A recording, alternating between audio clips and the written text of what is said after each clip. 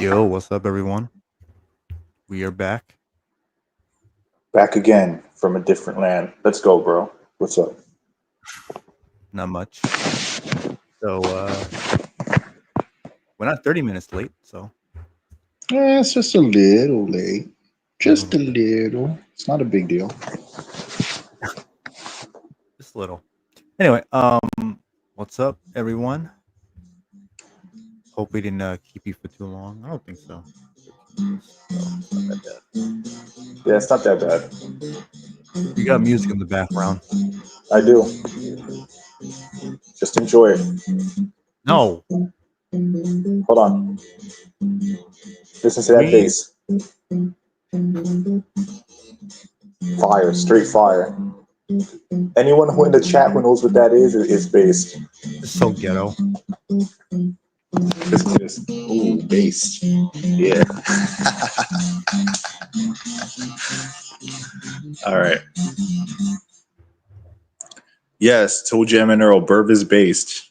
See, he's saying ghetto. It's bass, bro. Burv It's knows. still ghetto. You got music in the background. Turn As that your down. as your punishment.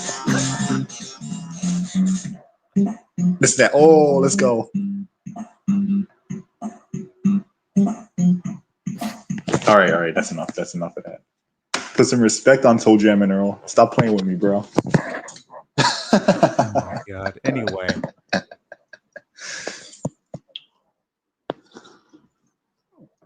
But yeah, what's let's see up, what the guys? Hope chat everyone's says. doing well.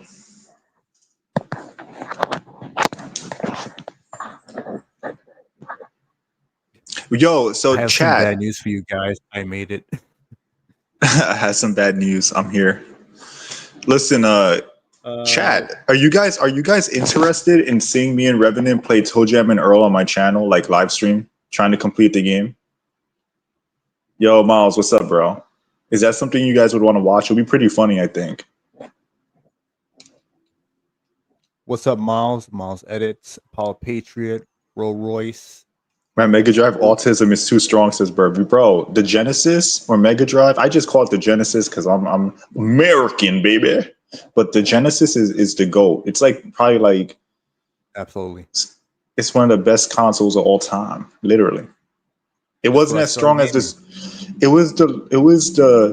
It was not as strong as the Super Nintendo for sure, but it used the hardware to the max. They pushed that shit to the limit, all the way up to the end in like '96.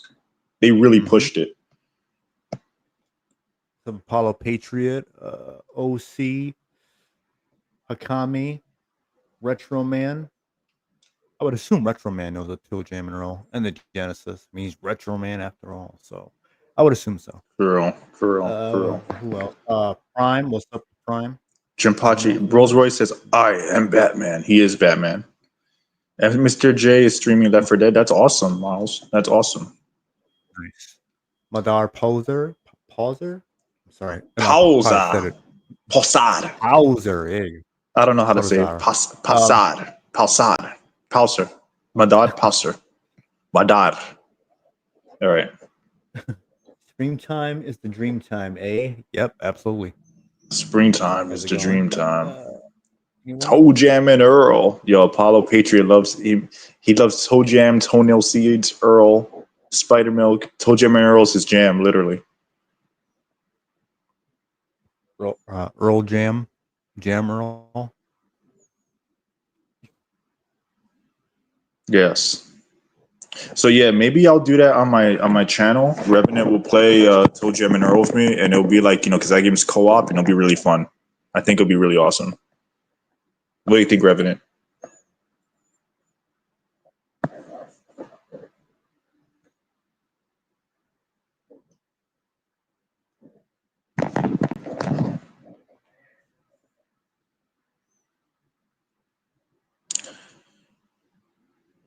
Yo, what's up, Oh, Silas? sorry, I muted myself.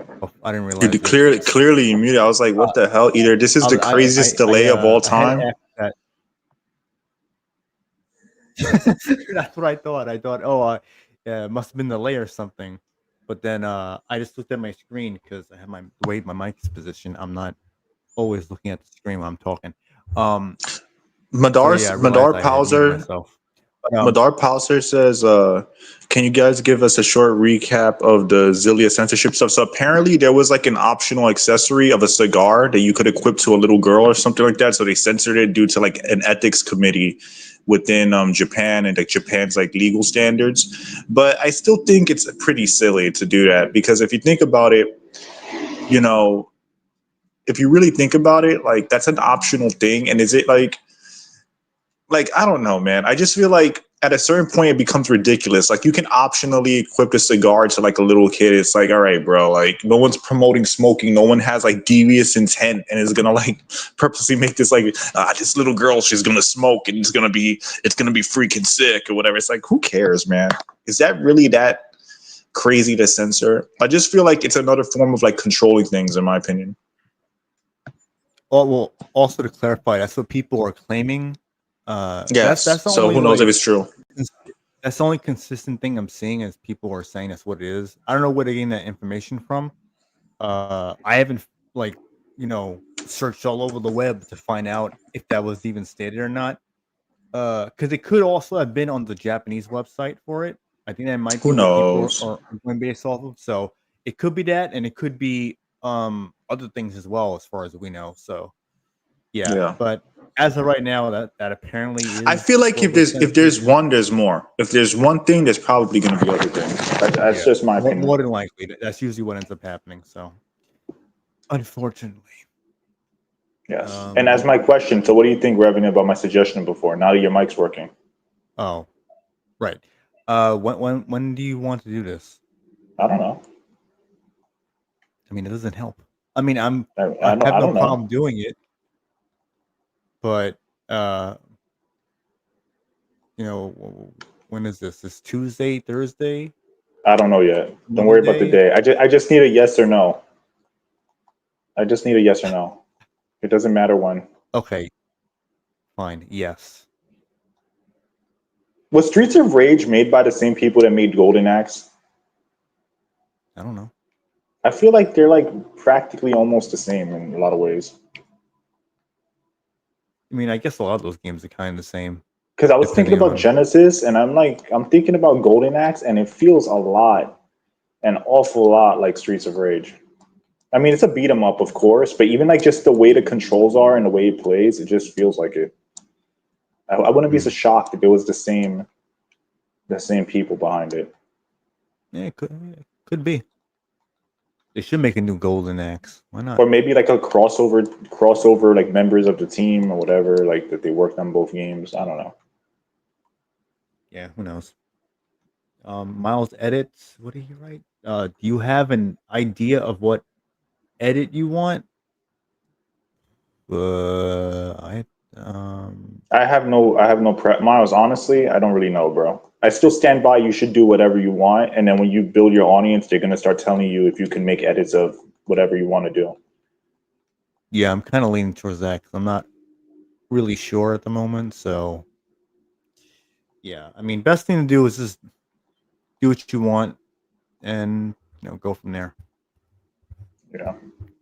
Let me see if I And can. also well, while you look for comments, also I'm gonna be continuing the Resident Evil 2 Leon B playthrough during this week before Thursday, because Thursday I'm gonna stream something else. So for anyone who is watching the Resident Evil 2 Claire stream, I'm gonna do the Leon stream next. And I'm not gonna do it on Thursday because I want to keep the namesake to be true to the games I play. Even though Ada technically is in Leon's playthrough, so it works. But I may end up streaming it like on a different day entirely, and then Thursday will be a different game. So, Okay. although Ada kind of juicy herself in the second game, so who knows? Maybe that could be my cheap justification, but I'm not sure yet. But for sure, next week I'm gonna be doing Leon B. So just for anybody who's watching. What's up, Silas? He said, Silas. not going to be able to hop on today. Got family over. Hope everything is well and y'all have a great day. Well, Well, thanks, hope you have a Silas. great Hope you day have. and hopefully you have a good time with your family. And yeah, appreciate you. I don't know if you're still here or not, but appreciate you coming on and letting us know anyway. So, but I agree. yeah. I agree.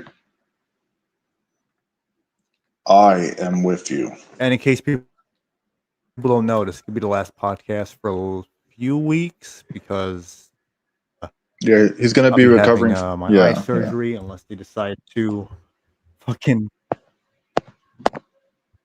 yeah. But yeah, so unless they reschedule at the last minute like last time. So yeah, for and real. I should have a video out tomorrow because it's pretty much done. I just have to do some little adjustments here and there, and it should be good to go for tomorrow. So Yeah, expect and that, and also, yeah. So yeah, so it should go. I think it's gonna go smoothly. Miles says if Sherry isn't in it, I won't watch. Sherry's in it, but she's not in it as much as Claire's playthrough. She's significantly less in the game. But if I play Resident Evil 6 with Revenant, co-op, like local co-op, then you'll get plenty of Sherry pretty much as an adult too. So probably be yeah, better. adult But sharing. that's neither here nor there. That's neither here nor there. So All right. So before we get anything you want to started, discuss before we bring people on? well, yeah, before we get started and bring people on, why don't you run down all the subjects, talk about some of the games that were at Gamescom, just so people can have like a quick overview of what happened, like a Okay, quick sure. idea of what's going to be discussed in detail. And for everyone watching right now who plans to appear, try to remember the subjects and be ready to speak when you come on.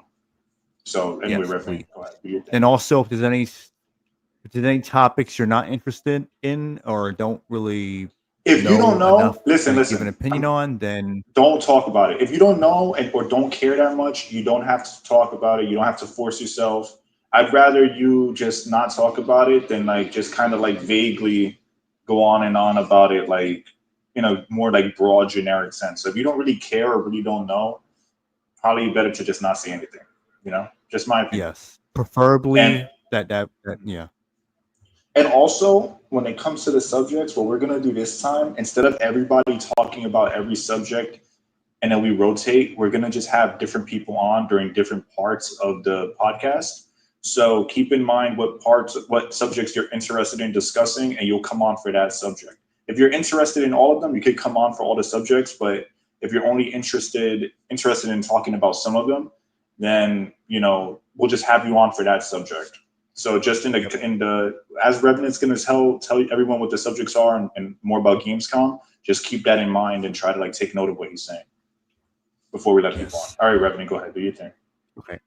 So before I get into it, let me read this comment from Madar. Odin sacrificed an eye to gain great wisdom. Hold on, fucking chat.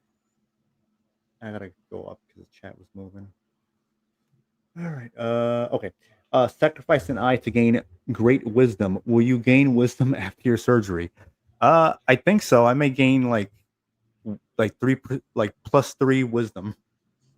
I think he's just gonna have Toe Jam and Earl music playing in his brain infinitely, going on into the future. That's it. He's just gonna have that beat, that bass beat, just like an ether in the background while his brain does loopy loops.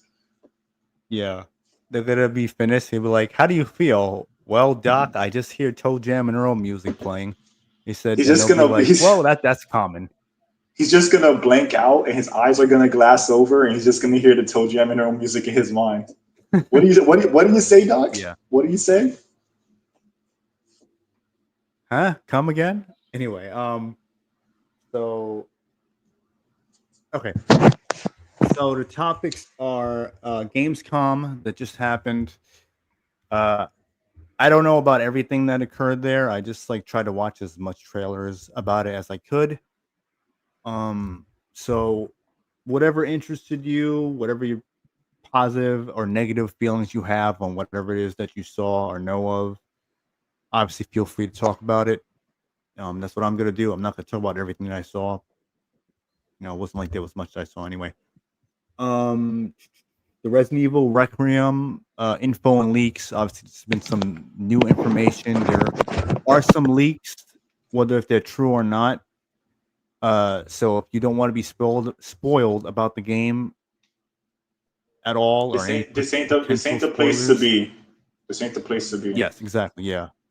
So just so you know, I mean that should kind of give it away. It's part of the top to info/leak. So yeah.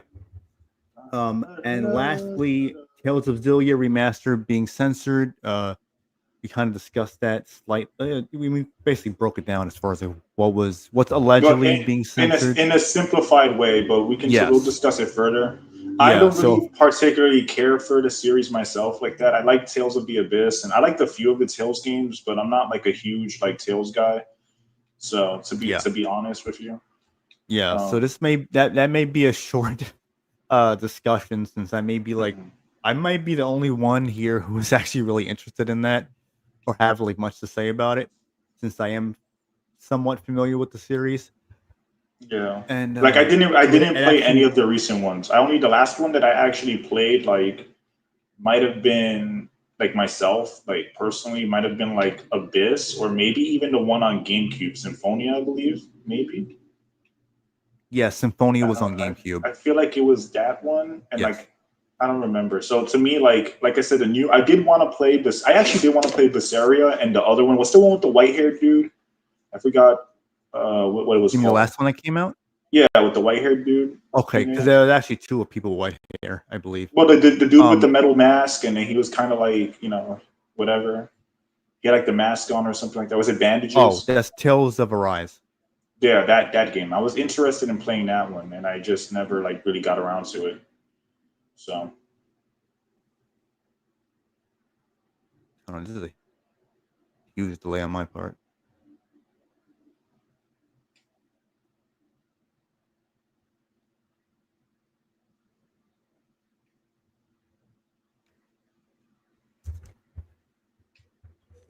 What is it? Tales of Weberia?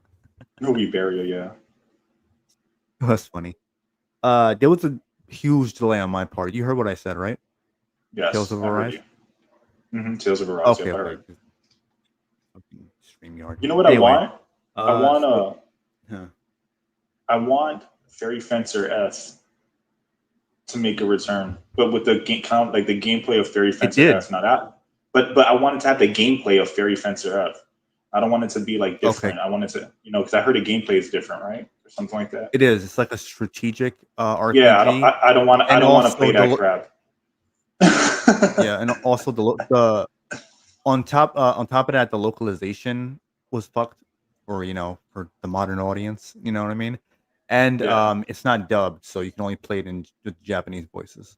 gotcha. Yeah, that's all like reasons why I won't play that because I remember the original one. I mean, the Fairy Fencer F that I was playing on PS4. It was like pretty funny. I really enjoyed that game, and it was really fun. I like the customizable like combos and whatnot. Like it was kind of like generic like JRPG fodder.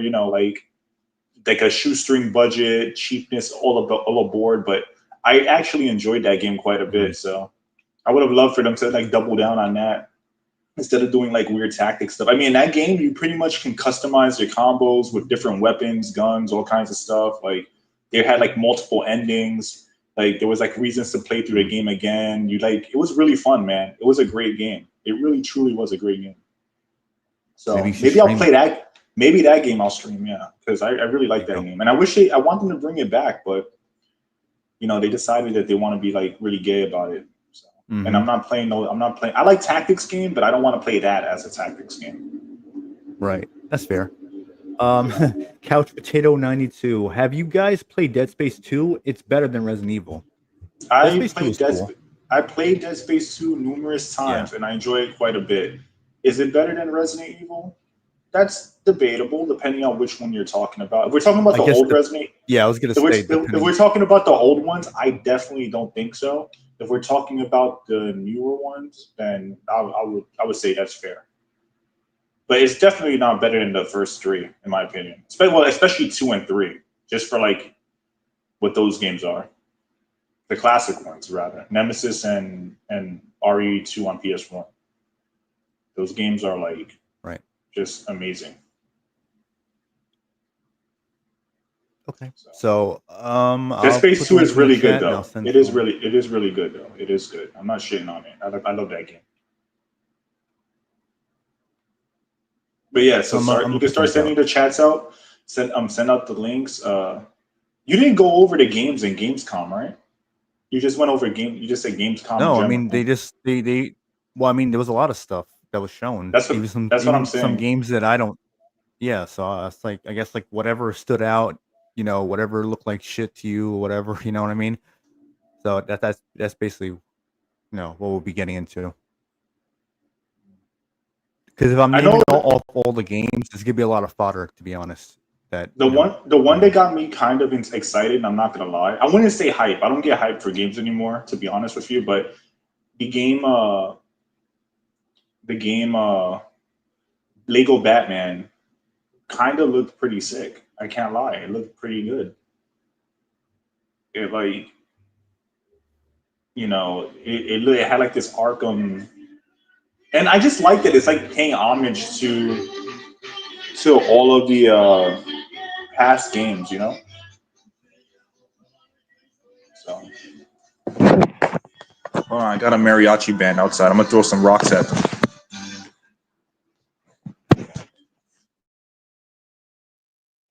Wepa.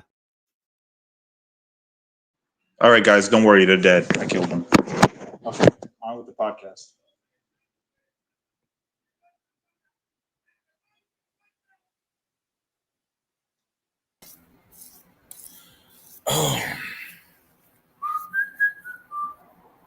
But yeah, the Arkham game, What's last up, Arkham guys? game. How's it going? What's up? What's up, everybody? How y'all doing? What's up, bro?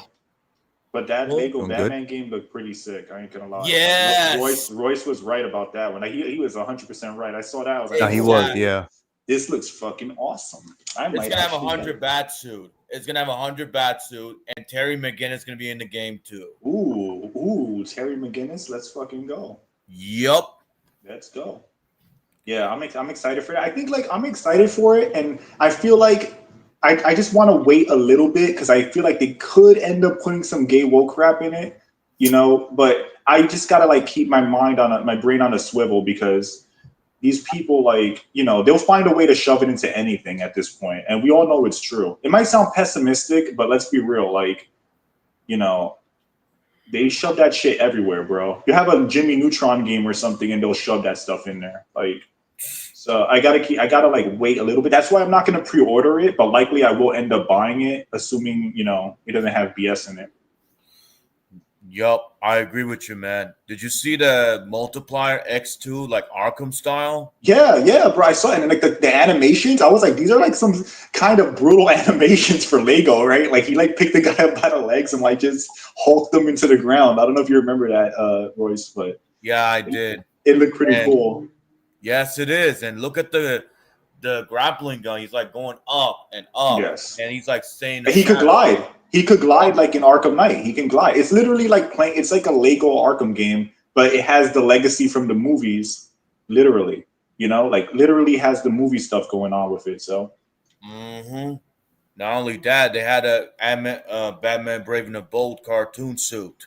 yeah, it was cool, and they made a lot of references to like the Dark Knight, Batman Begins. They made references to the Batman 2022. That movie is fucking ass, but whatever. Yup. And they had a lot of cool stuff in it.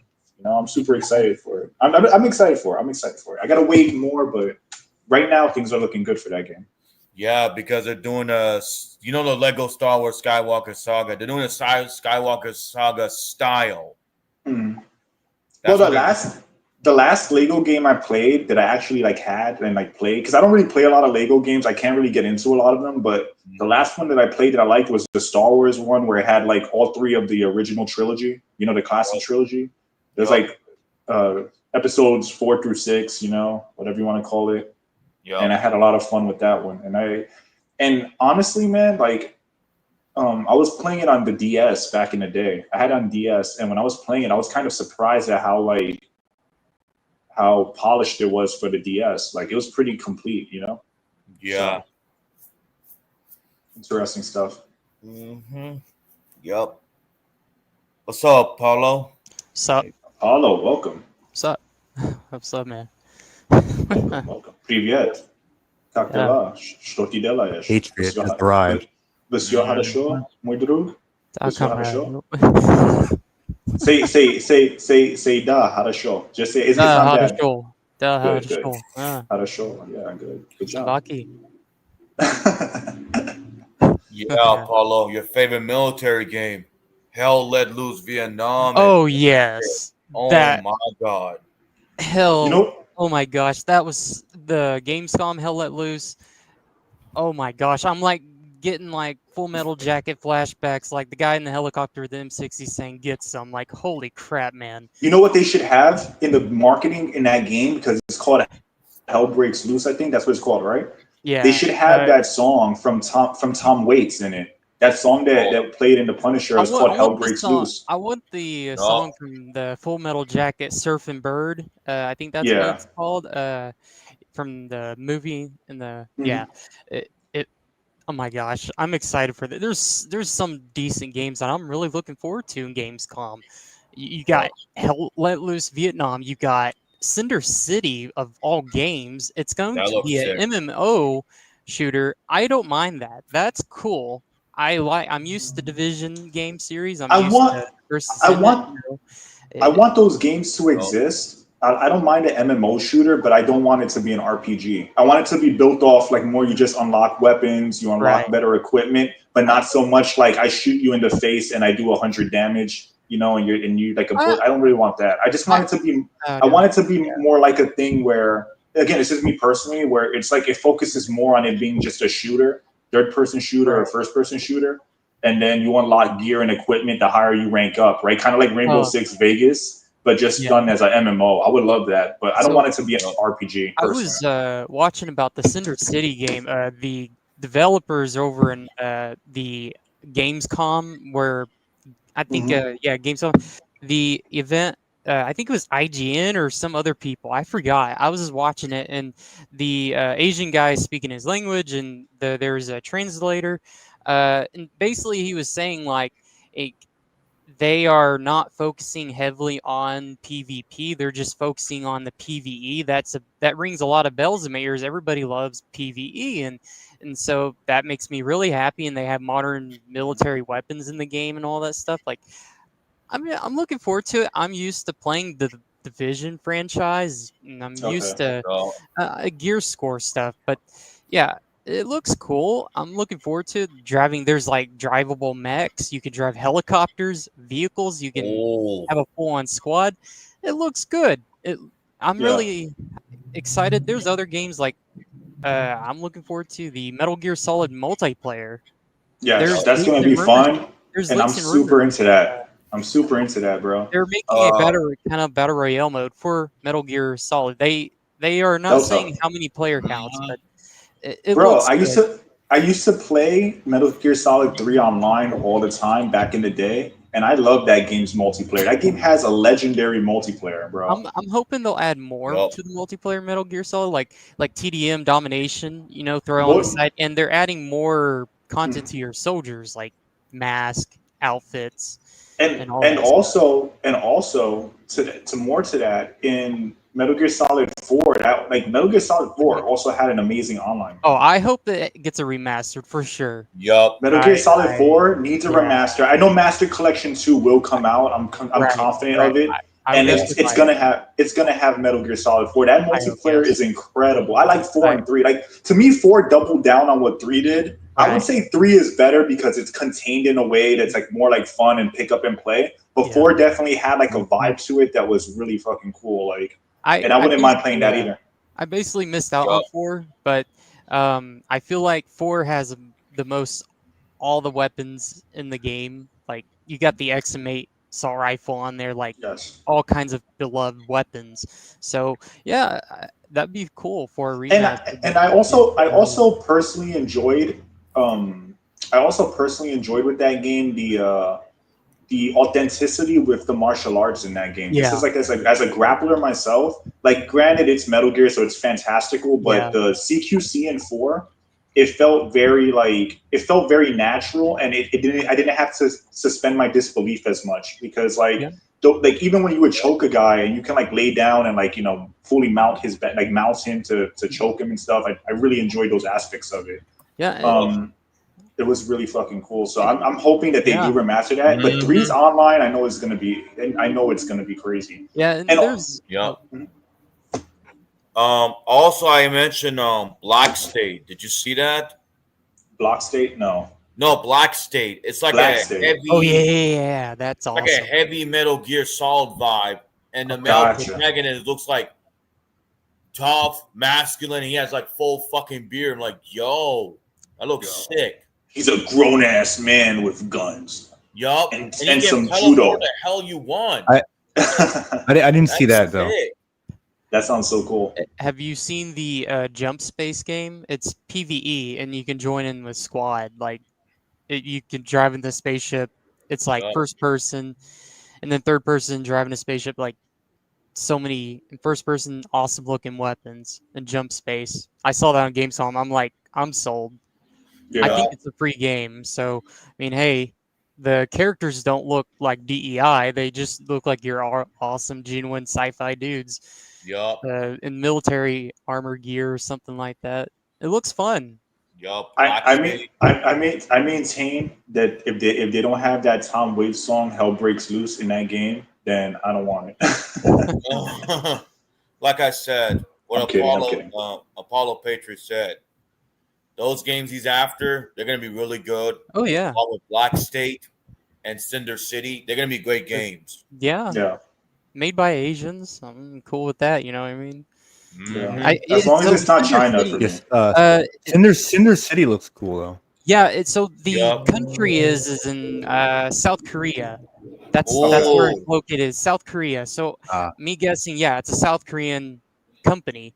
Yeah, so I'm really excited. Hey, South Korea, Okay. that's a cool city. So South and it's Korea, gonna South have like Korea is great. zombies. Yeah, it's gonna have South like some Korea is great. sci-fi It's like zombies and yeah, Yup. yeah. It's gonna have sci-fi zombies in there. There's gonna be like humans you could defy, Oh my cyborgs, God. mechs, like you name it. It's going to be crazy as hell on Yup. that game. And also, there was a video game based on Napoleon Empire and Dark Alternate Future. I'm like, what the fuck? He had a potion in his hand. He turned to a freaking monster. Did you That's see really that? wild. No, I didn't see it. I have to actually watch all the stuff on Gamescom because I only like glanced through some of the stuff. But apparently, there's a lot on there. It's called Valor of Mortis, and it's like a French army invading Eastern Europe, and you have to fight all these freakish monsters. This monster had like a couple arms and his Oh guns yeah, right I here. seen that one. I'm like, what the fuck? Yeah, remember That is Jinpachi, I badass. told you before we started that some first person game or whatever Yeah. Okay. that I saw, but yeah, that actually looked pretty cool. So You like that one, Remnant? what was the other game? Yeah, that one actually does intrigue me. So hopefully that's good. It is. What was the other one? NTE. Yeah. I remember Royce, you had mentioned about it. I think you put it Yeah, in NTE. Yeah, that was in stream the on the Gamescom. chat. Yep. Yeah, and I saw the trailer. At first, I thought it was like a racing game, but it ended up. I guess it's like some like type of like open world like action game. Where you can, like, Heavily drive cars and all inspired by that. Grand Theft Auto. Yeah. Yeah, something like Grand Theft Is that like Auto, a free to play game or something? I don't want free to play. I want less free to play games because I feel like Oh. some of Go them ahead. are Yeah, I hope it's not. padded, Then it's gonna being kind of like cheap in a way. like padded, No, cheap it's ass cheeks. I hope it's not a free to play because a lot of free to play no, games for me are like butt. I'll be honest with you. no. It's coming to PC and PS5 and other consoles. Okay. Because I mean, like, but that doesn't mean it won't be free to play. Because consoles Yeah. have free to play games. Like, I like some free to play games are good, but like most of them just feel like cheap fodder to me. Like they just feel like I get it because they're free, but then they just feel like I'm playing an advertisement. Like you using the free trial, but you literally are, and then everything that's good you got to pay for, spend 50 years like trying to grind for. It's just not Yeah. my speed. Especially when most enemies in games like that are freaking bullet sponges. And I'm like, all right, so I get to fight a bullet sponge for 50 hours, and I have to loop this mission just so I can progress because I didn't pay the cost of the game. Yeah. Which I get it, it's free to play, but I just don't like that experience. So, There's something I want to say. Go ahead. I've seen a video, the Ubisoft Gamescom video. Trust me, I would recommend don't watch it because it was so boring. So basically, I could bring up about the Division 2 stuff. Like, it was straight up boring. They just talk out of their butts, and basically they just like, oh, this is our roadmap, and we're not saying anything. It's the same BS that Division to Ubisoft headquarters. It was pretty bad and very lazy. And they said, here's the roadmap, and you'll get survival mode during the snowy weather in DC. It's pretty boring. I would recommend don't watch the Division 2. I mean the Ubisoft Gamescom. It was so bad. It was so bad for the Division fans. Like I sometimes play Division 2, but I mean it wastes my time. Like I play a little bit here and there, and I just uninstall. Like I didn't know that game was still active. I thought they shut down the servers. No, that was like the Crew 1 they shut down. No, I know about that. I just thought that the Division itself got shut down. I know about Division 1 is still playable. It's still a fun game. Okay. Yeah, Division 2 right now, there are some people playing it. You got your Division 2 shills still representing that game. I'm like, the game is so boring. It's not fun like Division 1 was, but yeah, and they're adding more and more battle pass system and the dumb premium currency.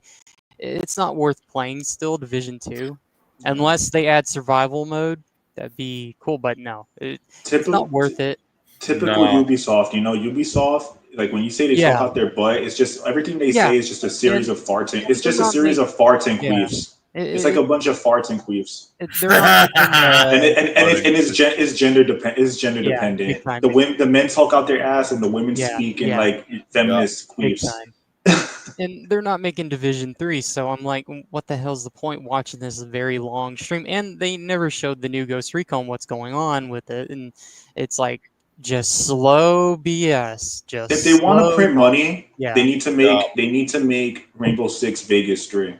I think that's the money printer. And and for the love of God, do not make it like some looter shooter loot box bullshit. Keep the purity of it, man. Rainbow Six Vegas 2 was played to the last fucking second that game was alive because of how good it was. I would love a third-person Rainbow Six game. Like, third-person, have all military police operators from around the world, and that would be cool, man. I would be sold, Listen, let me tell you something. Let me tell you something about Rainbow Six. Rainbow Six Vegas, what makes that game fun is that there's no flashy fucking abilities. There's no stupid ass operators you're playing as. They look like fucking anime characters. It was you. You equip your fucking gear. You go online and you fight other guys, and you go tactics for tactics, gear against gear. And it was pure. It was pure. It wasn't full of hand-holdy bullshit. If you sucked, you got sprayed. End of story until you get better. You build tactics as you play. You develop and start to understand the mechanics. That's what makes that game good. I can't play Siege because Siege is fucking garbage. You have stupid abilities. You have stupid cartoony fucking anime characters. I'm not interested in that. I want to play as my guy. If I want to equip a fucking heavy ballistic armor and just run around with a shotgun and smash everybody, then that's fine. If I want to play more tactically, use my submachine gun and hide and ambush, I want to do that. I don't want it to be like a guy pressed the fucking ability button, can see through walls, and then fucking smokes me. I hate that crap. It's corny, it's stupid, and it ruins the military vibe that I really enjoy in Rainbow Six. So to me, bring back Vegas. Don't do any of the modern crap. And then if they have DLC, then make DLC for like whatever character skins if they want or whatever. But keep the purity of it. If they keep the purity of it, that'll be way better. I mean, as far as I know, in Rainbow Six, when you go into cover, you don't get first person, right? I mean, you get third person, right? Yeah. There is so much cheating ramped. It's ramped bad. I tried out the Rainbow Six free game version. I think it's a so-called remastered or something. It's free on the game store, and the cheating is rampant. And Ghost Recon. What? You said in Ghost Recon or Oh, Rainbow I'm talking Six? about the new Rainbow Six Siege. They Oh, okay, Siege. released Okay, it. yeah, Released. okay, It's a rip off. Like, I mhm, mean, what's the point playing it? yeah, Like, what's the point playing but in first person online against people who using cheats and crap like yes, that? Like, Yep. yeah, but it's do you clown. guys understand though, like the Ubisoft is point I'm just trying to creatively make? bankrupt at this point. Oh They yeah, yeah, are. They big should time. just like be shut down already. Sell the IPs to different studios Yeah, and Yep. it's sell the go Ghost from Recon there because IP. you're Yeah, not gonna get anything good out of them. Those days are long gone, They're gone. They're long unfortunately. gone. But yeah, They're long you know, gone. Can I they're add lucky something? that what was it? What was it? Tencent bought them, right? Yep. yeah. Or They yeah, bought a large whatever. share in the Anyway, company, from what I understand. They that's what didn't it buy was. them Yeah, yeah, outright, but I yeah, think they bought a big, massive share of them. yeah. So that's the only thing really keeping them around. So they should Big be time. thanking Yep. Tencent, kissing their ass. I'm sure they already are. But But I feel like I said and before, I feel it's nothing a really good's gonna come out of that anyway. So it's gonna be the same shit. Yep. So it's a symptom of a bigger problem. I feel like, and that it's like these games. They're like I said, there's like that player freedom is like just not a factor as much as it used to be. Like I was talking about with Rainbow Six, like everything's handholdy. You have to play as a mhm. certain operator to do certain things. You have to buy the DLC if you want whatever weapon. Like Grind for there's so hours. much grind Yep. for hours, hand-holdy mechanics, comeback mechanics. Because those are the equivalent Yeah. abilities like that are the equivalent of comeback mechanics in a fighting game, in my opinion. Mhm. Like Yep. all those things are factors now in games. And back in the day, there was more of an emphasis on creativity. Like think about how many games use physics to solve problems, right? In the 360 era and like the PS4 era. And now look at the PS5 era. Most games, they have crazy graphics, but there's less of an emphasis on physics and like creative gameplay. You get it in Yep. some games, but nowhere near as much as like the older games did. Oh yeah. Yep. Like for you guys know what I'm talking about, like more Mhm. physics Yo, what's based up, problem Yep. Reborn? solving, Yep. more physics based problem solving. Like just more of an emphasis on like destruction, world destruction and stuff. How many games actually have that anymore? Like if you play like for example Quantum Break on Xbox One, Yep. right? You guys remember that game? That game Mhm. feels. I know this sounds weird to say, but it feels like I'm playing a PS1 game's level of like dynamics, I guess you would say. But it just has the graphics of a modern game. It's like I'm playing a PS1 game pretty much. Like meanwhile, like you play like something like Red Faction the Yep. Gorilla, and Yeah. you're able to like completely destroy buildings and stuff. Like when was the last time you had something like that in the game? I'll Good wait. question. I'll That is a wait. good Yeah, question. you're more interested in pushing propaganda and barely and releasing games that barely even function because they know people gotta wait on their hands. Oh, I'm sorry, they're gonna be sitting on their hands waiting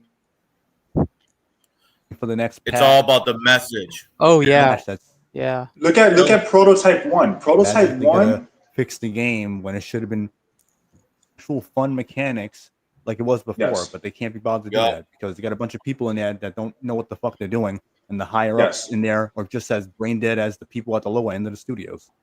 Yep. Yes.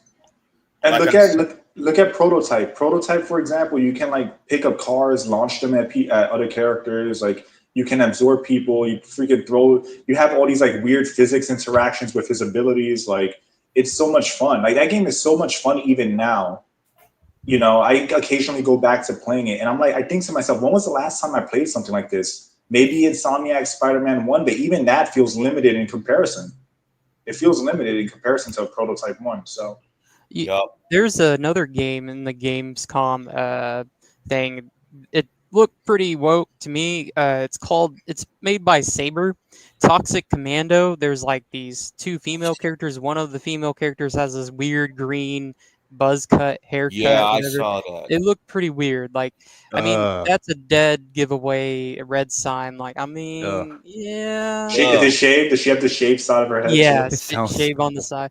Yeah, like a military haircut. Yeah, the Yeah, of green course, hair. I of mean, course, yeah. of I Yep. course. mean, it's It's a kind of a first-person shame. zombie shooter. I'm like, man, they just made it simple, like a Mhm. simple character creator, like make your characters look cool, like whatever. But forcing people to play as these characters, I'm like, that's pretty dumb. Like, Yup. nobody want to play. Well, you guys remember back in like basically the West undid all the work that anime did over the last 20 years, right? Because green hair, blue hair, pink hair used to be associated with like cute anime characters, like Yeah, cute video game characters, beautiful women. And now when I say green hair, you think of like a fat feminist with black lipstick yeah. with Yup. green hair and a shaved side of her head, you know?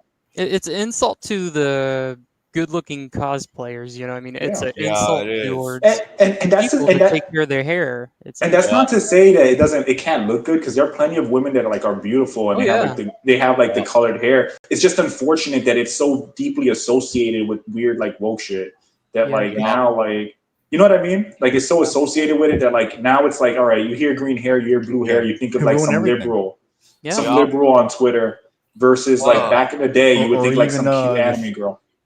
Yeah, let me say this. Screw the woke liberals. Screw the even, feminist movement. female characters. Yeah, sorry. Go ahead. You were saying? Go ahead. I don't want to cut you guys off. He got stunned by a cone snail. So what's going on? Like I don't know. said, I hate the feminist movement. Wait, what? Fuck the woke. That I was pretty game much done. I was hard just saying part of that. Oh, Go okay. ahead. I thought the cone snail got you, bro. Yep. I hate the feminist movement, man. Fuck them all. No. It's just Shit. yeah. Exactly. I'm not getting that toxic commando. That's a hard pass. Yeah. But Exactly. I was just gonna say that it's definitely a hard pass. A lot of those games are hard passes because you already know what you're gonna be in store. Yeah, I agree. How about the new Black Myth sequel? Did you guys see that? That looked pretty interesting. Looked pretty interesting. I Why even didn't bother see. with I it? didn't see it. I did. didn't It see looks sick. Like what's that other game? Black Myth Wukong. Oh yeah, I Basically, saw the the trailer for that. ancient Chinese I forgot what it's called. mythology. I forgot what it's called. Yeah. It looked, Black yeah. Myth. Odyssey. It's Gohan based on Chui. Odyssey to the West, but Journey to the West and then Odyssey to the Something West like is that. with the sequel, Yeah. right? that's what it was. Yeah. Yeah, it's a focus No, on. I'm sorry. It's Journey to the West is what Journey I'm to the thinking of, West. right? Yeah, Journey to the Yeah. West. Yeah. The, But the first game was based off Journey to the West as well. Like, so it's just to me, it's like more. It's just to me, that's like just more of the same kind of theme overall. You know? Yeah. Yup. And Game Science, not a joke. They're doing a fantastic job since the Black Myth Wukong series sold well and sold like 25 million copies, and they're making a second one after the first one did well. On What do you one think, hand, Jacob? I wanna play like I wanna support the game. I just have like a deep distrust for like a lot of Chinese products, Oh yeah, like especially just because of their government. That I feel like even like if they're collecting my data in any form, then I'm kind of Yeah. not interested. You know? no. Like I'm for just, example, like when you sign into those games, they ask you like to accept Yeah, I like feel the same way. the privacy stuff or whatever. They're like literally collecting your data, right? Like if you're playing some Wukong, just because it's not multiplayer doesn't mean you're not online feeding them data. And I no. feel like the less data they have from me, the better. I know that's Yeah. that might not be the best outlet to have, but I just deeply do not trust China. And I feel like they're like shaking, they're jangling like titties and ass at me and saying, "Ooh, support! Look, ooh, China!" You know, like, "Oh yeah," like whatever. Yeah. And I'm like, Yeah, like and I'm Yeah. like, "That's nice and all." you That's Guna, nice and all. you pay Yup. the goon. We take You your money, we Guna! take your identity. You gonna give You're me like your goon. give me your patent. Give me your patent. I steal your patent. That's you guys are too funny. Oh my god. Give me your patent. We have I the steal ID your now. I steal your IP from computer. I Oh my steal god. IP. Stupid American. I know Oh, your burn. I know your social security. I know your social security now. You know, Oh that's how I feel no. China is. And I know it's not fair. I won't say it's fair because I know these devs are just a lot of them are just trying to make games. But since the Chinese government is so insistent in being directly involved with the companies, that's why I'm just like, I don't want to like, you know, whatever. Yeah, I agree with you. Racist caricature aside, you know, like I think it's crazy. Yep. So Like I said, How about Halloween? Did you guys see that Michael Myers game coming out soon? Yeah. Well, that kind of Yeah. that actually Ooh. reminded me of another game they showed. I think it also has the release date where winds meet. That's another Yeah. Chinese game. It's like an open Yup. world like action game. Wins Yup. me. It looks good. The issue is that it's made by China, so you can't really, at least for me, I can't really put all my trust into it like that. But hopefully, it ends up being a good game because actually, It Hopefully. is. the Chinese stuff aside, it looks like a good game. You know what I would do? So if I I, if would. I was I to would. ever I get would. it, maybe like down the line or something, and then just play it where my internet is like cut off. Where I did Yeah, I that was gonna with say that. You Stellar turn off. Blade. You turn off the Wi-Fi and just play Yeah, yeah, offline. That's smart. I yeah. get your game and I don't give you data. All right. So anyway, like Bro, fucking I like the American. Halloween game. Okay, Michael Myers as a Yeah. Halloween game. They're They like, should have done this decades ago. They should have fucking done this decades ago. What do you guys think? I like Michael Myers quite a bit actually. It's interesting. I'm not like, isn't that like online as well? Isn't it like an online like player PVE game kind of something like a PvP, right? Yeah, it's a Isn't single it like player multiplayer. You're right. isn't it like a thing where like it's kind of like what's that other game that people love? The one where you play as they basically had all those the guest characters in fucking it. Friday the 13th Jason game. Jason. Yeah, but Oh no, Dead like by Jason, Daylight. I'm sorry. Dead by Daylight, and also Jason plays like that as well, if I'm not mistaken. Yup. So it plays kind of like that, right? Didn't they Yep. do that with the Yeah. Texas Chainsaw game? Oh Yeah, I yeah, think so. I heard about that. I It kind did of, not do well. I They kind be of making not these into lame those ass games. games with these fucking iconic horror characters. or Well, they're the movie same. villains. Well, they're And the they gotta, same though. That's the it's the problem. same shit. They're It's the like same. fucking bullshit Yup. player slop, and it's like you can't do anything like really interesting with it. Where you make these janky ass fucking games for weed heads. That's to what it play. gets to me. That's Yeah. what gets to me about them. It's like even the multiplayer aspect. Well, I wish it was more focused on single player. It's the jank. It's like the levels of jank, the levels of having to deal with like actual players online being dickheads that ruin your immersion, right? Because then like when you watch gameplay, you see like the weird janky ass way people move, and I don't blame them because they're trying to win and survive. The weird Yeah. like tactics they use. I'm like, it just doesn't feel like good. It just doesn't feel aesthetic to me. I guess I would say is oddly the Yeah. term I would use. Like it just feels cheap, like really cheap and janky. Oh. You know, Yeah, like but because imagine how much fidelity can go into it if it was a single player game. Imagine how much better the animations can be. How much more connected you will feel to like whatever actions you do to other characters or whatever. I would prefer something like that. But all these horror games, they just play like Dead by Daylight with with different guest characters, pretty much. oh yeah, the third one's coming out. Dying Light Beast, right? Dying Light. I was talking about Dead by Daylight. Yeah, that's a new one coming out with Kyle Crane in it. Yeah, but Dead by Daylight and Dying Light are something else, right? Isn't Dying Yeah. Light the zombie Oh, it's game? different. Yeah. Yeah, Dead by Daylight is that like multiplayer horror game, right?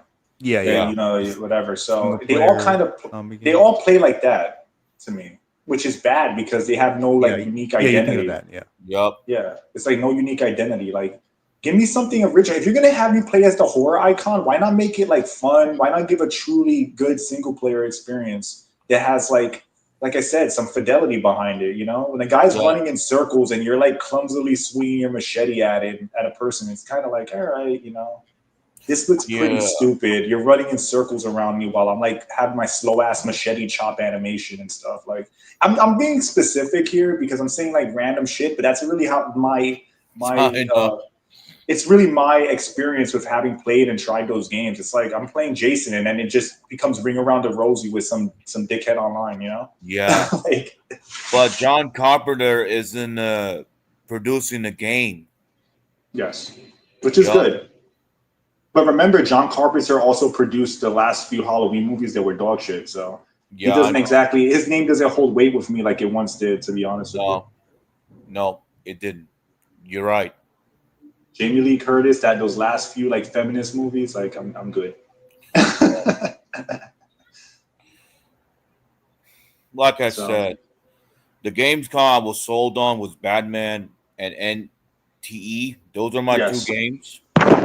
While the other ones, like they were kind of good, like Cinder City, like Apollo talked about, the Black State, the Blood of Dawnwalker. Ooh. Yeah. Well, it ex Witch developers. That looks sick. Real vampire Looks game. better than Witcher 4. Why Facts. why Chromosome says I pitched they should make a Freddy Krueger or Jason game with Until Dawn mechanics. That would be far better.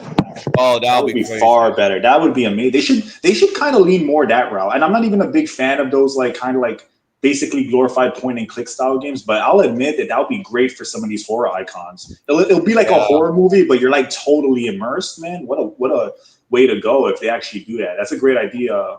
Like Yup. It took them too long to figure out. There should have been a video game decades ago. But Because no. imagine like if you use Freddy for something like that. Imagine the dream sequences you'll have in like a Until Dawn kind of format. Imagine how trippy they can really take the game with that, with especially with Freddy. That's really cool. Yeah, that'll be crazy. So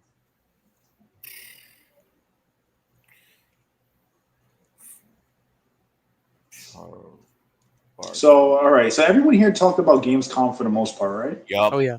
So let's switch out. Did you guys have anything else you wanted to say about Gamescom Yes, before we let's switch rotate. people out?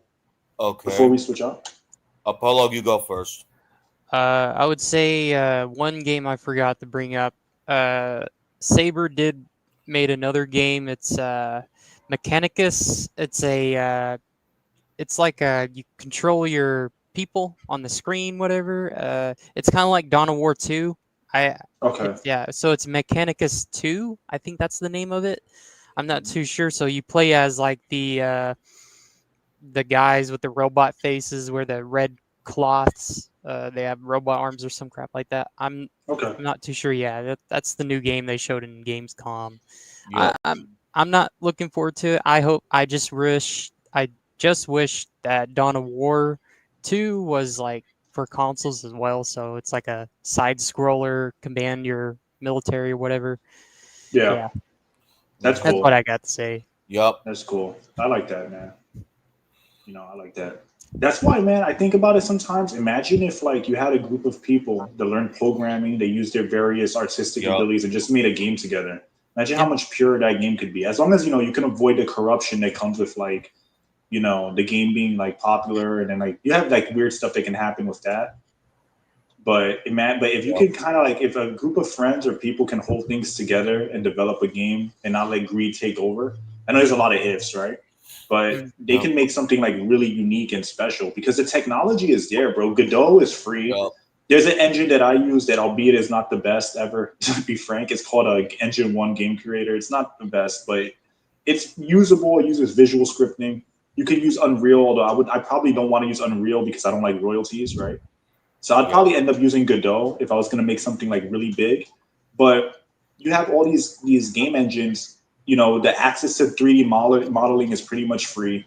The access to like music creators, that might cost money. Music is a little trickier, but you have all these assets now you can use to develop games that there's no reason why people can't just come together and do it. This requires a little discipline. Yup. But for me, for Gamescom, I saw Road Kings, another trucking game that I just saw, and the one I was particular, I already told you 2 games so far. So Road Kings and Peak. You know that game called Peak, right? On Steam? Yeah. I sold over 10 million freaking copies. I'm like, oh, really? Wow. That is impressive. What do you think, Revenant? The snail got him again.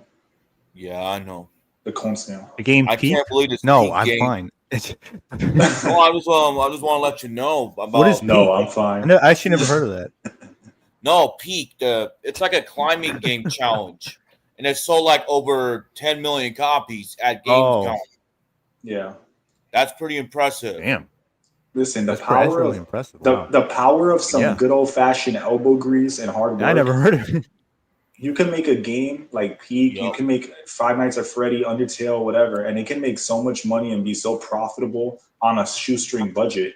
if the passion Yup. is there, man. That's what I'm saying. There's like money on the table, and I think that there's a demand for like anti-woke products. So it's just like it's just waiting to be like used to the fullest. Yup. Definitely. Anti-woke studio. What do you think about that? That would be a great idea for a studio. Yeah, I wouldn't title it that though, but it's a They good. should. It's good that it's anti-woke. You know, Funny. like, Yup, it is. We should name it. I mean, you could just call it like base games or something like that. Base game studios. Oh yeah, that's a good one. You Based know, base game studios, stuff like that. or Chud or Gooner Games Gooner games. or Chud, same thing. Yup. Goon Central. Yup. Goon Central. Goon Central games. Oh my No, god. but seriously, like Goon if Central. if people actually came together and just developed some skills, right? Like Yup. I think that coding is a big barrier for people. Coding, right? Yeah. If you can like somehow get past the gatekeeping that is coding, and also the business aspect also does gatekeep as well, because you have to know a lot about copyright and running a business and Yup. like taxes and shit. But if you can get past that, Yeah. man, that's money on the table for people. Exactly. Like I Because said, it's a lot of hard work. games like Undertale and Five Nights at Freddy's are so popular, and like so they make so much money, and like those games are like they cost like nothing to make, bro. Those games are practically made for free. They probably Undertale for sure was made by somebody passionate for free. Yep. And from what I understand, and then Five Nights at Freddy is just a passion project. So no Yup. one probably got paid. The guy who made it probably didn't get paid until the game actually was profitable. But look at the Exactly. benefit overall. So Yup. And also, I saw Pac-Man and Sonic. They did a crossover at the Gamescom, and he's oh another yeah, DLC for Sonic World Cross Racing. Like, oh my god, that's nuts! Namco, Sonic and Pac-Man crossing over is really cool. It is, and Pac-Man is going to be SpongeBob, Ninja Turtles, and Avatar Legends in a racing game. Oh, I still my like God. I still like Sonic, but that fan base is the worst fan base of all time. Based. I'm sorry, Sonic's fan base is like insane. I agree. They creep Yup. me the fuck out. A lot of them. I'm being I honest agree with with you. you. I know it sounds fucked up, but they creep me the fuck out. A lot of them are They like They really do. furries. They're like Yeah, furries. A lot of them are like furries. a lot of them have like weird like they're fucking weird. Like every time I go online, like, I see more. Unfortunately, when it comes to Sonic, if I search up Sonic in any form, a lot of degenerate shit like immediately pops up.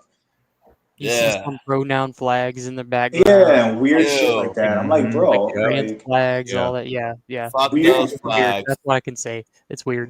weird Sonic People OCs gotta that are click like into that are it to weird true Sonic OCs Yup. and shit like that. Like I'm like, what the hell? Why is this? And I'm thinking to myself, why is this fan base so weird? What is it about Sonic that's triggering this? And people like, I know, man. what the hell? Like, He's from It's so Sega funny. after all, because he's a legend in the game, you know? but like, what specifically about Sonic? I mean, you look at Sonic and you're like, yep, that's my degenerate furry Chun character. I'm like, what? Why? Ugh. You know, it's so weird. Ew, The fan base has what the is it? fan. Ew. The fan base have made me like avoid anything like related to Sonic outside of like playing whatever game comes out. You know, like I'll play like whatever like Sonic games I like, but I just completely avoid like discussions, anything about the character, because like it's like unavoidable. Yeah, but he's from the 90s, though, from our time. Yeah, and that's what I'm saying. He's been like co-opted by weird people. Yeah, I don't like that. Screw the pronouns. What Apollo Patriot said, screw that flag too, the pride flag crap. Ugh. Ew, brother, ew. Let me stop. But Yup. yeah, so all right. So everyone talked about Gamescom here. Let's switch the Yep. chat revenue to get everyone, the other people that wanted to give their opinion about it. I think Octo Commander wanted Right. to talk about it, and somebody else did too. I think Apollo Patriot, but he already spoke about it. Yep. So I don't know. You can search Yeah, through the chat. I think a couple Uh, people wanted to come on. Yep. Yeah. No, I know. So I'll split you guys out and I'll bring you back on a little bit later. Yeah, I'm about to go eat lunch and Enjoy your talk lunch, to you guys later. bro. Before you go, Yeah, have a good lunch. Yeah. Royce. Before you go, what game engine? I know you said you were working on learning game design. What game engine are you using to learn? Unity. Unity. Gotcha. Unity's You ever- better. It's better. You ever tried Godot? No, but I You will should, download bro. that soon. Yeah, I will. It's free. It's free and open source. Yup. Which means that if you make a game on there, you don't have to pay any royalties. You pretty much can and it's a pretty powerful engine for like mid-tier games. Like you can make like some like pretty like good games with it. Like you're not gonna touch like PS5 level games or anything like that. But No, you can definitely achieve like PS3, PS like I would say depending on your skill level, you could probably get around like early PS4 levels. But it has limitations. But I think it's worth learning. You know, especially if you're sharp with math and like logistics. If you're sharp with logistics, it's pretty good in my opinion. Yeah, I have a good math skills. I got a good plus, you know. But you know what I mean by logic, right? Like logic, like logical programming. Like if A does this, then B needs to happen. But then you account for whatever weird situations can happen. So I think Godot is pretty good if you have that ability. Yeah, exactly. I went to Summer College and I got A+ on the gaming program. Just passed. Hey, let's go, bro! Congratulations, nice. Thank you. Nice. Yep. The base game from Royce awaits, man. Yeah, soon. Yep. It's gonna be base game, no woke shit, and no pronouns in my games. Let's go, bro. I like it. Yeah. All right. So let's switch them out, Revenant, and Talk to you guys later. See you, Royce. All right. See ya. Take it easy, Royce. See ya, Paulo.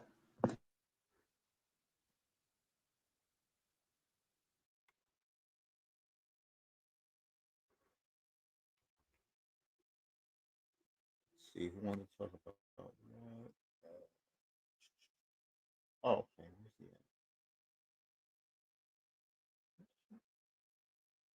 Oh, no wonder I couldn't see because he changed his damn name.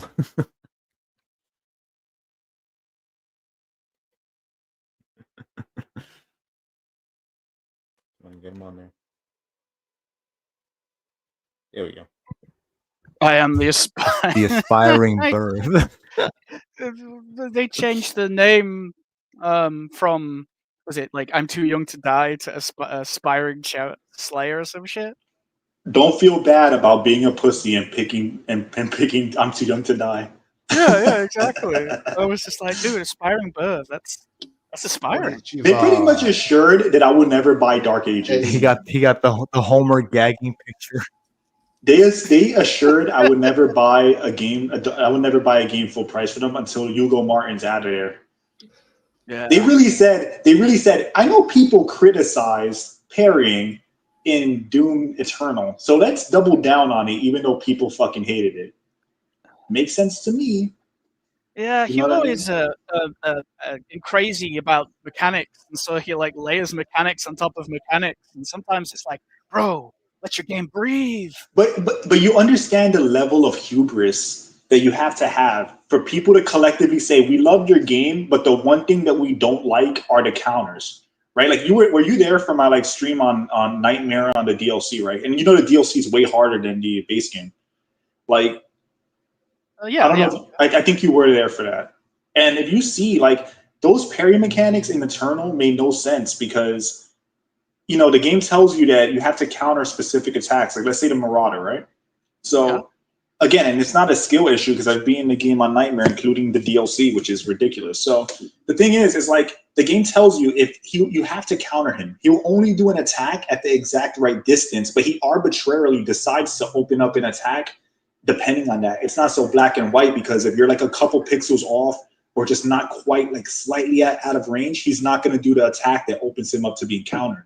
That's a terrible mechanic for a game like Doom Eternal. Like it's a horrible mechanic. Like, and then the Marauder, right? The Marauder, yeah. Yeah. Because the Marauder will only do his counterable attack when he's at a certain range. But the range is like it makes sense on paper if he doesn't move at all. But the second he starts moving around and chasing you, that distance becomes like gray. It becomes gray and muddy. And then when he opens up, that's when you have to counter. So you could be at like the distance where he should open up and he doesn't. So you're basically just waiting. You're just waiting for him to open up to counter. That's a bad mechanic. People didn't like it for the most part. And then in the sequel, he says, all right, I know people didn't like this one thing about the game, but loved it overall. So I'm going to make the whole next game only about doing this. You know what I mean? Like there's like a level of like weird psychology there. Like Yeah, the I idea, guess. the idea that he knows better than what people want, even though they're telling him to the contrary, I think is like really ridiculous. So I kind of want like Hugo Martin to be out of there eventually, and then we can get like somebody else who kind of like has a more like, I want to see somebody else's take on Doom, because I feel like Dark Ages is like just too much. It's just too far. It's like I said before, it's buried under mechanics. Like those mechanics have mechanics, and then those mechanics have mechanics, and it's too much. It's too much. It ends up pigeonholing a lot of players. And I know they say, "Oh no, but look, I can kill it this way, and I can kill it that way," and but it's not so much that they give you the option to use all these different things. It's that they basically say, "But this is better, so do it this way." Yeah, and then when you're playing on Nightmare, bro, there's no room for like doing. I know it sounds weird, but there's no room for doing exactly what you want. You pretty much are like you said, you're pigeonholed into doing something a specific way for efficiency. You know, especially when you die in 1 or 2 hits, right? You have to kind of like play optimally. So Hold on. Yeah. Hold on. Okay. Madar, You're right is your back in. picture Kojima? Yes, I chose it because I feel very intellectual today. Oh. do you feel so deep that no one understands you today, Madar? No one understands Yes. your vision, Madar. I chose this Do you picture feel because I have to misunderstood interact with anything by the Gamescom. unwashed masses? if you don't like Madar's thoughts or ideas, it means that you just didn't understand it. It surely cannot just be bad. You just don't understand it in your small brain. Indeed. Yeah. But, like, So Kojima is a visionary. He has games where you take cover and shoot guys. I'm not even kidding. This was actually on a video in defense of that fucking game. bro, My I games just don't also get have it. a million cutscene. Hey. Bro, I like Metal Gear Solid 1 through 5. I actually do like those games. 5 obviously having deep flaws with the storytelling, right? But Right. let's keep it real, man. Like, he needs reins on him. Without reins, he makes some weird dumb shit. And I hate to say it like so bluntly like that, but you can't tell me Death Stranding's a fun game. You cannot convince me that's a fun game. I had the game. When that game came out, I gave Kojima the benefit of the doubt because I love Metal Gear, right? And I played that game, I couldn't get through it. It was just so boring. Like, so What boring. about Death Stranding? Death I Stranding 1, asked yeah. you Your to first tell me the mistake was story of loving Death Metal Gear. Stranding 1 or 2. Could you even do it? If I can tell you, what did you say, Madar? If I asked you to tell me the story of Death Stranding 1 or 2, can you even do it? Exactly. Can you even understand the story? It's about Norman Exactly. Reedus' funky fetus. Yes. It has a story that you can actually interpret, but it doesn't mean it's good. Like it's not like, people have this idea that just because you don't like the game, it means that you don't understand it, right? Like, oh, it's too big, it's too difficult for you to understand. It's like, no, bro, it's just not really interesting. It's just not really that good. It's like, that can be a thing too, right? Like, I mean, to From me, what Death I Stranding remember is about the People story found a of game Death where they can Stranding, pretend to be big brain and then they just ran with it. I mean, to me, Death Stranding is just basically Kojima surrounding himself with people who can't say no, and he's a guy that also can't say no. So yes.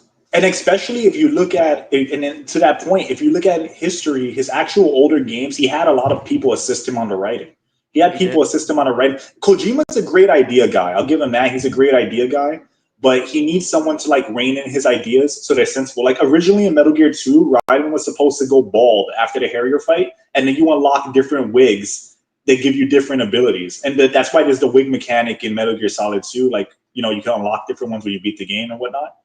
So that was supposed to be a primary mechanic. You guys can look this up. I'm not shitting. I shit you not. And you were supposed to be able to like have different wigs because Raiden went bald. That's why that line of Emma in when you get that secret. Bald? Yes, Ouch. you know that scene with Emma where you can like listen with the microphone. It's like an Easter egg, and she asks if Raiden's hair is I real. don't remember. Okay, so there's an Easter egg. There's a part where she's like walking the platforms. You have to cover with the sniper.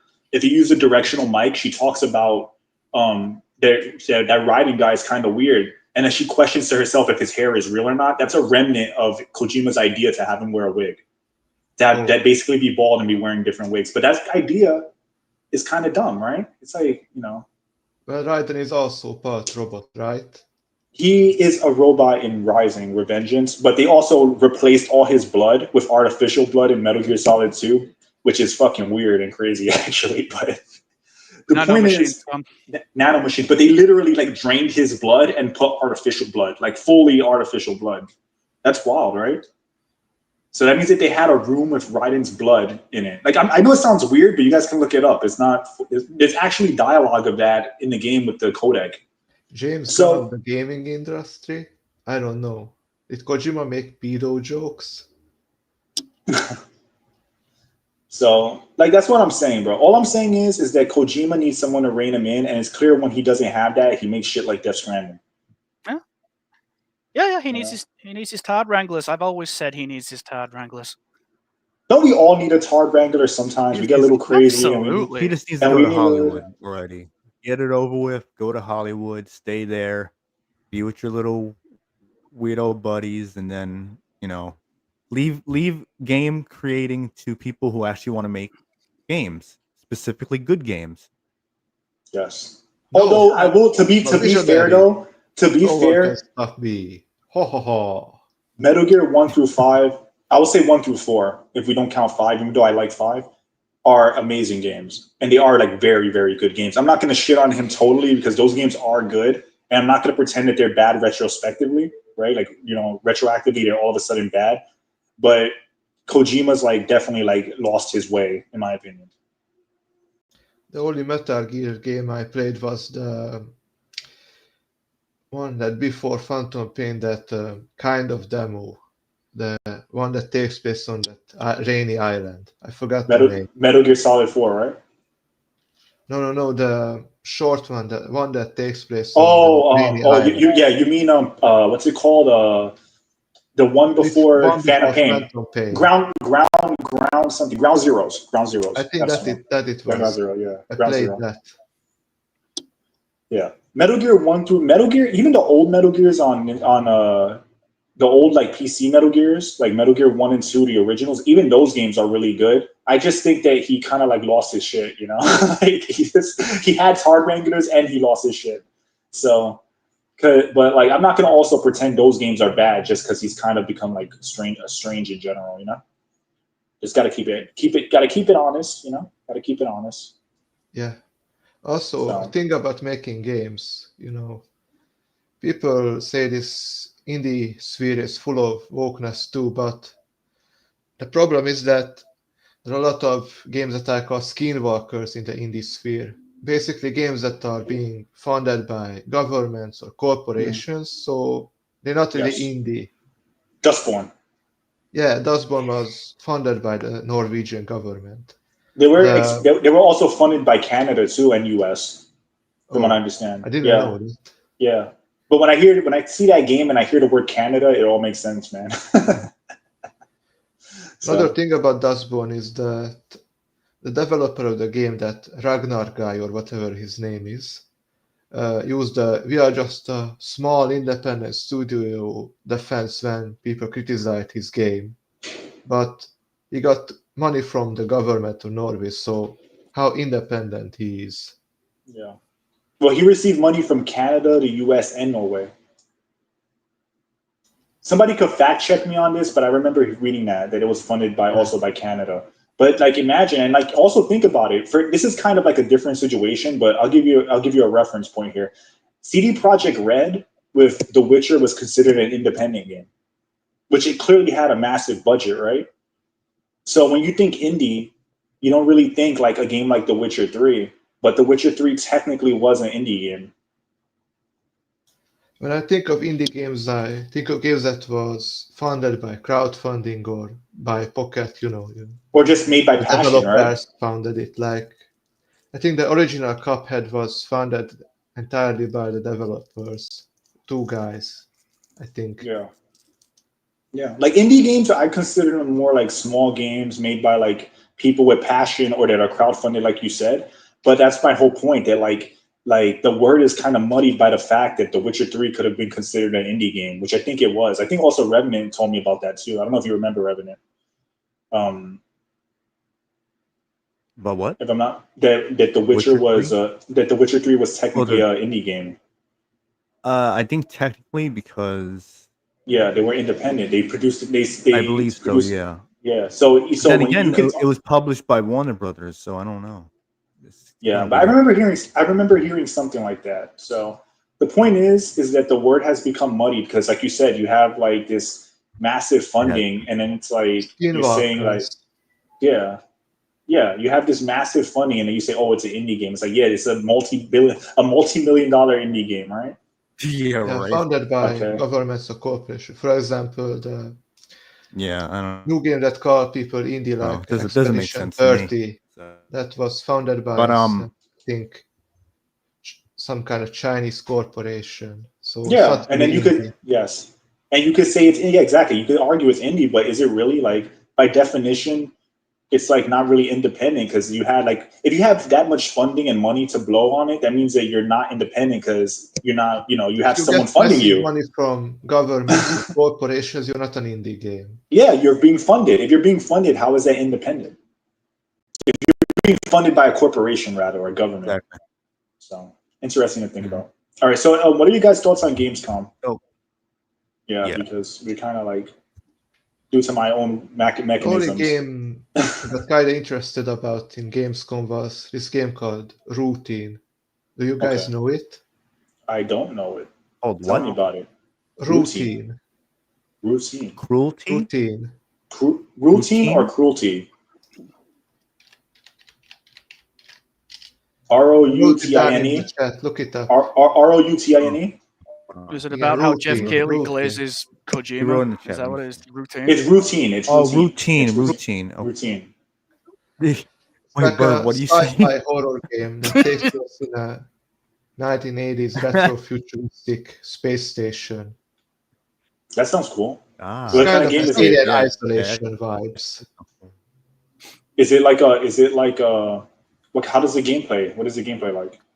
It's first person. You play as some kind of astronaut stuck in this space station where I think the local AI gone mad and started killing people, and these robots walking around. You have to avoid them.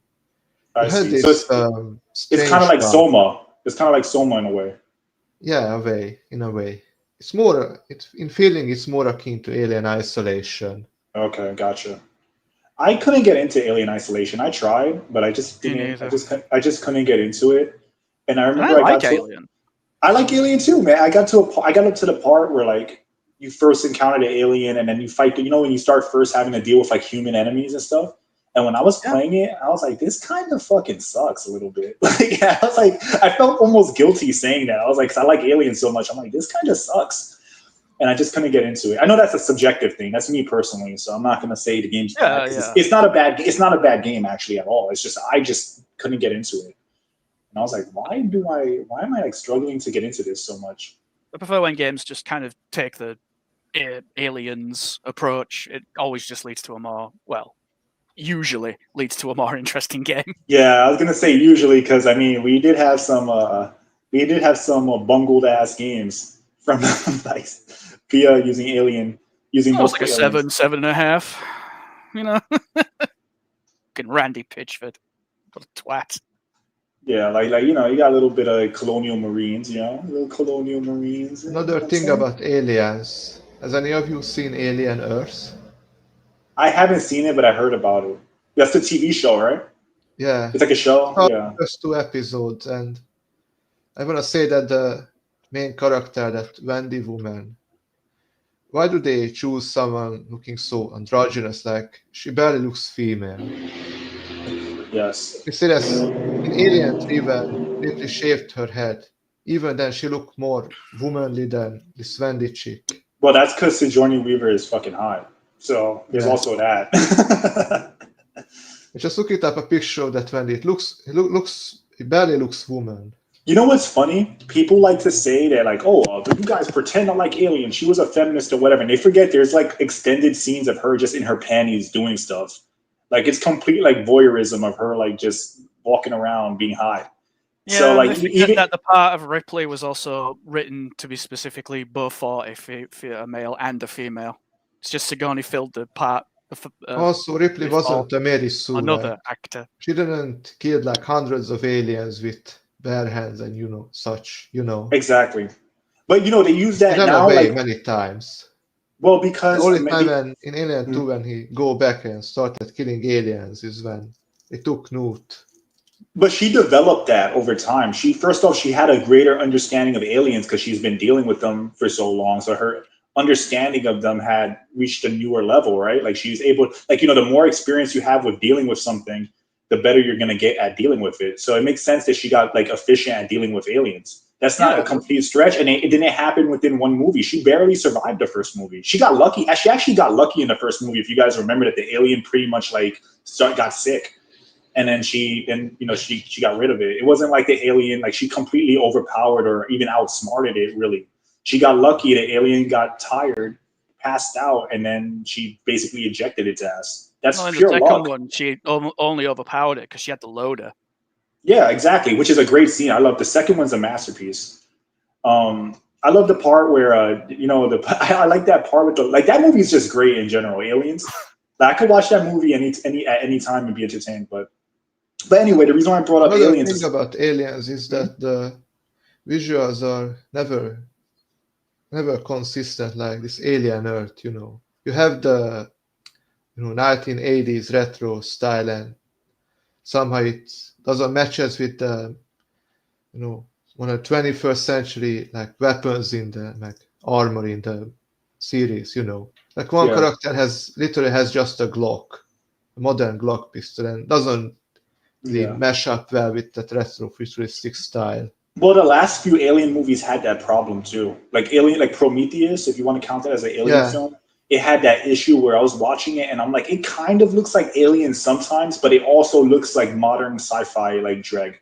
It looks too modern, like, and have holograms and such. I don't think so. the first I think 4 the Alien movie had Halo- holograms. I think Did they have Halo started holograms? suffering from the same thing. Yeah. I kind of agree with that. Like even what's that game that shit called Doom 3 kind of looks more like Alien than a lot of like it has like a look of it that reminds you of Alien. It's more than a lot bulky of retro things. futuristic That's style. true. It does. Definitely does. Yeah. So when I first played that game, and I saw like the how the Marines were represented and just like the overall look, the tubing everywhere, the piping everywhere. I'm like, this is Alien. This is Alien, but Doom, but also Alien. Yeah. Like, like have this Exactly what it is. bulky retro futuristic style and slick 21st century style, and they don't really mesh well in Alien Earth and like in Prometheus. That Prometheus looks like before the first Alien movie, but Prometheus more modern.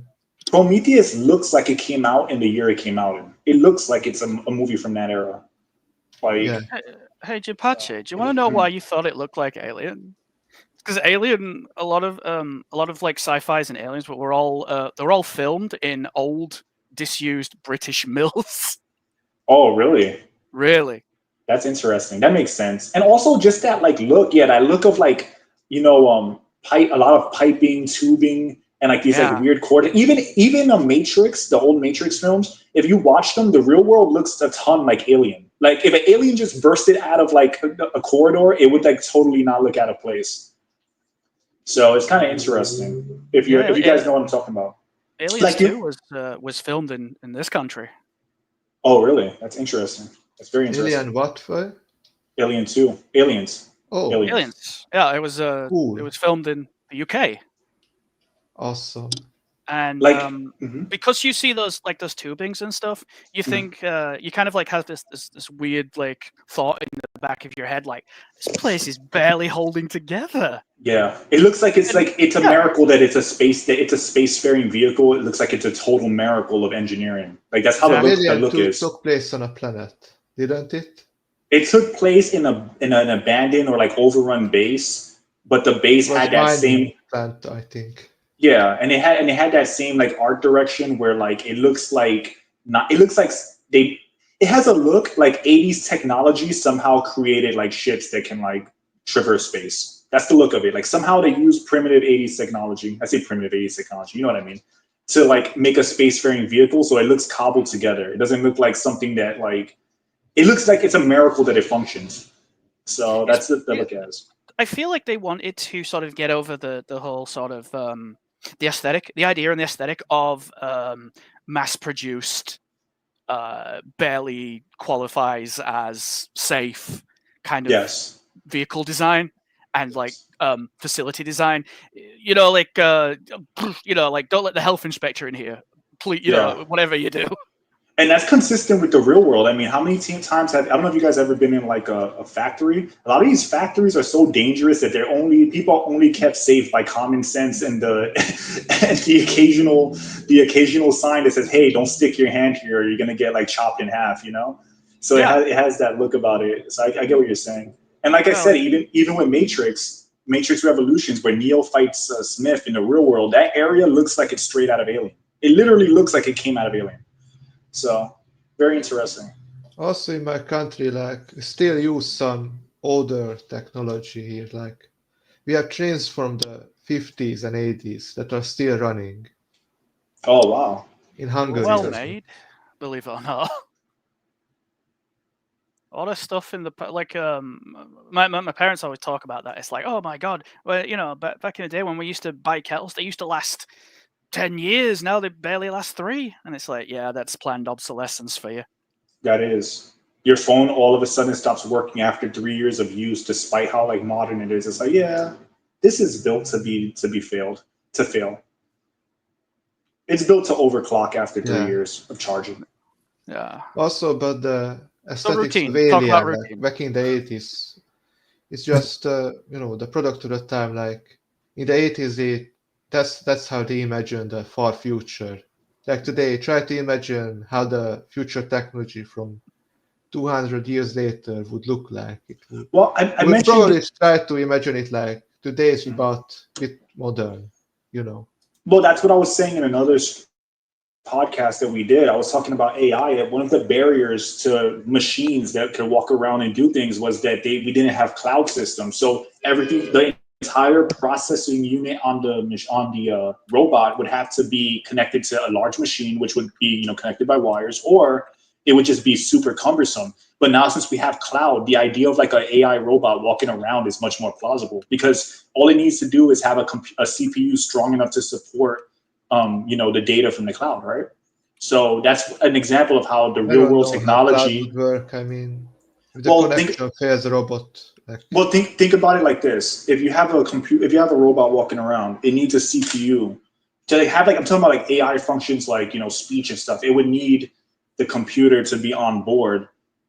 It's a powerful computer on board to do something like that, right?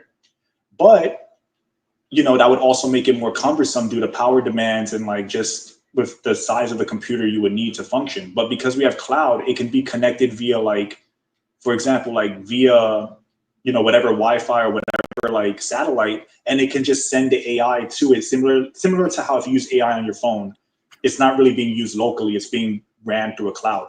So you would be able to do that with a modern robot, but that wasn't even a thing that was fathomable in the 80s. That's why those robots are so big and massive. So that's kind of like what I'm saying with how technology has changed, and the vision of the future now is under the scope of what we currently have. Hell, we have holograms now. We have legit holograms, for example. So who knows, basically it just changes the way we look at what the future is going to be like. Yeah. Right. Stuff. So, Burv, you wanted to talk about Silent Hill F? Remember you had mentioned in the private chat? Yeah, you really yeah. wanted to get into? It's so I didn't watch too much of Gamescom because I kind of knew what they were going to announce and all that kind of jazz, to be honest, I just don't like the pomp and circumstance that surrounds games now. Cringy. It's cringy, yeah. It's like, okay, and now this, these guys are gonna introduce their game, and it's like, why? I don't want to see it. I don't know. Back in the day, I know, I'm old, but back in the day, it used to be you used to get like bits of information, and you sort of pass that information together, and then you'd get to see the game, and then you'd make your mind up, right? But now it's like just any little scrap of like information, to the point where they'll literally drag the developers onto the camera just to talk about nothing, essentially. Like stuff that people already all the knew. time. Yeah, That was All a the lot of time. this. That was a lot of the Silent Hill marketing, actually, in Let's look general. at Kojima. Yeah, He's it a was. perfect example of that. They drag him on the stage to say a few words in Japanese and then walks off. I'm Yeah, gonna be honest with you. it's sufferable. When I was a kid, I didn't know a game was fucking coming out till I saw it in a Game Informer, and they briefly talked about it on one page if you were lucky. And usually smaller games would like just had like little articles with Game Informer, like EGM, Electronic Gaming Monthly, and stuff like the magazines, and they would have like articles talking about a game briefly, and then it would barely be a page, if that. And then some bigger games would have a full page dedicated or something like that. yeah. So Where it's now kind of it's funny, like every and 2 months you're hearing about the same game, and it's basically a whole bunch of nothing. and I wouldn't even know certain games came out as a kid because unless they showed a trailer. So I would be watching TV and say, "Oh, wait, what? This game came out. Whoa!" Like, or there'll be sequels to games that I like that I didn't even know like existed because of like the nature of how things were marketed back then. So I find it kind of like It still happens to funny. me these days. Like this game called End of Echoes, I think it's named. Like a few days ago, saw a launch trailer, and I didn't even know about this game until that moment. I didn't even know it existed. Yeah. No, it makes sense, Yeah, bro. same. It's like a lot of these games, like they come out, it's like, oh, I didn't even know this was even a thing. It's like, okay, I guess it came out. And then like you look into it, even depending on the game, you may look into it, and you're like, oh, okay, so this was announced like fucking a year ago. They were promoting it, and you like never even heard of it until like it just came out. Yeah. Well, you're talking about like today's games, right? Yeah, Today. yeah. Another Well, like, thing is like the this difference between then and now is that back then I was pleasantly surprised, while now it's like I don't care about this. Like Pretty much, that's yeah. the back that's then the it was difference. just a lack of information access. Now it's just apathy. Like Yeah, it's apathy, exactly. Because Yep. games now they get a lot of marketing due to social media. Even smaller games get more marketing that was They possible do, before. and it's weird when some of them fail, and it's like, oh, lack of marketing. It was Billy showing. I'm like, what are you talking about? This game was fucking shown like constantly. I think people were saying that about South of Midnight or the Flintlock Siege of Dawn. People were saying, oh, they barely had any marketing, poor marketing. I'm like, it was shown at the Xbox events and all that. I think Xbox was Yeah. heavily marketing Flintlock. I'm like, what are The people even talking about? This game was games have greater reach than like ever other before. games are, yeah, exactly. It's like other games that are more also niche when than they them, and don't they were blame barely the got any marketing, and then marketing, people they know blame more like about them. Gamergate and such. Like Abu Bakr So yeah, Salim guy. Well, is they it always really use that kind Gamergate? of scapegoat. Is it There's really a Gamergate though?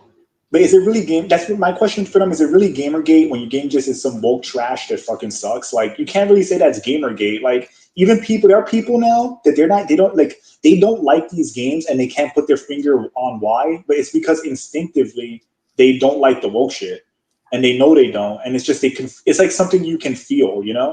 It's like, for example, like that feeling you get like if you look at somebody, if you look at another person, at another human being, and they're like sick or something, and you can't put your finger on why something looks off, but your instinct tells you that they're sick, right? Like there's something going on there. That's what that is. It's like there are people that will like laugh at you for calling things woke, but then they'll dislike these games and not be able to pinpoint why. Like they don't have the like the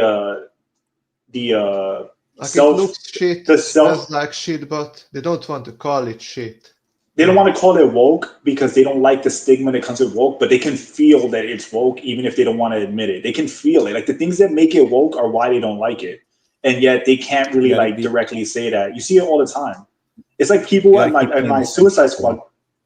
Yeah. But I think it's also just like even people that aren't like trying to be centrist, they just lack the self-awareness, I guess would be the word, of why they're like not liking this thing. Because like even with the Suicide Squad video that I made, somebody said, oh, it's not because it was woke, it was just bad. And I'm like, so what made it bad? And when they start explaining the things in the story that make it bad and why they don't like it, I'm like, yeah, because it's woke, right? Like, why did Harley Quinn humiliatingly kill Batman? That made no sense. I didn't like the writing. The writing was bad. Okay, well, why was the writing bad? Why would they have her do that? What was the intention behind it? Again, it's because it's woke. So these people, like, even then, I understand to a degree that they're just so resistant to accepting that because of the stigma that they don't like woke products, and their brain can't fathom that that's actually why they don't like it, right? You kind of have to like lead them to the conclusion. Like, you have to kind of like break it down for them logically. Like, okay, so why did they do this? Why was Hold this their hand choice through made? it. Hold their hand through it. You guide them, and then they finally understand. And then two things happen: either they realize the truth, or they're in denial. But Another thing about wokeness is that, can I say it? no, Yeah. Is that, you know, these like I said no. grifters, you know, the Smash JT, Hypnotic and such.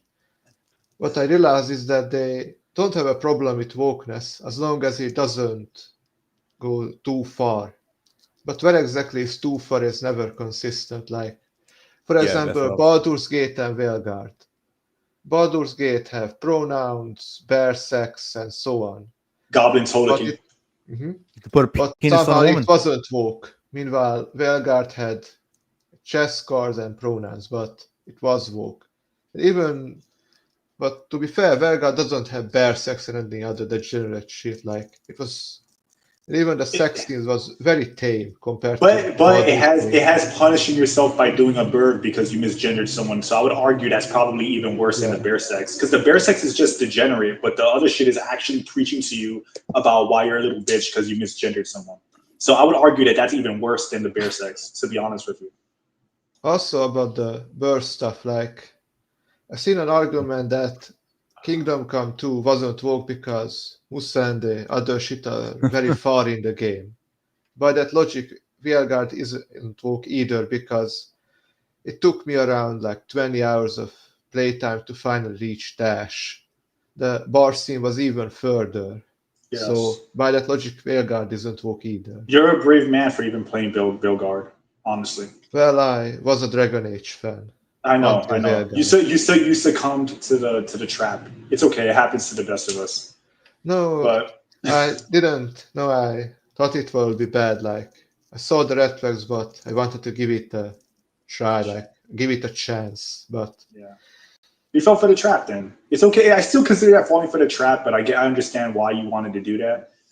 But you know, in the end of the day, with all that woke shit, like, the real reality of it is, like, because I agree with you, but I'll frame it under a different lens. It's not so much that as long as it's not that bad, it's if they like the game or not, or how desperate they are to play it. That plays more of a factor rather than, or if the game is popular. or if it's popular. But I think that comes down to like their need to want to play it, like their need to, like, fear of missing out, rather than so much that it's not woke. You know, like, for example, that game Kingdom Come Deliverance.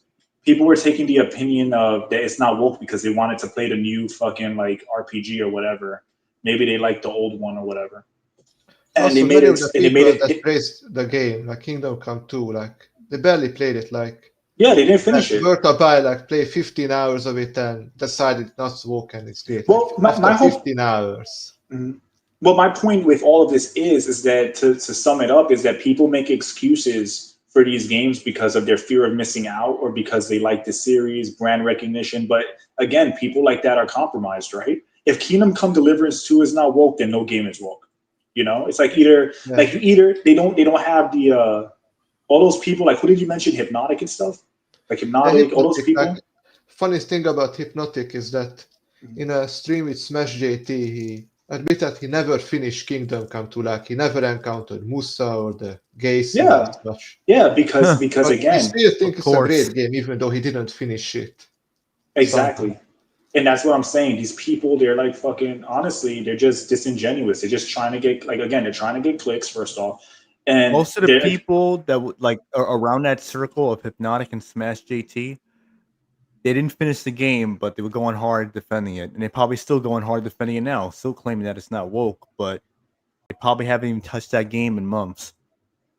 Yeah, because look, Also, another thing about Hypnotic is that I had an argument with him Like explain to him that the trans cards, the transition mirror, pronouns and such were optional in Veilguard, but Veilguard is called woke, but somehow Kingdom Come 2 isn't because optional gay sex and such. Yeah, He exactly. explained Exactly. that being gay isn't woke, but I explained to him that's not the issue with Kingdom Come 2. The issue is that even if you ignore Warhorse's comment where they outright told you that Henry was straight, nowhere in the first game was it even hinted that either Hans or Henry being bi or gay. It is Yes. just a retcon. It comes out of nowhere that they are somehow gay now. Yes. And also with all of that, with the whole like him coming out as gay, it's like what you said, the whole problem is that they went hard, bro. Like you said, they went hard in that comment when he was talking about like, oh, how it's not woke. I mean, not that it's not woke. That he said that, oh, Henry's a Christian, he's a fixed character, he's a a white male. That's just how it is. He went so hard on that point, and then only to completely backtrack and add degenerate shit to the game. So Dave Francisco brings up here a good point. Other thing about that, they try to downplay this thing like, it's not a big deal. But again, Nexus one, if not a big thing like the pronouns in Starfield or Musa in Kingdom Come, or even Angrboda in God of War Ragnarok. Like if these are not big things, then why are we not allowed to remove them? Like mod them exactly. Out? Why are we not allowed to mod them? Why can't you mod them out? Why can't you criticize? Why are they indestructible? Right? Like in Kingdom Come Deliverance 2, those characters are all indestructible. Not also, only is Musa indestructible. Like, you cannot mod out Musa. Like if you upload a mod in Nexus that removes Musa, it gets banned immediately. Yeah, exactly. So there's a lot of those people, man. They're just not. I feel annoyed that a lot of people look to them to, make sense of the woke shit or whatnot. And like, to me, it's kind of like, it's just sad that like people trust them so much when they're completely inconsistent.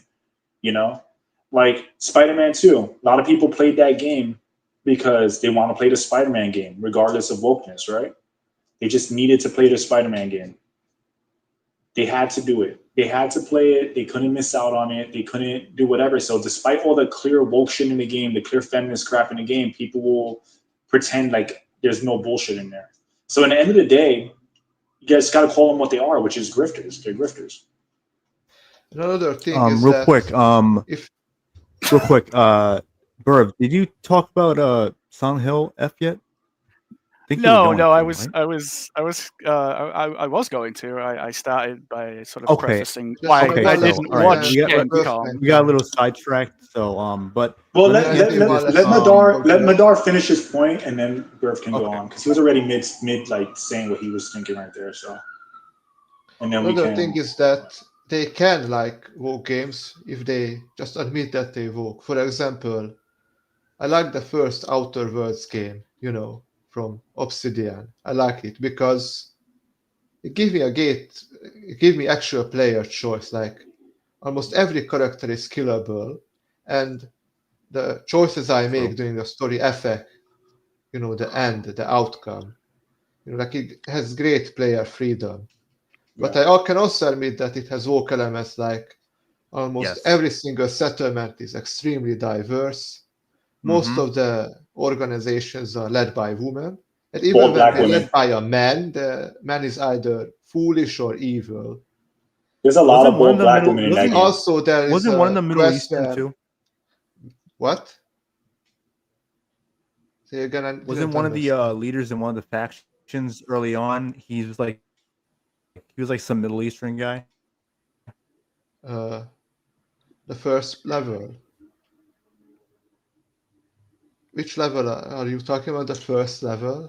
I seen Revenant play that game, and there was a ton of like bald black women in the game, or like with like really short hair, and I'm like, this is kind of weird. It was one of the areas. Even Deborah Wilson was in the game. I can't remember which area. She was one of the main villains. Yeah, it makes sense to me. I'm not surprised because like also there is a quest where you have to help your female companion Parvati seduce another woman. So like I can admit it has woke elements, but I also like. So to your point.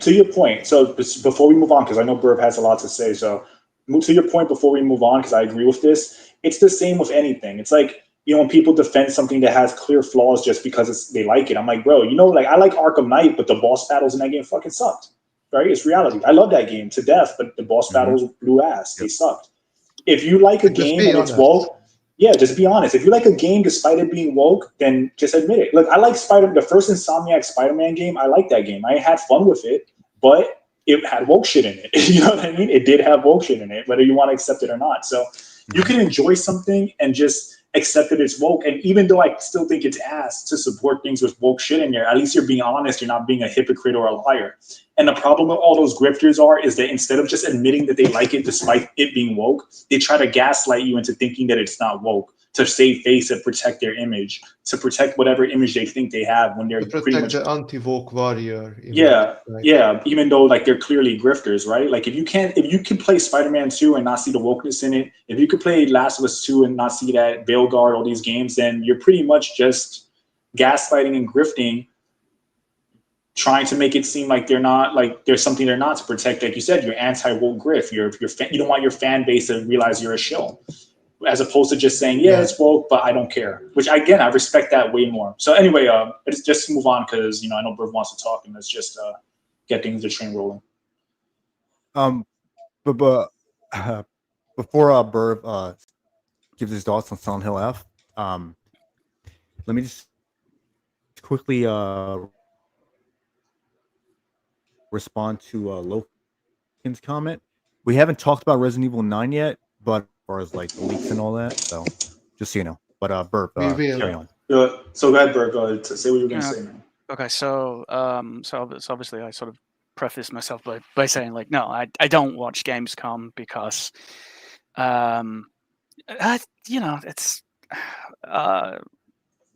it's hype, right? It's hype, and it's toxic hype. I'm just going to add that. Like, it's really toxic hype.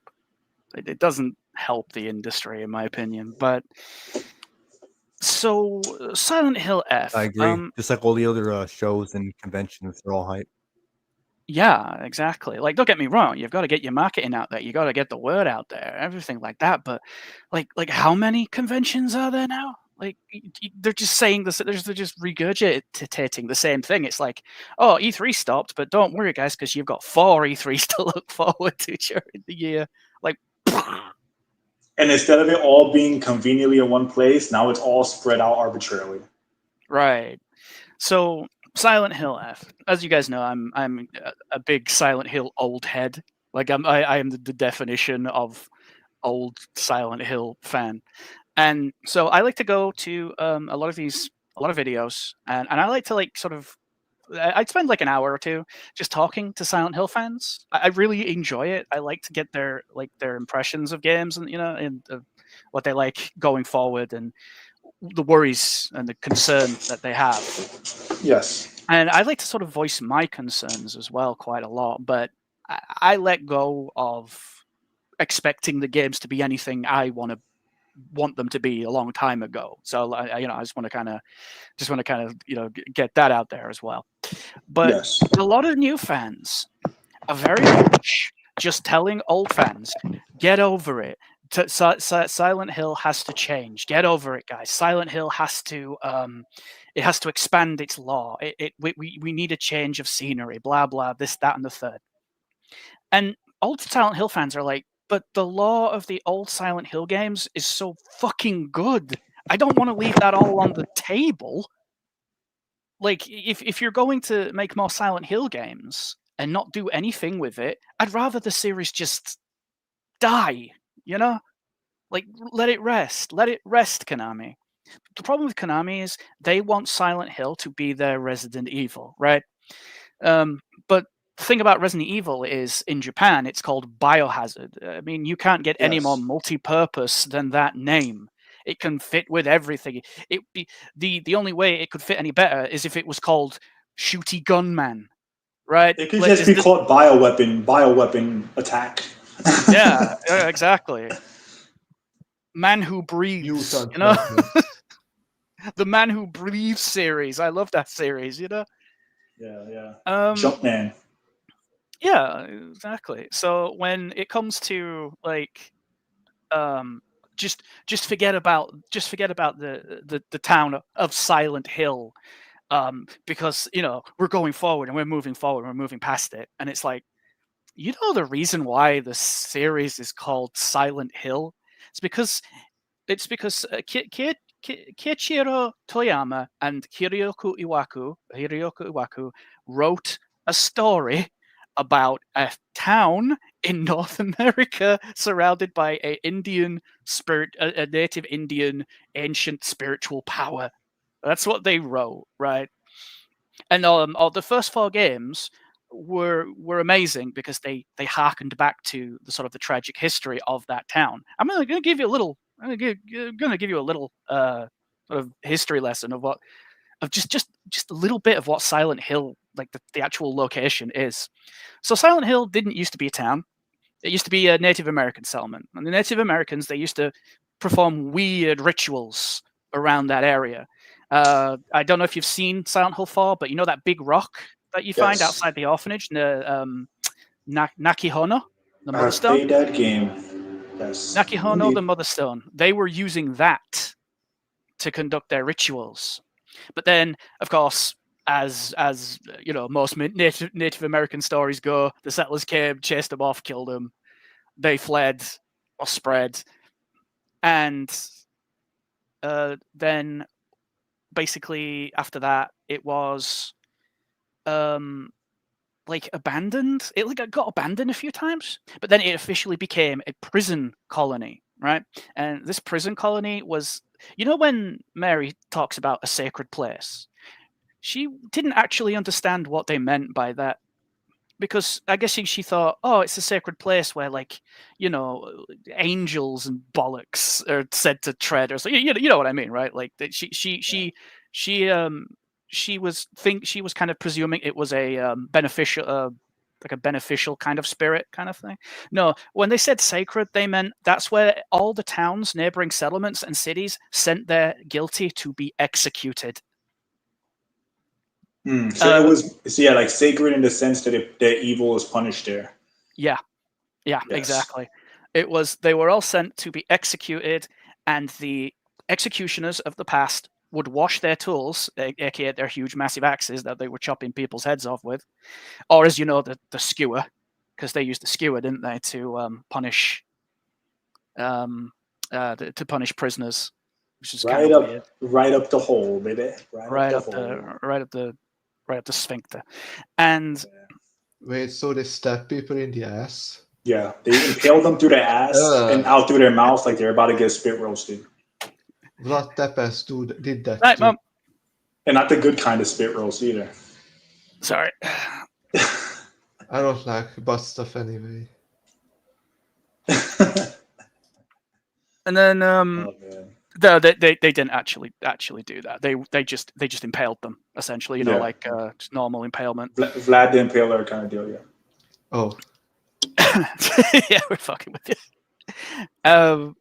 But it still wasn't, shall we say, traditional, like to executional practices in America at that point. So there was definitely something else going on at the town, and that's what was happening was that the settlers brought over a queer religion, right? A religion that was kind of multifaceted. It was like sort of a conglomeration of different religious practices. Some Christian, some Abrahamic, some Aztec, some Native American. They actually did borrow a lot of the stuff from the Native Americans. That Technically, Christian is Abrahamic, though. But yeah, continue. Well, more modern Christian, if you know what I'm saying. Yeah, no, I know what you're saying. I'm being an asshole. I'm just being like, oh, well, actually, Actually, Silent Hill nerd. In real life, actually, I have the glasses. Oh, yeah, exactly. And so, because also Kojima is basically the Japanese actually meme. Actually a meme incarnate. Pretty much. Actually, it's an Abrahamic religion due to the Old Testament based on the Torah. Yeah, but anyway, continue. Except it's not really based on it. It just has little slight things that they've taken from it, you see. Well, it's like you know what's weird about it? It acknowledges that it exists as canon, but then says none of this kind of matters that much anymore. So it's canon, but doesn't matter that much, which is a real weird, interesting take on it. It's basically like the but as a treatment of lore. Like It's when basically you like criticize about lore-based plotters, they basically said, "Well, yes. we are going to be beholden to something that was written 20 years ago." It's It's basically basically an euphemism of saying that we don't care. if you have a more pessimistic view on things, you could look at it as it's saying this is canon because it lends credit to what I'm doing now. If you want to be like have a pessimistic view on like Islam and Christianity, you can argue that it only connects so that it can lend legitimacy to the teachings and religion that they're currently like, trying to push. It would be like me making a new religion and saying, yeah, but it's tied to like Jesus and God and stuff like that. And it's like you could look at it that way. Whether that's true or not, who know, that's debatable. But just an interesting like pessimistic view you can have on religions like that in general. Yeah. But anyway, So yeah. they cleaned the blood off their tools and they cleaned it off in the lake, right? Toluca Lake. Big important detail. Toluca Lake is like probably. See, people think, oh, the town is haunted. No, it's actually the lake, and then the fog collects over the town. That's what's happening. The lake is where like all of that paranormal stuff is actually coming from. There are histories of boats disappearing. The one big, huge boat completely disappeared, like never to be seen again. Not a single trace left, called the Little Baroness. And then there were other boats that were. They would talk about how people would go out onto the boats onto the lake, and the engines would just cut How out. big is that Toluca Lake? If can both It's disappear? huge. It's Toluca huge. Lake is huge, but it's not huge enough to be bringing in Japanese refugees. Isn't that where? Isn't that where this guy is? What's his name? His brother died. Alex, his brother drowned in that lake, No, right? no. That That was was in in Toluca Lake. that was in Shepherd's Glen. That is, I don't Oh, okay, yeah, unless you're Shepherd's right. Glen shares Toluca Lake, which is bullshit. But if it does, I'd be surprised. Is Okay, I don't Toluca remember Lake- if they specified the name of the lake. I could have sworn it was Toluca Lake, but it doesn't matter. How did Is Toluca Lake Jeez. isolated, or is it goes into the sea and such? Like where exactly is Silent Hill? So it's in Maine. Silent Hill is in anywhere America. That's the creepy factor about it. It's in Maine. Maine. Okay. Yeah. It's supposed to Toluca represent. Lake It's supposed. is like closed, like it's landlocked lake, or is it Yeah, it's connected landlocked. to this? It's landlocked, so it's not connected to the sea. It's supposed to, but in practice, it's supposed to represent like pretty much any like Midwestern, like Well, Stephen King always Midwestern, made like- stories about Maine, so that was their inspiration, Maine. Yeah. But like I mean, thematically, it's supposed to just be like a town in the Midwest. It could be like anywhere, just from like the thematic standpoint. It's like in Nightmare on Elm Street where Freddy says like every town has an Elm Street kind of deal where like Yeah, just that's has what that, they like, want vibe. it to be, but yeah.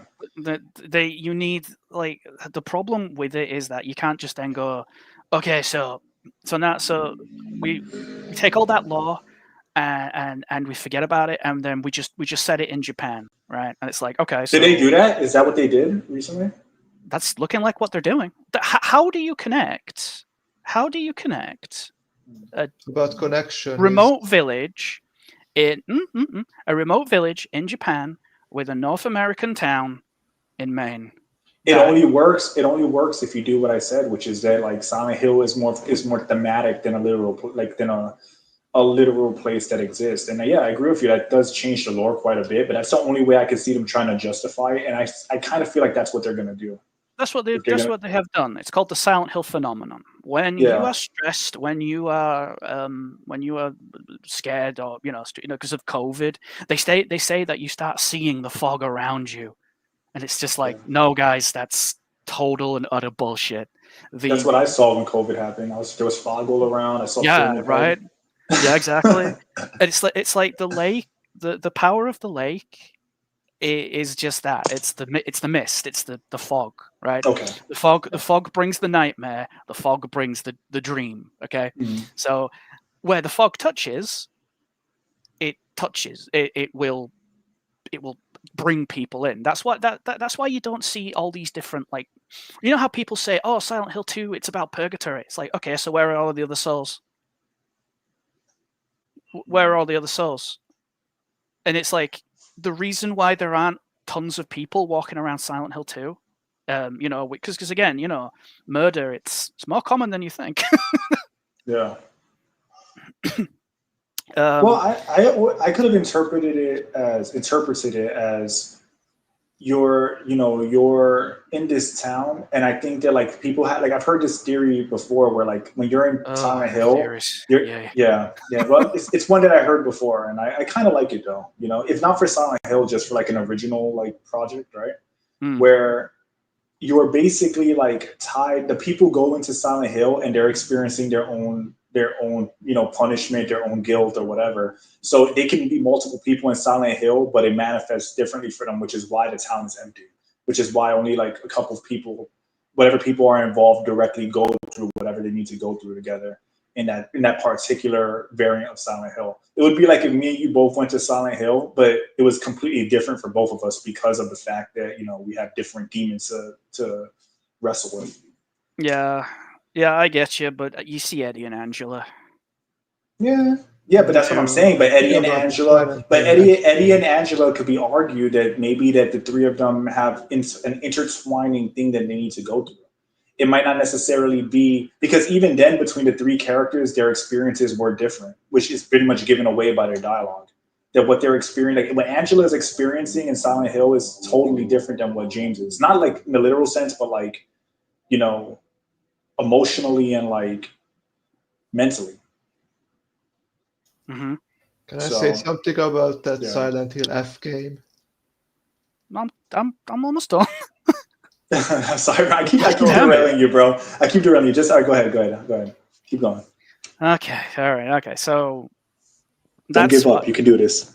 So they washed their tools and they corrupted the lake, right? That's only just a part of the twisting of the spiritual power, right? It's been going on for generations at that point, and it probably started with the Native Americans, to be fair. But because apparently the animals that would sort of live around the area would stay clear of it, which is interesting. They would. I mean, it could just be like folk tale or whatnot, but like the animals would stay clear of Toluca Lake. Like, that's so weird, isn't it? But at the same time, it's like, okay, so what?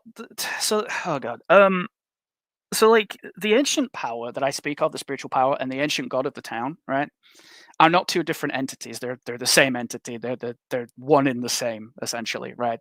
It's just that the cult, because of their Abrahamic roots, assign or attribute a godlike figure to their worship, as opposed to maybe what other people would see. Did you kind of get what I'm getting at here? That's why whenever the ancient god is summoned in all three games, 1, 2, 3. It's 3 games. Yeah, 1, 3, and 4. It looks in different. Homecoming, they technically stopped the god from being summoned. Oh god, Homecoming! Fuck that game. I actually like that game. It's nonsense. Like I get it, but it's like its actual lore is completely nonsensical. I get that, but it's like just like within the context. If you look at it as a standalone game, it's actually really good. It's actually really fun. I like the story. I like the involvement of his brother. I like the way it ties together. I kind of like the combat. I like how they just repurposed Silent Hill 2's premise. Not necessarily, because they didn't, because his relationship with his brother is entirely different than James's relationship with his wife.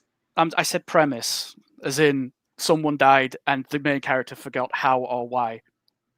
Yeah, but I think there's much more like going on there than just like I think that's a simple like it's a similar premise, but the way it's executed is different enough where I actually really enjoyed it in Homecoming. The idea like that his father's favoritism, his perspective on it, warping how he viewed his relationships and whatnot, I liked it. Even showing like how he like how his childhood interests influenced like the character that he kind of like pretended to be, with the military stuff. Like I think it's a good game, despite what you might say about the lore. If you look at it as a standalone, I think that there's like enjoyment to be had there. And it Yeah, has I some mean- pretty cool scenes, like the drill. You know, the drill to the eye. That's fucked up, man. Yeah, I mean, if the game was called Captain Groucho and Emo Josh, yeah, it would probably be a pretty decent standalone game. Yeah, I don't know, man. I have to like disagree on that one. I think it's pretty good. I think like if you play the game without like just play it and immerse yourself and just look at it as like its own thing, like its own take on Silent Hill, it's pretty good. The only thing that I will give you that I don't like, that I agree with most people that they don't like, is the inclusion of Pyramid Head. I think that's cheap, and I'll admit that, but that's pretty much my only like. And the inclusion of nurses and the inclusion of the but the movie Order movie as well. Well, it's mainly Pyramid Head because I feel like the nurses, you can argue they're just like a phenomenon there, even though they are tied to like James' experience. But I feel like Pyramid Head is more egregious. If I had to pick which one is worse, I think Pyramid Head is far, far worse. So, I said, I enjoy that game. I think it's pretty good. I don't think that it's as bad as people make it out to be by a long shot, especially compared to like some of the other games that have come out since then, especially like lore-wise. So it just depends on your view on it. If you look at it like from the context of the previous games, then of course you're gonna be like, well, there's too many similarities. But if you look at it as standalone, I think like your average person who hasn't played Silent Hill before will enjoy it. Okay then. Yep. Can I say something about Silent Hill now? Oh, for God's sake. Sorry. Yeah, go ahead. Yeah, so about Silent Hill F, So anyway, what were you gonna say about Silent Hill F? The only thing I wanted to add is that when I look at the Silent Hill F trailers and such, I had this strong feeling that this was originally meant to be something else, but they just slapped the name Silent Hill on it because it doesn't feel like Silent Hill. Other than the fog, it doesn't feel like Silent Hill. But fog, even really had fog, so. No, more than likely. No, I agree. Like, I think it was probably something else at some point. Yeah, it doesn't feel like Silent Hill. They're probably gonna tie the origin to Japan, though. They're just gonna say that it all started in Japan somehow. I mean, that would be ballsy. That would be ballsy. Also, and it would the curb thing my about wrath. Silent Hill lore is that I think there's a high But I likelihood don't that know. may happen too. I have an 'Cause estimate about Burr about lore. He seems to know much. Is that is Silent Hill the only place where paranormal shit happens, or there are other places? There could be other places, but the series has never like. The series is called Silent Hill. If your name's called Silent Hill. Yeah, like even as Jinpachi and I disagree with Homecoming, they at least tied it back to Silent Hill. Yeah, I think Revenant liked the game too. I let Revenant play. He enjoyed it as well, I think. I mean that one yeah, game I did. that Actually, that was actually really good. Man's room, like what was that called? Like this man stuck in his own room, but Silent Hill 4 something the to do room. with a guy called 4. Sullivan. Silent Hill 4 the yeah. Room. Yeah, that was the room wasn't. I didn't play Silent Downpour though. I don't know about that one. I think what they should. Yeah, sorry. Go ahead, Burf. Okay, so all right, so he said, he basically said like, okay, so the room that wasn't in Silent Hill, was it? No, it was in South Ashfield. But the thing is that the room, the premise of the room is the themes of abandonment and invasion of privacy. So the serial killer Walter Sullivan is actually an ex-cult member of the the cult. Yeah, I know people like to call them the Order, but they're literally just called the Cult. It was a mistranslation. But actually, but so what happens is Walter invokes the ritual of the descent of the Holy Mother, right? In which, this is going to sound crazy, just hear me out, right? In which he uses the apartment to give birth to the god. Like they use it as like a womb. It's crazy, isn't it? But if you go deep, but that is what the 21 Sacraments is. It is to kill 10 people, take their hearts, then you, the killer, will separate your flesh from your spirit. Your spirit will go on into create an imagined heaven/nightmare, right? Because that's what the ritual of the Holy Assumption is, right? The acceptance of one into heaven. Okay. So then you'll start killing people again until you reach 21, right? At that point, your god is born. But the ritual prefaces by saying that you need certain people, like, they'll sort of describe kind of like the source, kindness, well, what else was the chaos, and there was another one. What was it? Temptress was Cynthia the Temptress? I honestly don't remember, bro. It's been like I haven't played Well, that game was since that it came woman out. that tried to flirt with the main character?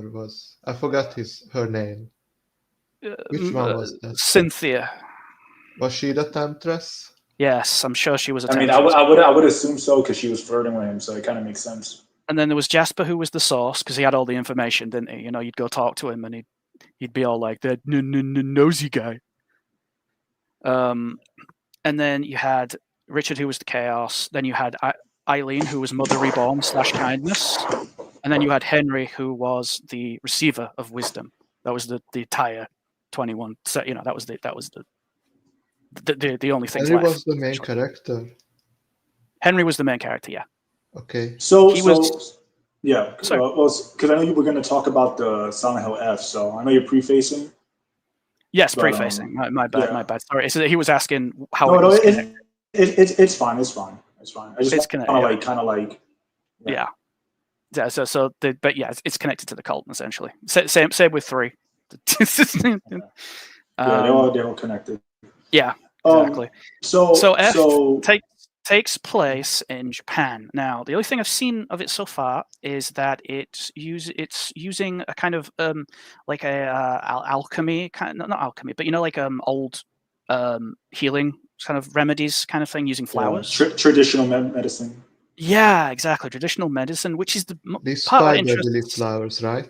Yeah, the spider lily flowers, which I was like, at first I thought, oh, cool, they're actually going to do something with the White Claudia. Because, as you know, White Claudia is based on Morning Glory, which is something that grows in both North America and Asia.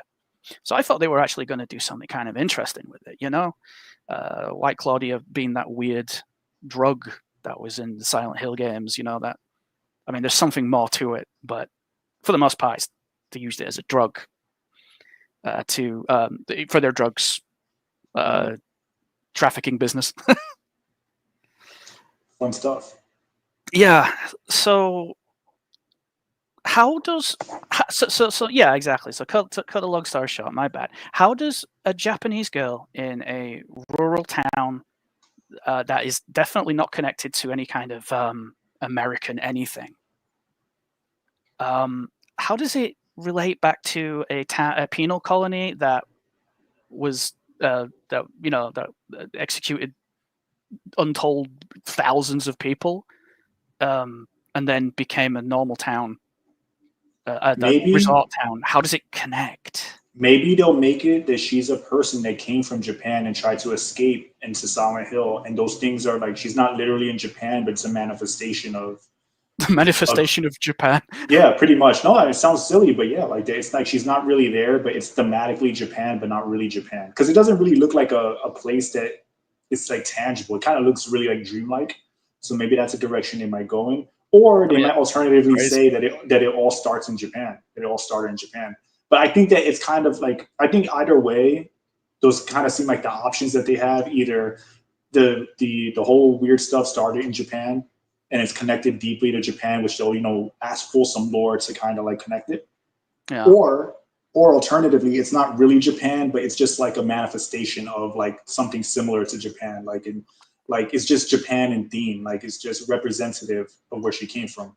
Or part 3, or the third choice, they just don't connect it at all. But if they're going to do that, my advice to Konami is to get the original 4 Silent Hill Team Silent games in working order, right? Give them a glow up, give them a polish, give them some love, give them a remaster, a proper remaster, not a HD collection remaster, like a proper one, and get it so that newcomers and old guys alike can just buy the game. It gets lifted out of this defunct status that Konami has placed it into, right?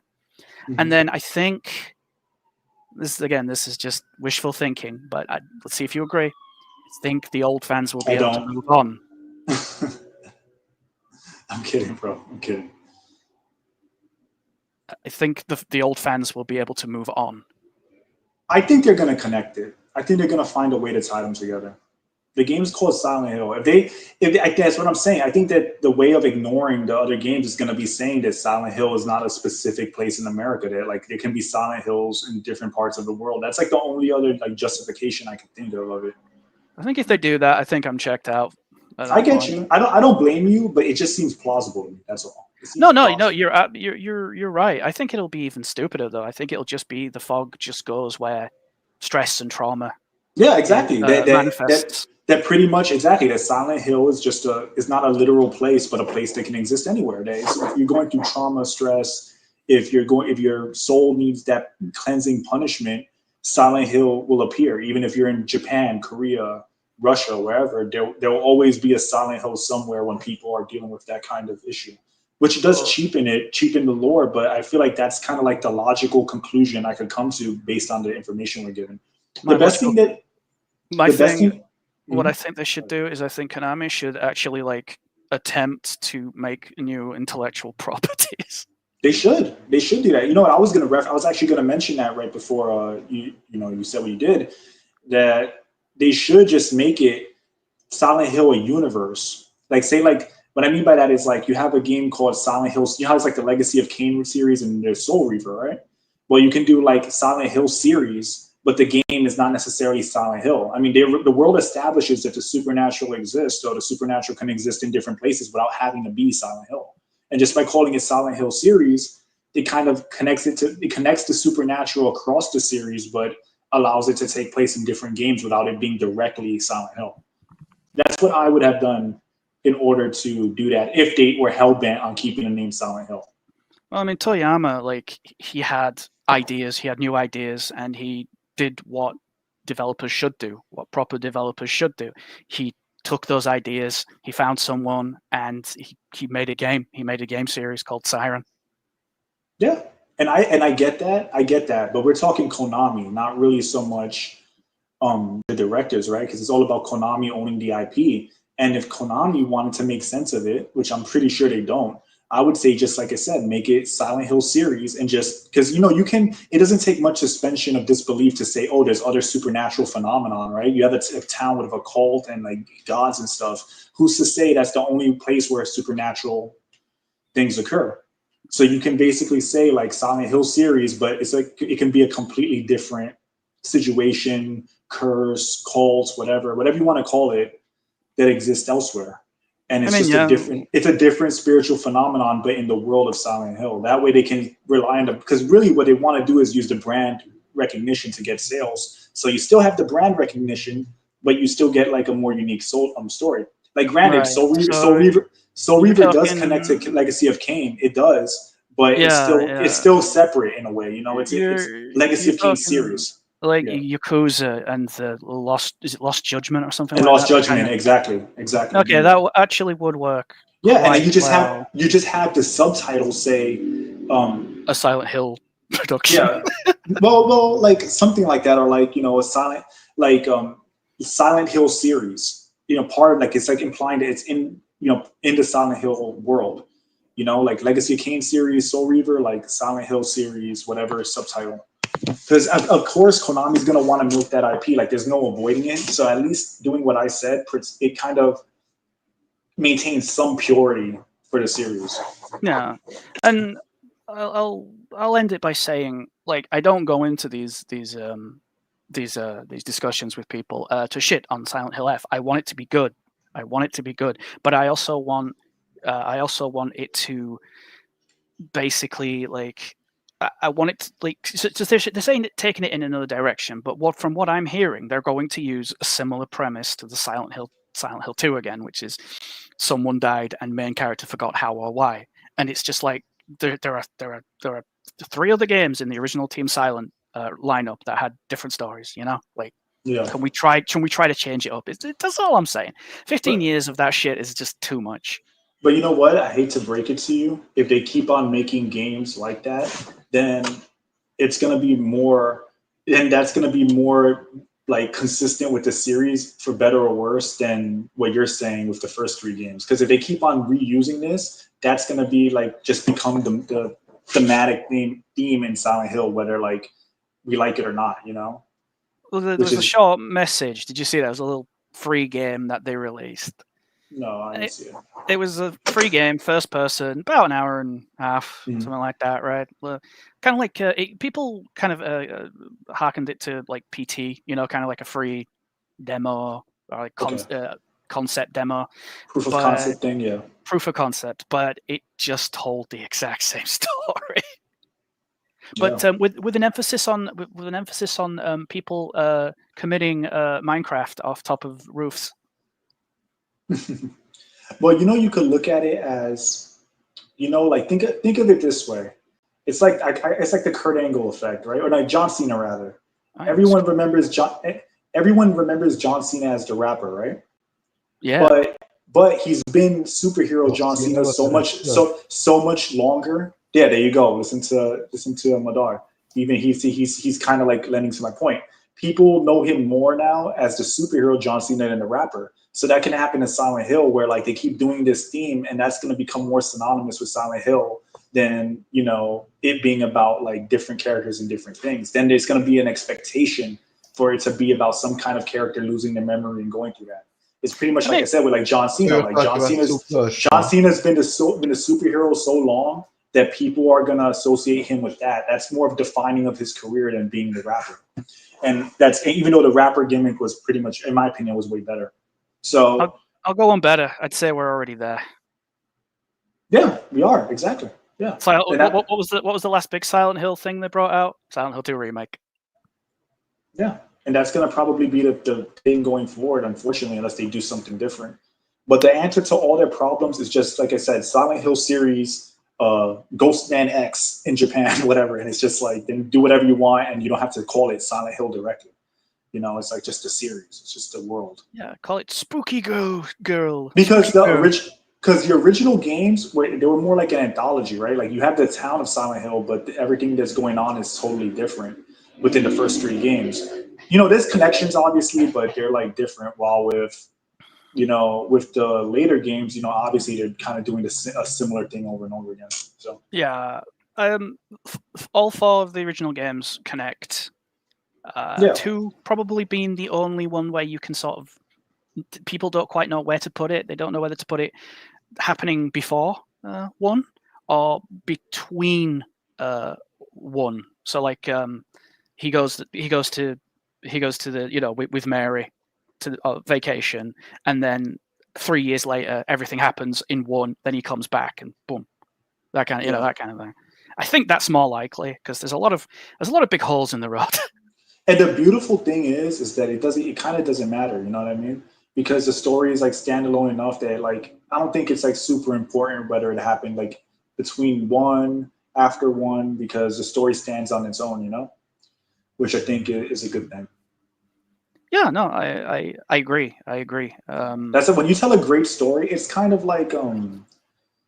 There's a game I was thinking about too. It just slipped my mind. There was another game that I liked Sonic like that. 06. No, we don't talk about that game. That's but the like game it doesn't. About. No, please, for the love of God, that game's not that bad. It's bad, but it's not that. Nah, it's kind of bad. I don't know. It has pretty bad. It has aspirations. It's pretty bad, but it has some cool stuff in it. It's better than I don't like it. Yeah, whatever. Yeah, exactly. It's no Sonic Adventure. Let's leave it at that. Yeah, totally. But, even though it's supposed like to be Sonic Adventure 3 in name only.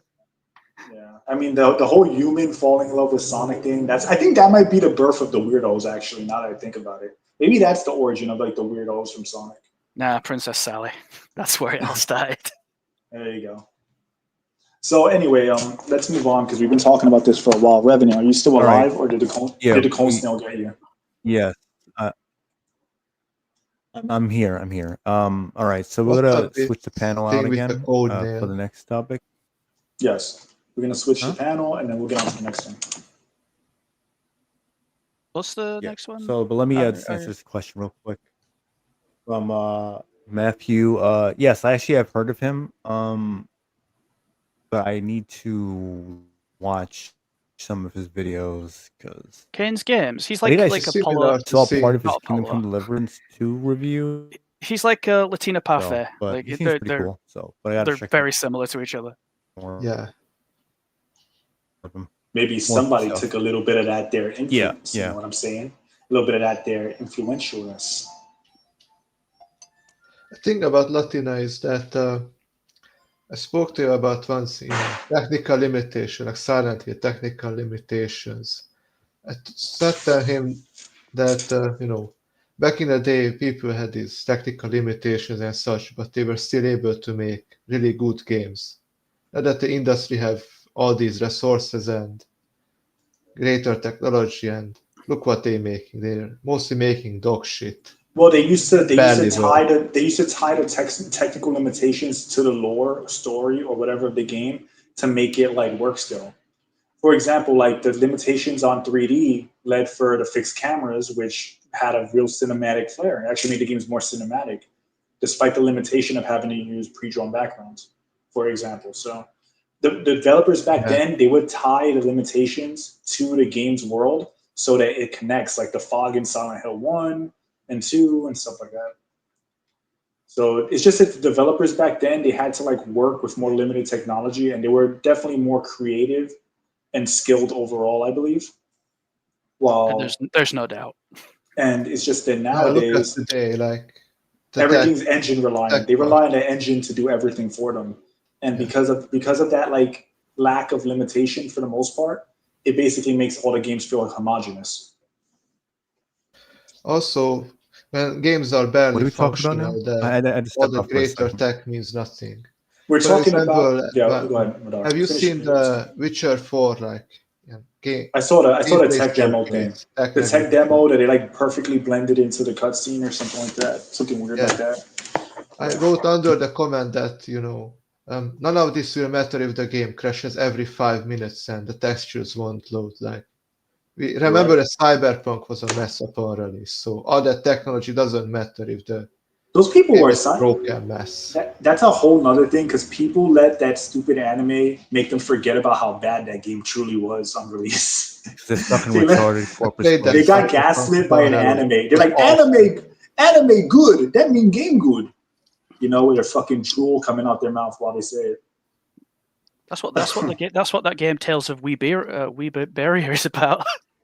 Bad Cyberpunk 2071 upon release. I played it upon release. Yeah, it's like there was a time when I could just walk around or run around, and out of nowhere I just die from nothing. I literally just walk around and die from nothing for some reason. There are times, the cops back then worked that, if you kill a random civilian anywhere, the cops spawn out of nowhere and start shooting. They have a hive mind and teleportation technology. Yeah, Who it was here really has bad during actually some played gameplay Cyberpunk? parts. For example, there was I a played shootout it. in a casino. I played it with a friend. Shoot a civilian, and now really? police shoots me too, and the enemies. Like I played it at a friend's house, and he said that it was a good game, and I tried it. It was my friend Andrew, Revenant knows him, and then I realized that I don't care for this game very much. Andrew got to lay off the crack. He was like, he said That's something all I like gotta that, say. something along those lines, like that the game is good, it's not that bad. You can. I remember he had like a sword or some samurai Next time I sword. see it, next time I see him, I gotta take the crack pipe away from him.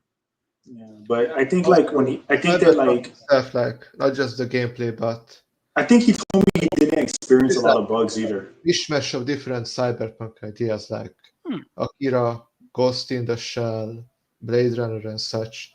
Like in Phantom Liberty, they outright copied the, spider tongue fight from the from Ghost in the Shell, yeah. Even the way we kill the spider tank. Like she ripped the thing open, tore her back muscles and shit like that. Like heart or whatever that thing was. She basically overclocked her body and basically made it tear. Like it just ripped her body to shreds while she destroyed the tank. She peeled the shit like off. Cyberpunk, they copied that. And she turned herself to an amputee. No, we didn't lose his arm as such. Okay. He just, ripped out the heart or whatever that thing was, the tank had in Cyberpunk. Even a spider tank in Cyberpunk.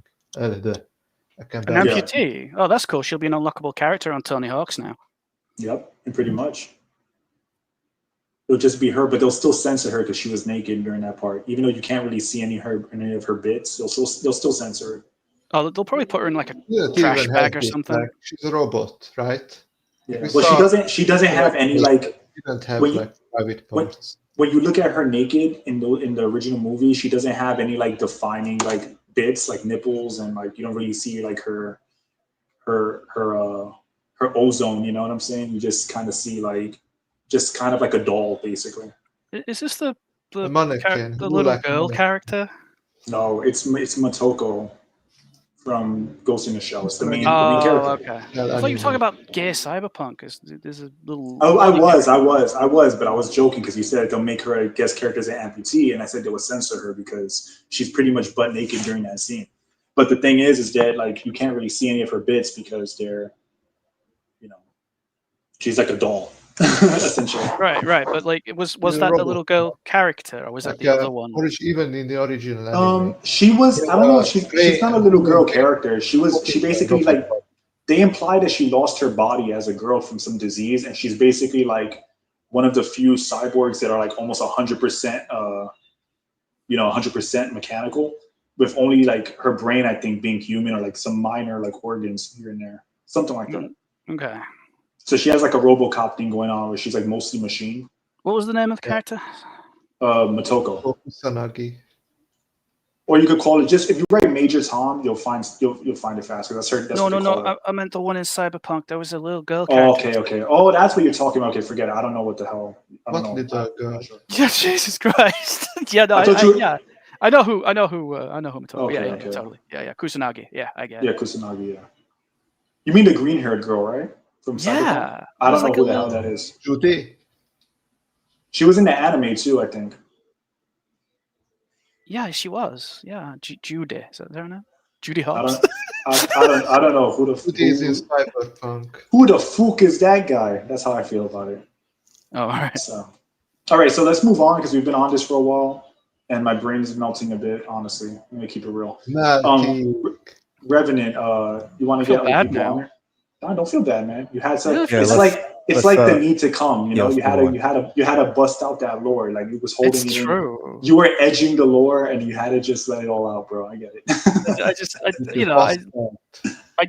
just find it hard for them to link it all up. But like if they can, and it's remotely good, I'll give it the thumbs up. No problem. That's why that's why I feel that the Silent Hill F was originally meant to be something else because the pieces don't fit like with the lore and such. Yeah, exactly. So anyway, let's move on now because we've been on this for a while. So Revenant, take the Yeah, lead. Do what you gotta do. Yeah.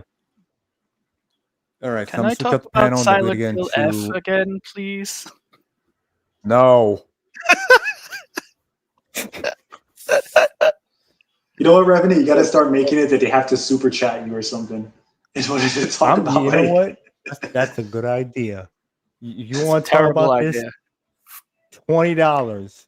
You get an hour to talk about lore, but you have to give us a $200 donation. No, I'll give you Yeah. 20, and then 20 is I'll only talk. for a minute. 20, You can talk. 20 you got a minute. minute. Make it fast. You got a minute. You know the sad thing is, I probably could do it in a minute.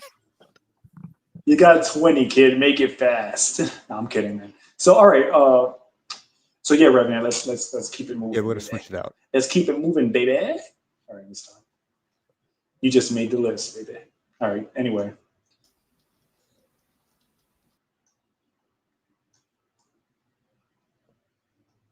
All right. So before we bring in okay. So before we bring in the other people, let me briefly get into Resident Evil and what apparently these leaks are. So apparently the game is open world. Leon will be in the game. His sections will play similarly to The Last of Us 2. Apparently Capcom was inspired by that game somehow. The main character, I believe, what's her name? Grace Ashcroft, who's the daughter of what's her face from Outbreak.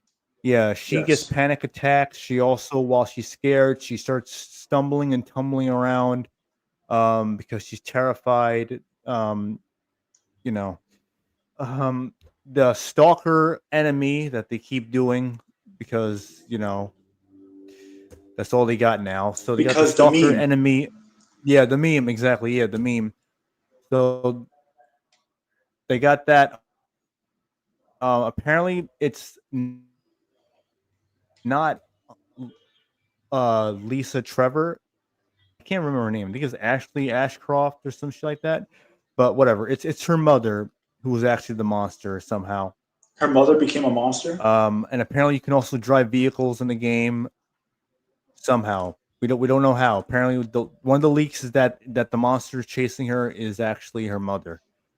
And the story for 9 will tie everything together. Well, not tie everything together, but it will be We'll the close last everything. of the to close everything out. And then after that, going forward, they're going to tell different original stories with different characters, so that way they're not tied to Umbrella, Umbrella. BOW, Virus, just BSAA, and all that, and tying other characters in. So essentially, Allegedly. it's gonna essentially, if they do that, it's pretty much gonna become like fodder that means nothing, like so many other series. Got it. Yes, yes. I love my And fodder that so means I'll nothing. give my. Oh, of course, yeah. Won't you? So I'll give my quick thoughts on it before anyone else does. Uh, I don't care for the character. She looks pretty boring and generic. Like like I'm not saying she gotta look like a supermodel with big ass tits and luscious thighs or anything, but she just looks I fucking am. boring to I'm me. joking. Um, I I think the whole her getting panic attacks and fucking it screams really like modern day shit where like they like it's just it's like, oh, like what could be relatable to this current audience? Oh, I know, panic attacks and it got to be real. So she stumbles around and whatever when they could have handled it better. Where how they introduced Claire in Resident Evil 2, where she's capable, but she's not like a trained fighter or anything like that. She's not doesn't have and you can, and she knows her mother has a background within the series with Outbreak, so it's not like she's completely like, oh, I don't know what the hell's going on in this world. I don't know, so I'm terrified of anything that happens. Like, I don't know. To me, it's not believable. Like you're living in this world where you have these fucking monsters around and shit. Well, hell, Like the Raccoon it's City not like the world we incident, live in now. So The Raccoon mhm. City incident, and BOWs are pretty much common And her mother knowledge was because in. of because of the the world building where they basically established that people know about BOWs because of the incidents, right? Like Raccoon City, like what was the Terra Grigia, whatever.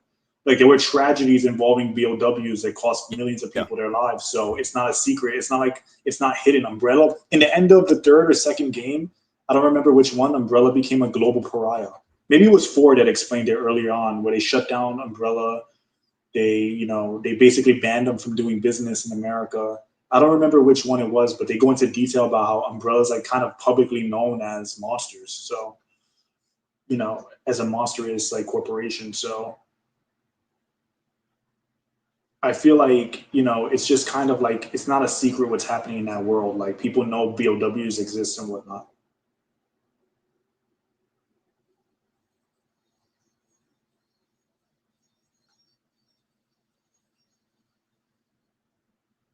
Hello there, Revenant. Are you there? The lights are on, but is anybody home?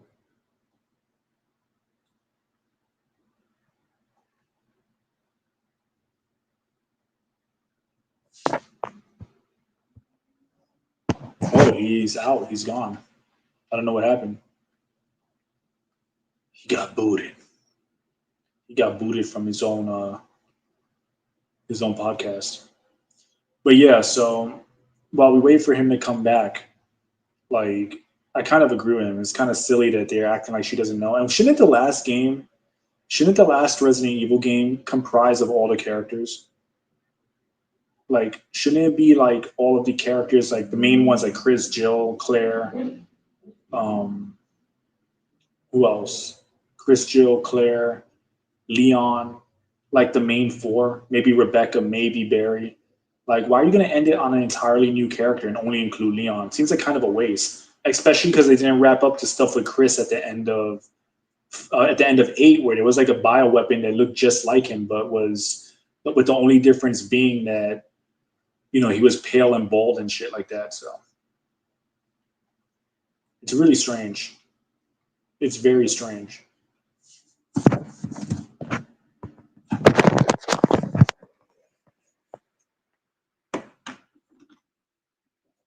Amber says, I feel Capcom chasing the horror dragon at this point. It's too little too late. I kind of agree. Steve, listen, no Steve, please. I cannot hear that Canadian man's accent anymore. I'm sorry, Claire.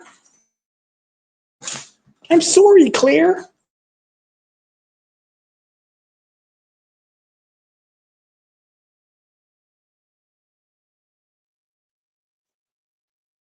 Fucking StreamYard. Anyway, heard part. Hold on, let me see. RE9 is a joke. Chris Redfield has to fight the BSAA corruption. Yeah, I mean, who knows if he'll even be there? He probably won't, because, you know, they got to put Leon in there, of course, because he's their golden boy. He's gonna attract all the new fans. So anyway, so we're gonna start bringing in other people to talk about it. Hopefully, StreamYard doesn't act like a fucking dick to me again. So yeah, like, and with Chris Redfield, like, listen, man, they have that entire loose end with Chris Redfield. Capcom are just creatively bankrupt. I hate to say it, man. They really are creatively bankrupt. Like, you have Chris, Jill, Claire, and Leon, and you should have them all together for the final game. Have all the main characters together for one last battle against whatever's going on. Like, who cares about Ashford, honestly? So, which Leon? Dante's brother from another mother, or fucking Luke Skywalker from Resident Evil 2 and 4 remake, Leon?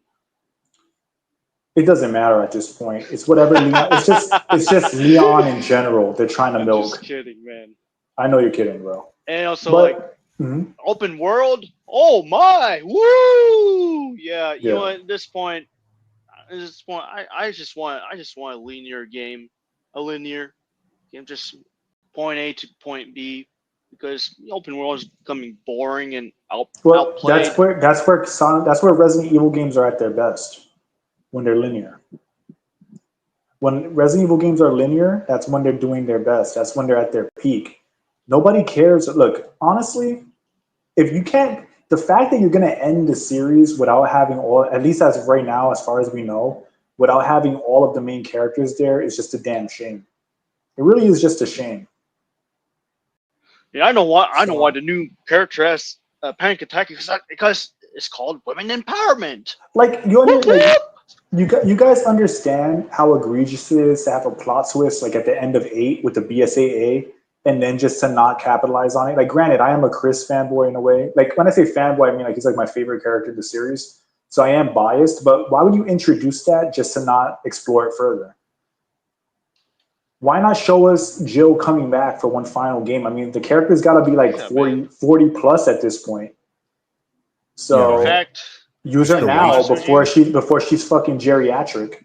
Like, I don't want Jill back, because you know it's not gonna be Julia Voss Jill anyway, man. That's true. It's not going to be. Well, it's not just the looks. Let's take the looks out of it. Because honestly, I think just looks, but also personality. Too. Yeah, her personality. Because in the end of the day, the original Jill. Because even the original Jill that had like the, you know, from Resident Evil 1 and the original 3, she wasn't Julia Voss, but she was still like feminine, warm. She was a competent character. Like, they're gonna go with the RE3 feminist Jill, and they're gonna double down on that. Like in the movie Death Island. I don't know. Jill, man. I don't know if it was Death Island. It might have been Death Island, but one of them where she basically and it takes place after 5, but they're so lazy. It looks like they just used her model straight up from the game. Like they they just ripped her model and reused it. But that's neither here All nor this there. added That's what I was blonde thinking. roots indicate she dyed her hair. Yes. I'm going to get to that. Stupid. I'm going to get to that. So they basically reused her model, and then they had, like you said, the roots dyed to show that like she dyes her hair brown because her hair now is permanently blonde from what Wesker did to her. But they have her look like RE3 and then she criticizes and chastises Chris as if Chris didn't save her from that, and like that's not her like close friend. Like she just went full on like vapid feminist, and I don't understand it. I don't understand why Capcom is like allowing that shit to be done, and I feel like a lot of it is Western input. Yep. That's why I'm Freaking not that Capcom. interested. I'm not that excited for 9 because the new character. It's not so much because she's a woman, because it's more so what modern Capcom usually does with these female characters, like what they did with Jill, what they did with Ada. You could even say Claire to an extent. Now Yes. with Yeah, even Claire this girl too, man. Grace, it's She's like yeah. Well, Claire now she's This the character Grace, guppy. like She's the yeah, she's the really. guppy. It's pulled her out the fishbowl and shit. and smiles a lot too much throughout fucking. Goldfish to snack this smiles back. Yeah, she Yeah. fucking smiles too much throughout Resident And, Evil 2 remake, man. Like with Grace, stop like fucking her, smiling, it's man. like she doesn't seem interesting. I'm pretty sure she could be written a certain way, and like I don't know. And then like overall, the game so far, from what I've seen, doesn't interest me that much. Like visually, like graphically, and how like the environments look, yeah, that's fine. I don't mind that. But other than that, like her gameplay, obviously there's more to show. But I don't know, like just the information and the leaks and everything. It's just it turns me appealing in comparison. And to be honest, I don't think Silent Hill F looks entirely that bad. But you know, So far, I'm not gonna each lie to their you. own. I don't care. I don't care for it yet. Apollo. Well, I look for Metal Gear Solid Delta. yeah. As if it turns out good. Apollo, but... what are your thoughts on Resident Evil 9? Dude, I have a lot of things to say. Like, holy crap, man! It's a joke. Resident Evil 9, the character doesn't look appealing to me. She doesn't have any interesting backgrounds. Like, the gameplay looks horrible. I think the gameplay is chasing for the newer gamer girls. I think they want to get scared something happens. Like, they want to make it Girl like streamers, girls women streamers empowerment, watching the scary feeling, like OMG, I'm so scared. I'm definitely gonna stream this and get a lot of viewers or some crap like that. But the game looks horrible. Yeah. It's not action packed like the old school Resident Evil games, like Resident Evil 6, Resident Evil 5, Operation Raccoon City. There's no crazy green mutant monsters. I forgot what they were called. It's Hunters. on the the hunters. Yes. It's crazy. And like I never played Resident Evil 8, but I get the story. I've seen the whole Chris Redfield thing and him looking at the clone of himself, and I feel like he's looking back, wait a minute, BSAA is doing something really sketchy here. They're using I feel like- bioweapons. and then It implies that they're using Yeah. bioweapons. That they're yes. hypocrites. Yes, and they're hypocrites, and me thinking after when I saw the last the cutscene, me thinking, hold up, wait a minute, I was hoping way back in the day, I was like, man, I would love to see Chris Redfield go out of his way, go full on Punisher, go rogue, and team up with Leon and his sister and Jill, you know what I mean, and that would be a cool game. It'd be like Resident Evil 6 on steroids. I would love to see something like that. And then Sherry would get involved in the new Resident Evil game. But now me Have seeing them Resident go out Evil to the 9, BSAA, figure out what's going on. yes, that would be a cherry on top. But sorry, I was coughing. But man, Yeah, like Sherry. I'm Very ashamed. good. Like I'm talking about Resident Evil 6, Sherry. it's Resident Evil I 9. hope so. Just kind of looks like a, I would say a Silent Hill vibe. It gives me the Silent Hill vibe.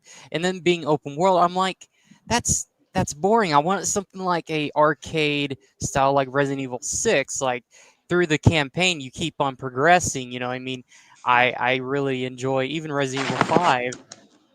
Well, It's I personally like them when they were like horror, the original games. I kind of prefer that, but yeah, I do like Yeah. the newer ones. I actually do like 5, 6, and 8 yeah, and 7, but I do prefer the older horror vibe. But here's the thing: why not just have 5 characters? You had 6 and 6. Literally, you had 6 yeah. characters. So why not have it? You play as the 4 main heroes, but then you also play as one Yeah, the character bad who, guys. Yeah, well, you have one character that's you have one character that's I would consider like more like the horror character. Like they're not as capable, they're not as like, they're just a normal person.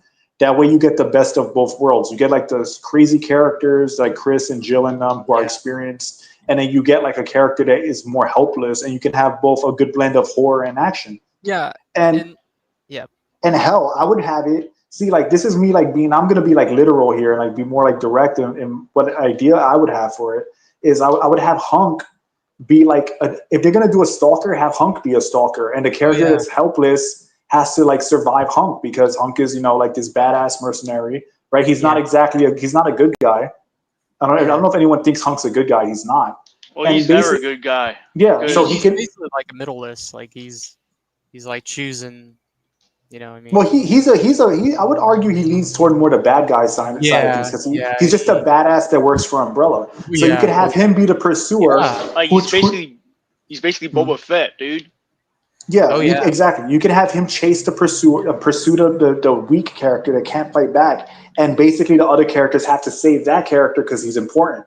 So that way, like it leads to a confrontation between Chris and Hunk, and that would be like a crazy fight because Hunk is kind of like a counter Chris. He's a badass, Yeah. Umbrella's best guy, and Chris is like the good. He's the best of the heroes, unless Yeah, if you count Leon there too. But I think Chris. I honestly would prefer Chris anyway, personally. I So mean, Yeah. basically you have Chris, that. basically Han Solo, and we have Yeah. versus Boba Fett.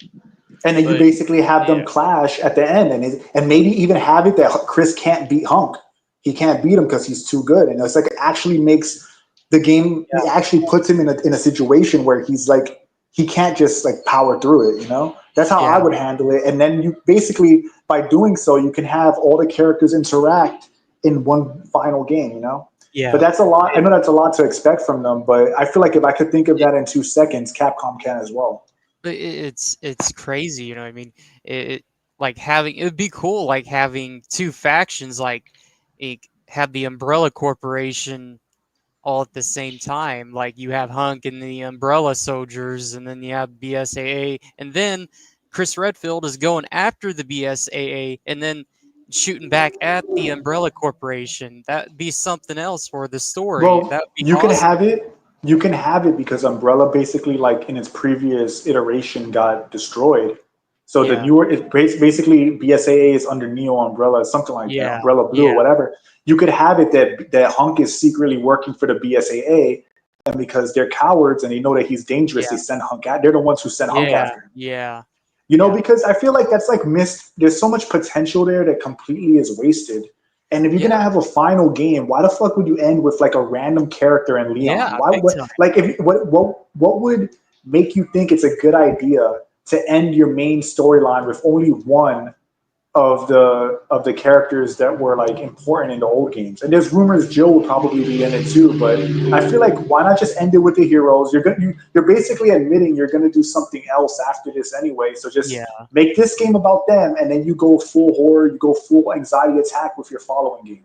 yeah, yo, Whatever. I want to say something. Full anxiety Yeah, attack. that main number one is Anxiety simulator. that main protagonist on the upcoming Resident Evil 9. She's basically a protagonist of a teen horror slasher film where all the main yeah, protagonist is a stereotypical female high school played by a college student chasing by a main antagonist, and two, you want a main protagonist, for God's sakes, bring back Helena from Resident Evil 6, by the way, or Sherry. Bring them back. Oh, wait a minute. I should keep my mouth shut because if they do, they're gonna make them ugly.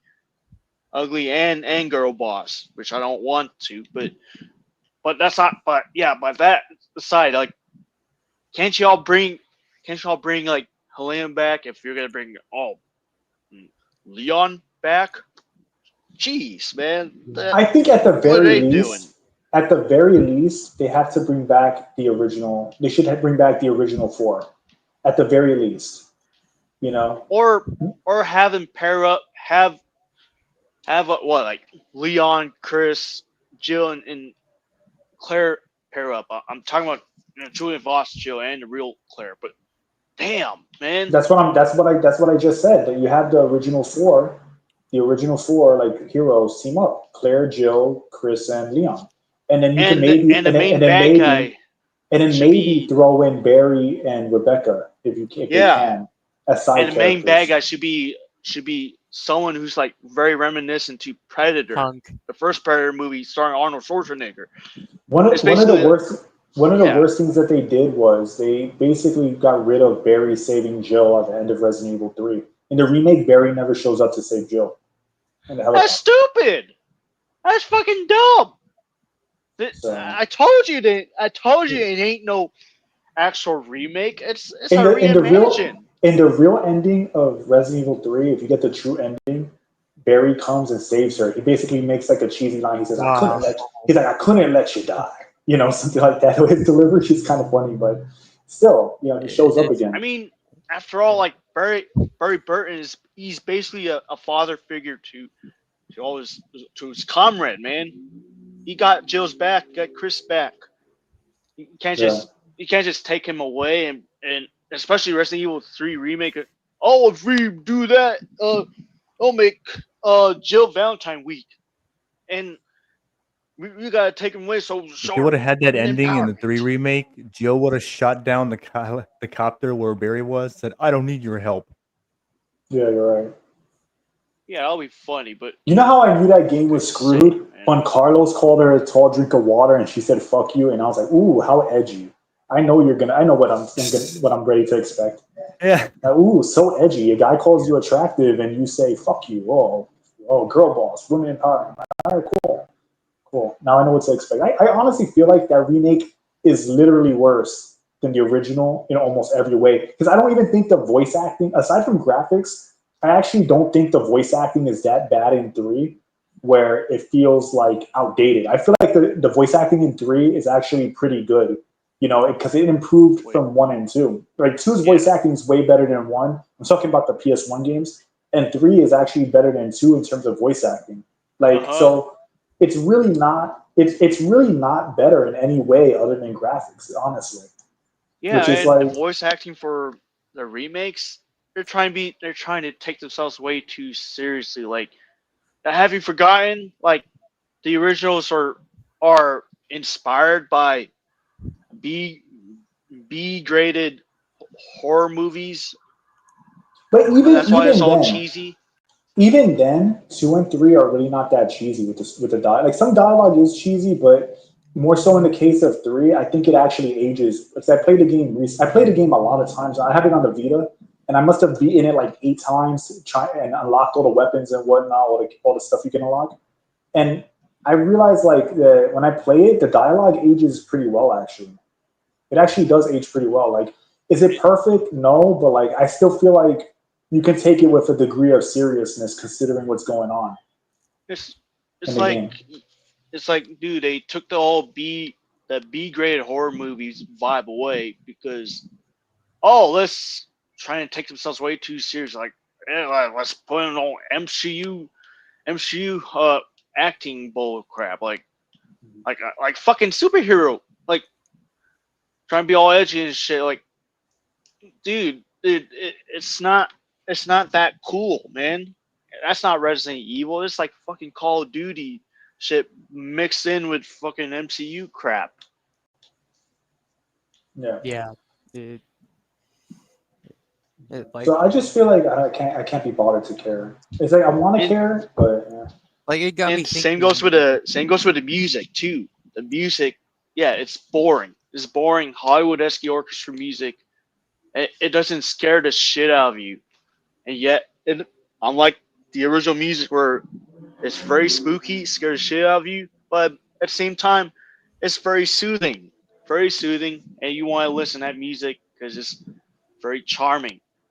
But To be fair, Yeah. the original games had their fair of like orchestral music because Code Veronica 3 and 2, they all have like orchestral music, especially toward the end. Like for example, when you fight Birkin at the end of Resident Evil 2, the original, it's pretty much like an orchestral sound, and you have this woman going hard as shit on her like the woman she has like it almost sounds like she's like has an operatic voice and she's kind of going hard in the paint. I ain't gonna lie to but you. it So fits. yeah, Although it fits. wasn't really orchestra music, it was made by Bro, EDMI or a keyboard yeah, it's that like a makes it MIDI. sound unique. With, It's a with MIDI, but atmosphere. you can actually hear the vocals on them. Like listen to like the final themes of Resident Evil 2, like the boss themes. They're pretty much like orchestral, like theatrical, cinematic music. So like in RE2 remake, there's some songs that I actually do like musically.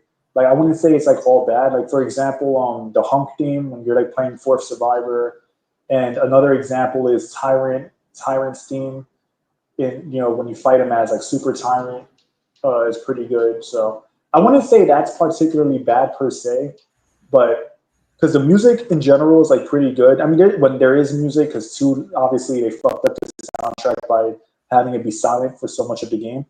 But that being said, the music that they do use is pretty good, in my opinion. So I'm just like my whole thing is like they just kind of like lost the plot, and I think that they're just chasing trends so much that they're actually Oh like yeah, tainting their own series by chasing the trends. they're chasing. Yeah. By chasing the trends. I don't know if I said that They're, weird, but yeah. they're wanting to pander to girl streamers that feel scared, like watching Scream movies. They're falling to those people. and Yes. and making stupid reaction videos, stupid Yeah. fake reaction, Yeah. fake I gotta- faces I- that you want to punch them in the face. I want to see more of 9 personally. I want to see I want to see more of what they show It's like to this. confirm my suspicions. To confirm my that. suspicions, I want to see more. I want to see more of 9. But so far, like from what I've seen, it doesn't interest me. Maybe it'll pick up if they show more later, but like for now, I'm like, Like those faces. I hate that. Like, I mean, you think you're gonna get scared of that shit? No, I ain't gonna get scared of that shit. yeah. I mean, Yeah. hell, even Resident Evil 4 and 5 is a lot more. 4 and 5 and 6 a lot more fun than to play with than to fucking play with the remakes and those goddamn, It would Resident Evil be 9. Yeah, it would be cool if they did it like a Resident Evil 6 playstyle. Like, what's the point using these fancy next-gen graphic gameplay mechanics? You know what I mean?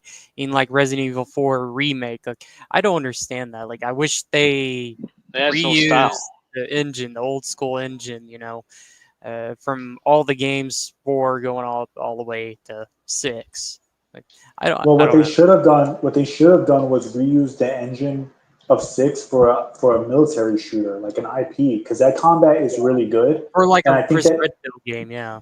yeah, but like even in general, like not like take Resident Evil out of it, like just Right. making a game based on Yeah. just making a game based on like a military shooter that has nothing to do with Oh, Resident yeah. Evil, because just the dodging mechanics and shit like that on its own are Yeah. like awesome. So So- kind of use like that for the new Lost Planet. imagine if Capcom Yes. just listened to the community. They're like, okay, well, we'll just make like a PvP third-person shooter. We'll use the Resident Evil 6 game engine. And Exactly. we'll like make it like BSAA versus Umbrella Corporation Corps. Like that would be cool. I would definitely play that. A versus mode. Or really Yeah. maximize the potential by Yeah. using it in a unique military shooter, Yes. like Oh, yeah. something similar to like Rainbow Six or something, where you have like you can really dive deep on those mechanics, right? Yeah. Instead of like having to tie it to survival horror. Because to Yeah. be honest, I'm gonna be honest with you, I kind of don't like the a lot of the like purely like militarized Resident Evils. What I mean is not the main line, but I mean like Umbrella Chronicles, Operation Raccoon City. Like I kind of like don't like those games, to be honest with you. But I feel like the combat of 6 does have potential on like a military shooter instead. Yeah, That's just how I like look at it. To each their own. Because yeah. yeah. Operation Raccoon City, me personally, I really enjoy it. Like, Yeah, that's it's fine, bro. like a unique gem to me. It's something fun to play and all that. But Yeah, yeah, I get that. I think Capcom just need to look at reality. I feel like the game is gonna like flop a little bit, and Capcom is gonna realize and wake up. Okay, we really messed up horribly. We need to just make more Resident Evil games and maybe make a hunk game, for crying out loud. Because way back then, there's leaks saying there's a file named Hank game, HANK, Hank game, and everybody's all speculating. Wait a minute, I'll tell you Capcom. what. Bah! Yeah, like everybody's all like, "Wait a minute, a hunk game?" Clearly, it was a Hank Hill game. Yeah, I don't know. we gotta stop these. We gotta stop these bioweapons. I'll tell you what. Yeah, yeah. I mean, hey, We gotta stop it with I'm gonna kick add some your ass. propane accessories. yeah, but if they did that, a hunk game, like I still say, like a Doom style based hunk game, running around destroying zombies, doing all that stuff. I mean, yeah, I know that'd be cool. Like Capcom would make big bucks, big money from the fans if they did that.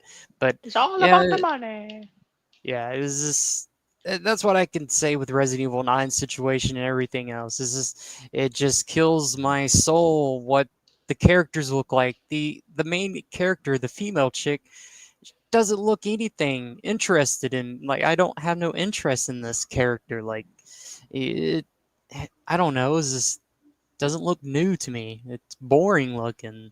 You would I don't have you would have thought she was created by a Western studio. Like so boring and And dull. and Yeah. wait The until only thing wait the until only the thing you can actual say is that product, she you actually see looks like a that. woman in the face. Yeah. Yeah, like she's not ugly. She's just kind of boring. She's not Yeah. really Yo, ugly. wait, She's not wait like until you. Sherry Birkin's level, like from Resident Evil 6. Like if they Yo, made a wait. character like Sherry Birkin from Resident Evil 6, hell yeah. But she just looks like your typical activist at the 4B Yeah. movement rally. Like, yeah, it's just Yo, wait until you see the actual product. It'll be more of Yeah. her with her woman power and the story empowerment, ending. all that. And, I don't need your help. Then all that panic attacks, but yet she ends up becoming a Mary Sue, huh? With no experience. She ain't no soldier, but yeah, it's just some Yeah, boring ass, ugly ass woman who somehow became strong and power at the end and conquer everything. But yeah, her fucking her sassy behavior is. it feels like the Last actually- Jedi situation. Well, Oh, also God. like the thing about it is that we don't know what's gonna happen. I don't know if she's gonna be a girl boss per se, but what I do know is that Sorry. what I Sorry, do know man. for sure is we don't know if she's gonna be a girl boss, but that's not the only way to provoke stuff in a female character. Just her having anxiety and talking about like mental health and shit like that is woken in and of itself. Because if other characters are in the game, they might feel more of the girl boss role as opposed to her, where she'll just be like a talking point of pretty much virtue signaling mental health stuff. But I don't know for sure if she's gonna be a girl boss, because I wouldn't, because they do woke shit like that with females, and it's not always girl boss. Sometimes it's like I'm mentally, I have anxiety, I have this emotional disorder, I have this, and that. Like it's like what Revenue was talking about earlier. So I wouldn't say it's laughable to say that she's not going to be a girl boss. I think that it's likely that she's probably going to be more of like a walking PSA for mental health, and then toward the end she might become a girl boss. Oh, like God. toward the end when she gets that little boost of like, hey, I know how to shoot now. I know how to shoot guns now. I know how to. I'm gonna fight back. I'm gonna stand up for myself now, kind of deal. Which I think is more likely what will happen than her just being a straight on a girl boss from the beginning, especially since she's having fucking anxiety attacks, bro. So like I said, I don't think it's like necessarily like I said, it's not necessarily laughable to not think she's gonna be a girl boss, because there's more than one way to go woke. There's more than one way to skin a cat. Yeah. Especially with female characters. Yeah, man, it's really sad. Let's because switch the panel and see what they have to say about that, and then we can go on to the last topic. Yeah, Yes. this was my last thing I wanted to talk about, get off my chest. That's what I wanted Hopefully, Okay. like I said, we're gonna see Well- more of what they show, but that game's pretty much cooked. So let's anyway. Let's get other people on it. Well, Apollo, since it was the last thing you wanted to talk about, you can give your outro if you want. Yeah, I'll keep it fast and quick for y'all. I am very active on Rumble. Doing live streams on Rumble, having a field day, having an awesome time. Yeah, and then I'm active on the community posts on YouTube, but yeah, that's how I do things. So it was really hella awesome keeping it real on here. Yeah, it was Jigen great having you on, Daisuke, as always. Oh yeah. it's always good having you, Apollo, and we appreciate you. Having. We always do. I wanted to read a comment. Yep. Jigen that's what we're Daisuke reading. says, "Adult Sherry for RE6 is too pretty for current Capcom. I agree. Y Chromosome says Barry can't save Jill because of women and they're so focused on agenda. I agree. He says Outbreak was brutally hard. Yes, bro. As a person who's beaten every Resident Evil game, yes, Outbreak is fucking hard. It is ridiculously It hard. was. Honestly, it's really hard. Like honestly, I would put it like up there with some of the hardest one. Dead Aim was kind of hard too, actually. Believe it or not. I was wanting to play that one. I love Sherry, says Miles. Yes. Adult Sherry is a babe. You know what I'm saying? She's oh a babe. yeah, man. Yeah, Adult Sherry after is all, a she did. After all, she she- did grew it up to a fine woman. she's a babe. Anyway, let me continue. So like they're not, Okay. I like the whole series of RE, like up until I even kind of like 8 despite its flaws. It had flaws, but I liked it. But I feel like now they're just gonna keep doubling down even further and further till it's too late. So all pretty much like it's just gonna be like as homogenous as anything else. Taking influence from the Last of Us is the biggest red flag of all. Because 7 was honestly, people might not agree with me, but I think 7's actually a really good game. And that game has some feminist shit in it too, by the way, if you guys didn't know. It has feminist crap. But 8 is okay. 8 is okay. It's passable. But 9 is going into crazy. Yeah, I know you struggled at the end with that final boss. I don't blame you. It was kind of booty. But the point is that the action games aren't bad. Like 5 and 6, I actually like those games. 4, I think 4 is overrated as hell. I'll take that to my grave. I would like 4 to is- say this that that giant vampire chick. When I first saw her, well, before we get to that, I mean, Mhm. there's like certain fan arts that made that of her that's actually who she turned out to be a very attractive female. She doesn't look bad. Mama. She doesn't look bad at all. Whereas the actual in-game model, I was like, yeah. When I first saw her, I was like, yeah, you know what? I would like to throw up, man. Throw up like as if one of the band Really? members just threw up. When you upon saw seeing her, one of the- when you saw her in-game model, you wanted to throw up. yeah. That's crazy, I was bro. creeped out. I want to throw up. Not like creeped out. Oh, I'm scared of her. I'm creeped out. Like I'm about to puke and throw up. Like I said, I don't one of know, the band man. members To me, she looked like a MILF with giant jugs, bro. I don't know if that's just me, but she looked like a MILF with some big old tig old bitties. You know what I'm saying? But like, I mean, to each their own. I can't say she looked like that. She just looked like a basically, MILF. I was like one of those one of the band members of Black Sabbath wanted to Yeah. throw up because one of their albums or Born Again album Mhm. that really made him sick. Like made him sick. Okay. Or that was the worst album ever. See, I Just like how can't agree with you there, bro. Because her daughters and her were to me like hot, especially the daughters too.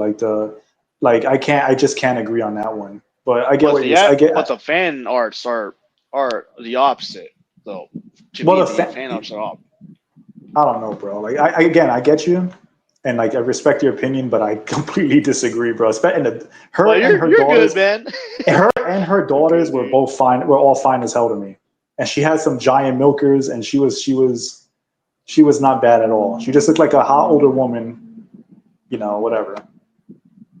So you're good, dude. You're good. It's just So- I just like I actually like her in the fan arts, especially especially Yeah, I hot get women you. fan arts too. All right. But so the we fan can, art, the fan art, she doesn't really look like she just looks like, because in the game she actually looks like a human being, while the fan art is just like anime fan art. You know, I guess it's like, again, it's a preference thing, but I have to like disagree with you there, bro. Like, I get you, but I also don't get you. I can't co-sign that take. No, you're good, dude. But I was like, anyway, but yeah. I just can't, like, I respect it. I just can't co-sign it, bro, because it's like if they kept the Ghost in the Shell standalone complex aspects that was first introduced in RE 2002 remake all the way to 6. Yeah, I would dig her. She would look like that. She would look as attractive as Ada, Helena, Sherry, Claire, and Jill. I'm talking about the Julie Voss Jill, yeah. Rebecca. Yeah, I get And what you're even saying. Ashley, I get what you're saying. So, Yeah. especially my favorite version of Julia Voff Jill's in 5, like when she has, like, you play with her in Mercenaries and she has like the blue cap with the blue like Under Armour shirt thing on. You know what I'm blonde talking hair, about? too. No, but I'm talking about the one with the baseball cap on. That's my favorite one in that game. And pretty much, that's my favorite. Yeah, that's my favorite look of Jill in the series, actually. But anyway, let's move on. Because the last thing I wanted to say is that, again, like, I like the action-y games, I like all this stuff, but Capcom's just been getting more homogenized with each game, and I just feel like 9 is just like they're just going too far now. They're just reaching too far. They're playing too much into trends, and it's going to hurt the series. And the fact that they want to end things and just go like in a different direction, just have random characters, shows you that their heart is probably not fully in this game. Because any common sense tells you that they should not end a series on like just Leon and a random character. But again, we have to wait and see more, because eventually, who knows? Because in 7 they introduced Chris at the end of the game, so who knows what will happen. But I won't hold my breath. I'm not really hyped for it, and I have to see a lot more. All right, so Revenant, you want to switch out the people in here so we can have more people come in? And I think didn't Octo Commander want to talk about something about RE? I think or maybe so, but he's not in the backstage, so maybe he couldn't join. I saw him. He's in the he was in the comments a couple of times. So when I put out the link in the chat, he wasn't there. But okay, so it is what it is. So let's get to let's move on. All right. So, what is the last topic? it's about Tails, but we'll get into that soon. Yeah, I would like to talk about it as well, but yeah. Okay, so Revenant, what are the final? All right. What are the final subjects? It's about the censorship and Tales of Zelia. Okay. So Marty, I'll bring you back soon. Wait. But does anybody else want to talk about it? Well, I mean, I guess we'll find out once they come on. You talk about Tales of Zelia. If anyone wants to talk about it, pretty much. Resident Evil. Tales of Zelia. Also, anybody who comes on, we're gonna try to like speed things along now before it gets later, because I have a couple things I need to do. So does Revenant.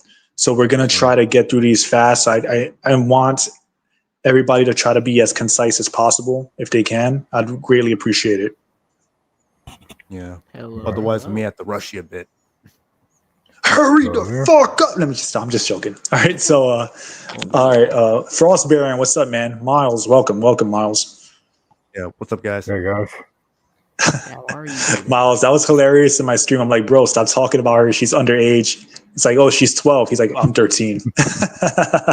I know. That was pretty funny, right? So anyway, but you gotta admit though, Miles, she looks like an 8-year-old. She looks tiny. Debatable.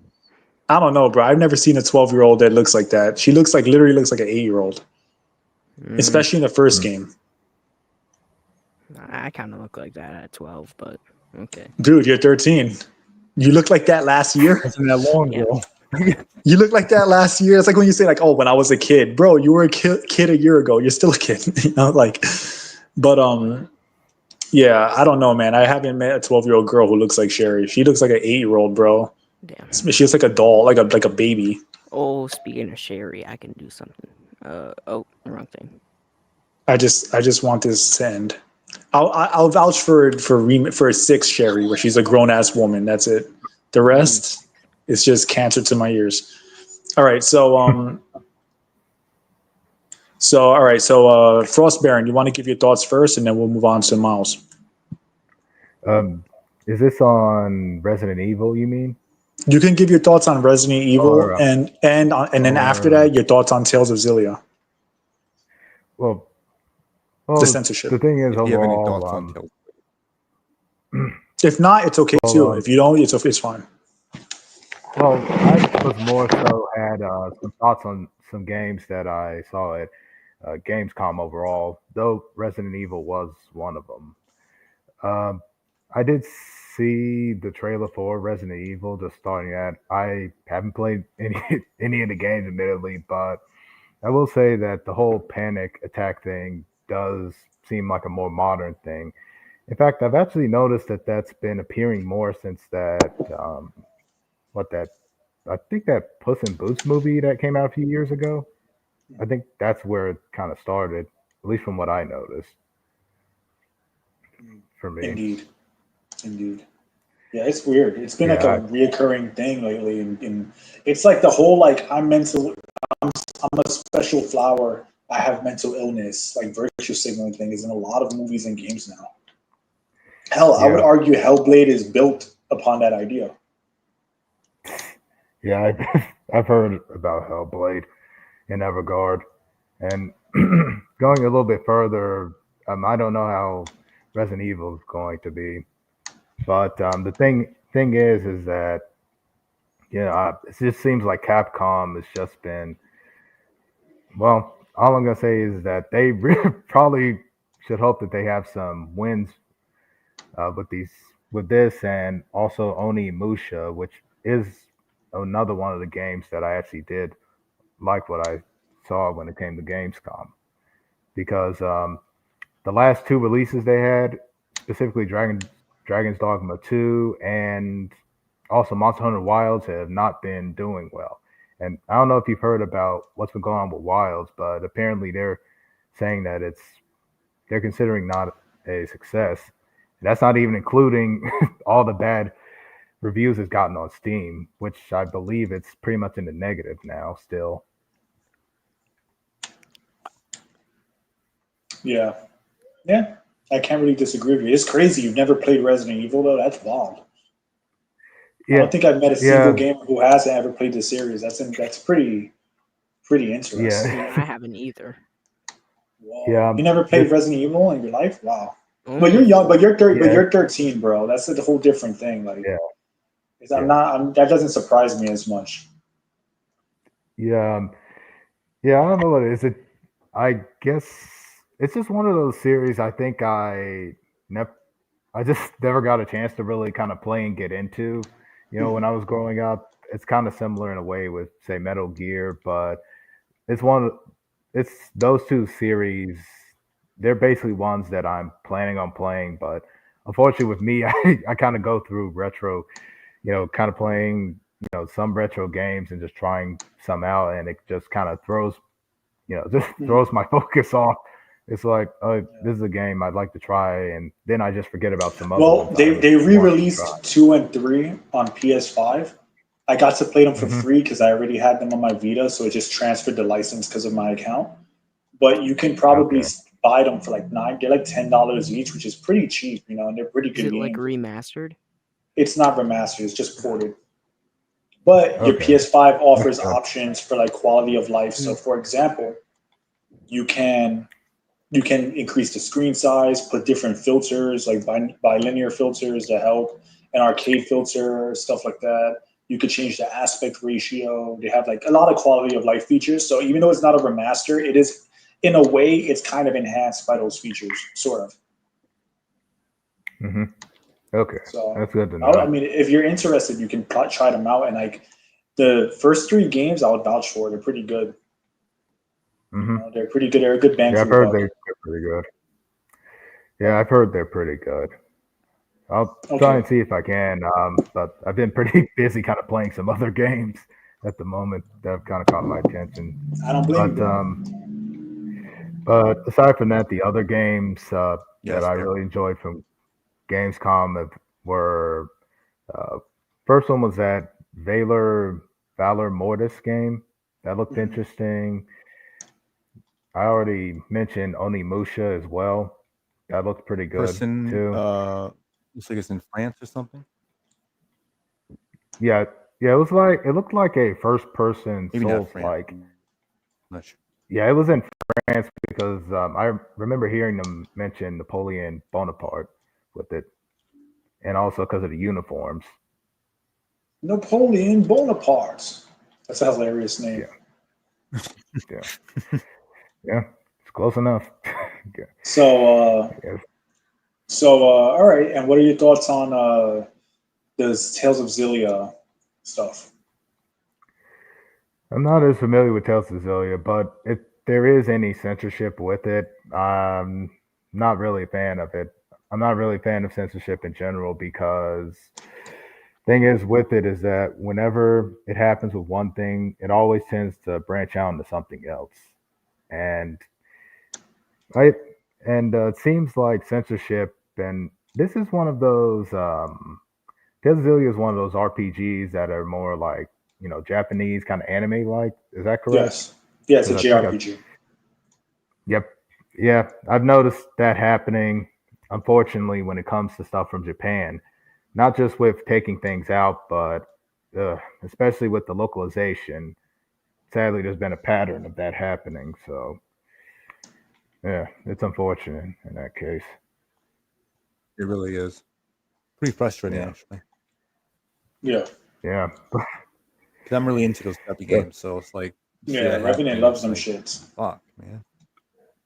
yeah, and yeah, and Revenant the lives and worst, dies for them. yeah, and the worst thing It's my about it crack. is when it comes to local, yeah. So worst thing about it with the localization, sometimes I've noticed is that they'll bring in these modern lingo for it as well, and I've seen I've seen Yes. it happen with some manga and some other games as well too. And Even what's anime. worse, and yep, I've Mm-hmm. seen that too. And especially I've seen some cases when it comes to the dub as well. That You know I've what's you know what's weird about those localizations, Frostburn? That they assume mhm. that everyone in the country uses that slang. And like then you think about it, it's like somebody's watching this in the Midwest, and I guarantee you they're not saying it's lit, no cap.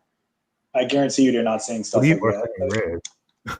Huh? what do you mean you don't say Riz? Yeah, like You got saying the I know. Riz, Riz. man. Like I'm like, bro, like not everybody lives in LA and New York, dude. Not everybody lives in fucking Yeah, Portland. Like not everyone lives in Chicago. So why is everyone speaking like they live in a fucking hood in Chicago and New York and stuff like that? It's so fucking weird to me. yeah, That that's the direction all yeah. localization wants to go into these Skibibi, days. Huh? Hmm. And it's what was it? Skibibi. I Skibbity? haven't seen that one yet, What was but it? You mean skibbity? Skibbity, whatever the Skibbity, fuck. skibbity, skibbity yeah, dibbity. I don't know. yeah, yeah. Well, yeah. And what makes it even worse is that if you've seen it online, a lot of these dub voice actors, the people in charge of localizations, They're probably fucking talk about weirdos. how they're doing it. Yeah, yeah, and that's Like what Dan to pisses me off Dan. Dan to more. Dan, the main character's voice actor in English, is a fucking weirdo. What's he Hmm. do? He's fucking Well, weird. what? He's all about all the woke shit. Wasn't he like crying about like black people, white people shouldn't voice black characters? Then he's voicing Yes. an Asian Yes. character. He's a fucking Oh, far geez. left Oh, he's activist. one He's of a those. dope. He's a douchebag. Oh God. A jamook, a Oh, he's clown, one a of those. jobber, a mataraz, whatever you want to call him. He's a fucking Oh God. scrub. I really hate. Yeah, I really hate. Yeah, Call the cops on you, Jim. man, I really hate that shit. Oh God, You're not I really allowed. hate it. You're not allowed to voice a black character if you're white. But meanwhile, this fucking black dude's voicing the Asian character, smiling like a dickhead to the bank. Like, come on, give me a break, bro. It's also like saying you Yeah, can't play I've a always hated woman that. in a show if you're a man. What was that? Exactly. It's also like saying you can't play a woman in a show if you're a man. Or I mean, vice voice. or vice versa. Yeah. You can't play a Yeah. kid if you're a woman. If you're a woman, you Like can't the play a male. actor for. Oh, my bad. But most kids in anime are voiced by women. Like If you didn't know. Naruto. Yeah, like Naruto, like Yeah. young Goku. You know, Even Goku in Japan is voiced by a grandma, pretty much. So it's like the idea that you can't voice a character unless you're the same race as them is not only racist but fucking stupid. And if you're gonna say that, at least don't be a hypocrite and then take a role. Your dick getting hard while you accept a role because you get to be a main lead in an anime. Like, give me a fucking break. These people, like, what makes me the most annoyed by them is not so much that they're saying dumb shit, but it's also because they're hypocrites and they're just, to me, incredibly weak people. You know, and it makes me agitated at how at the weakness, the weak ass mentality you have to be like, to say something like that and then be a complete hypocrite. Like, it's very very weird. I think Miles' edits just dropped out. Probably I don't know what happened. Where's the end? Yeah, Probably but connection. getting onto it, or StreamYards. Yeah, it could be. It's fine. Yeah, probably. If you want to, you can come back on it. He's back. Yeah. Oh, there he is. He's here. I clicked the wrong button. All right. Oh, that's what Just it for was. that, Revenant, boot him out just for that. He has to learn a lesson not to press the wrong button. Yeah. Oh, no. He's on timeout too. Timeout, yeah. All right, so and yeah, my thing with the voice actors, I always, I've been annoyed by that as well too. Actually, angered by it. In fact, if I remember correctly, I remember one of the main people who were talking about it was like Pro ZD was one of the guys. And what's funny is that he actually was complaining because naturally, because of him being Asian, and I don't know if you know who he is, but he's a YouTuber. But because of him being Asian, he was online complaining about the fact that he was just only getting Asian roles. And I was just sitting there thinking with that, I was like, well, no shit, Sherlock. Is he fat? What did you think? And has like a bowl cut? He's got like a bowl cut. So he looks like the fat, nerdy, like Japanese otaku, like a fat Asian dude with a bowl cut. Yeah, basically. That's hilarious. Basically, if you look up the look of him, picture of him, you'll see it. But yeah, that's what also angered and infuriated me with it.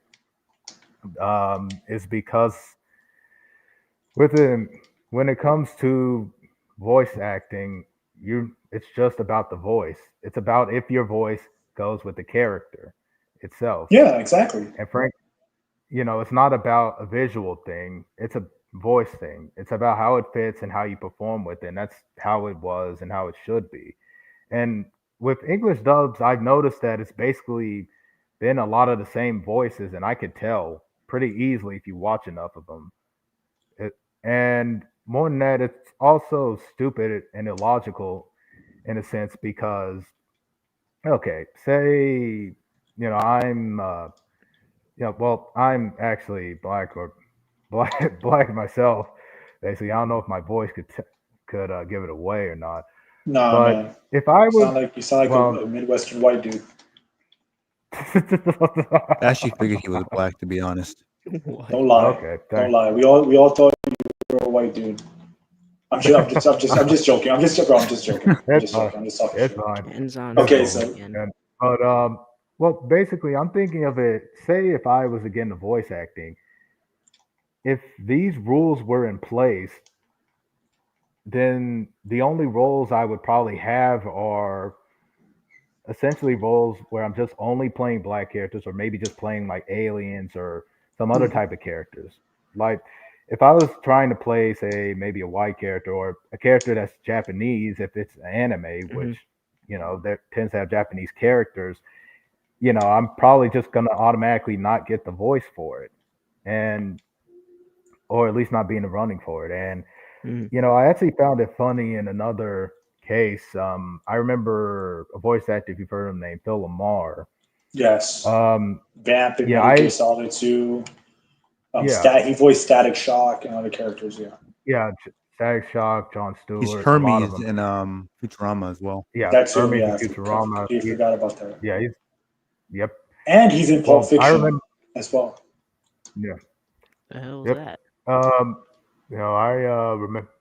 You know, I remember him. I believe he did this interview where he was basically, you know, in support of saying all, you know, of this stuff, where essentially, you know, somebody who's of a different race shouldn't voice a character of a different race, which I always kind of squinted my eyes at. And I was thinking in this situation, I think it's a case of him kind of just pulling the ladder up from behind other people coming forward, because I was Could be, yeah. sitting Crabs back in and I a was, barrel. yeah, because I'm like, Phil, by that logic, you do realize that if those rules were in place, you probably wouldn't have gotten a chance to voice Samurai Jack, who's Japanese, which is one of your most Well, known roles you as don't well. understand, bro. You don't understand. He means white people should Yes, not voice I'm characters that are not the race that they are, not the Yeah, same I've race as the noticed. character. Yeah, Yeah. I've noticed that, and I'm not a fan of it myself.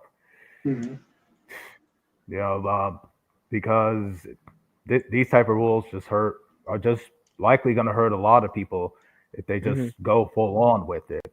Granted, just from seeing Don, unsurprisingly, it seems like it really doesn't matter in that case. Yeah. So, and it's just a complete double standard, really, with that. It is. So, That's exactly what it is. It's a double standard. And honestly, you know, it's a complete double standard. And to say that, you know, it should be about who actually sounds the best, because the logic that they always use or try to justify their racism with, because that's what it is. It's pretty much racism. Is basically. that white people are they've had more privilege with like roles and success than blacks do. So because of that, you know, that means it's okay to discriminate against them, to give other people an opportunity, which is fucking dumb. If you think like that, that's such an incredibly racist viewpoint to have, to say that because of systemic shit that does not affect you directly, that in the past is no longer relevant as an excuse to discriminate against a group of people as a whole, while playing favoritism, is the definition of racism.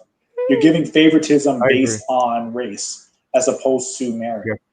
So, you know, it's like the colleges and it's like the Harvard. I think it might have been Harvard, where allegedly the Asians had higher standards to get into the college than other races, because there were so many Asians going to, you know, that were in the school, that they wanted to have more diversity, so they lowered the standards for everyone else and made it higher for Asians. And I think they actually got in trouble for that and had like lost a lawsuit or something.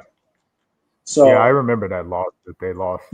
So if you're making things harder for certain people based on their race because of a perceived disparity, then to me that's actually racist, because you're giving negative and preferential treatment solely based on race, which is insane.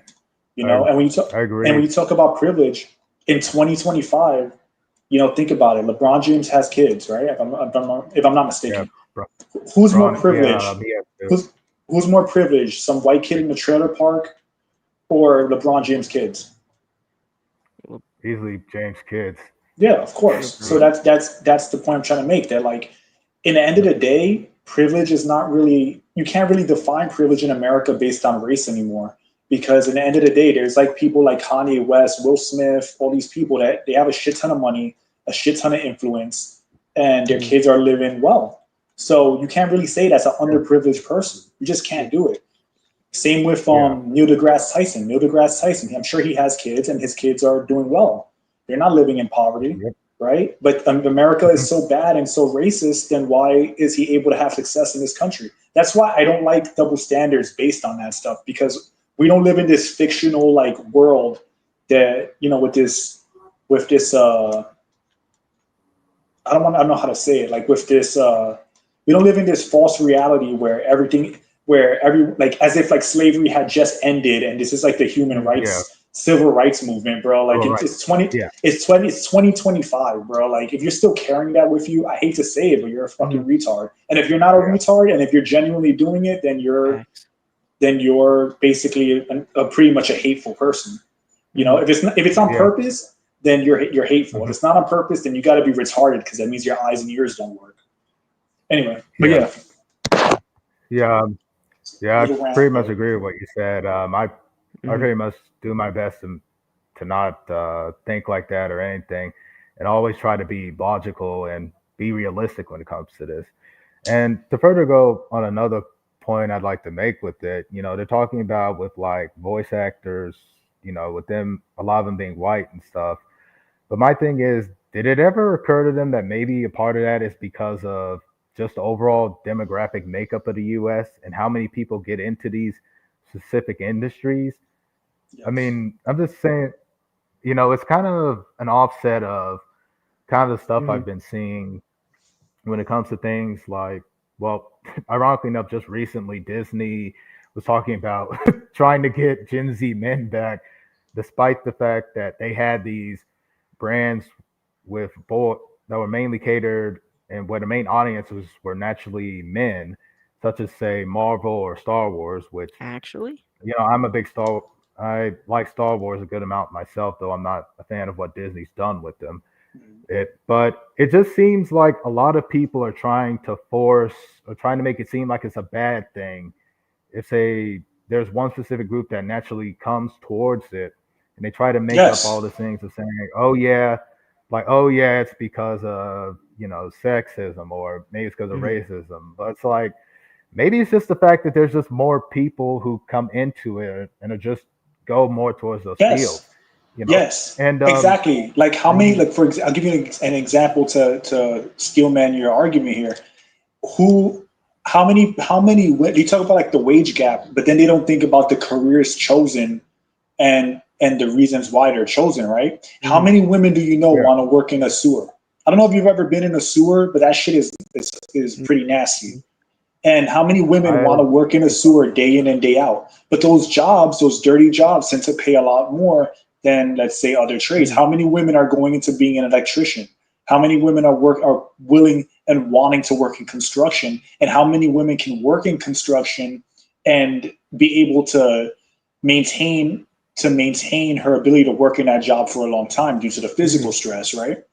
So when you yeah, think about things like that, it makes sense why, as a total, like overall health wise, overall financially wise, yeah, there's a reason why there's a disparity between men and women's pay. But people try to twist those numbers and argue that men and women are getting paid different amounts of money for the same jobs, which is not true.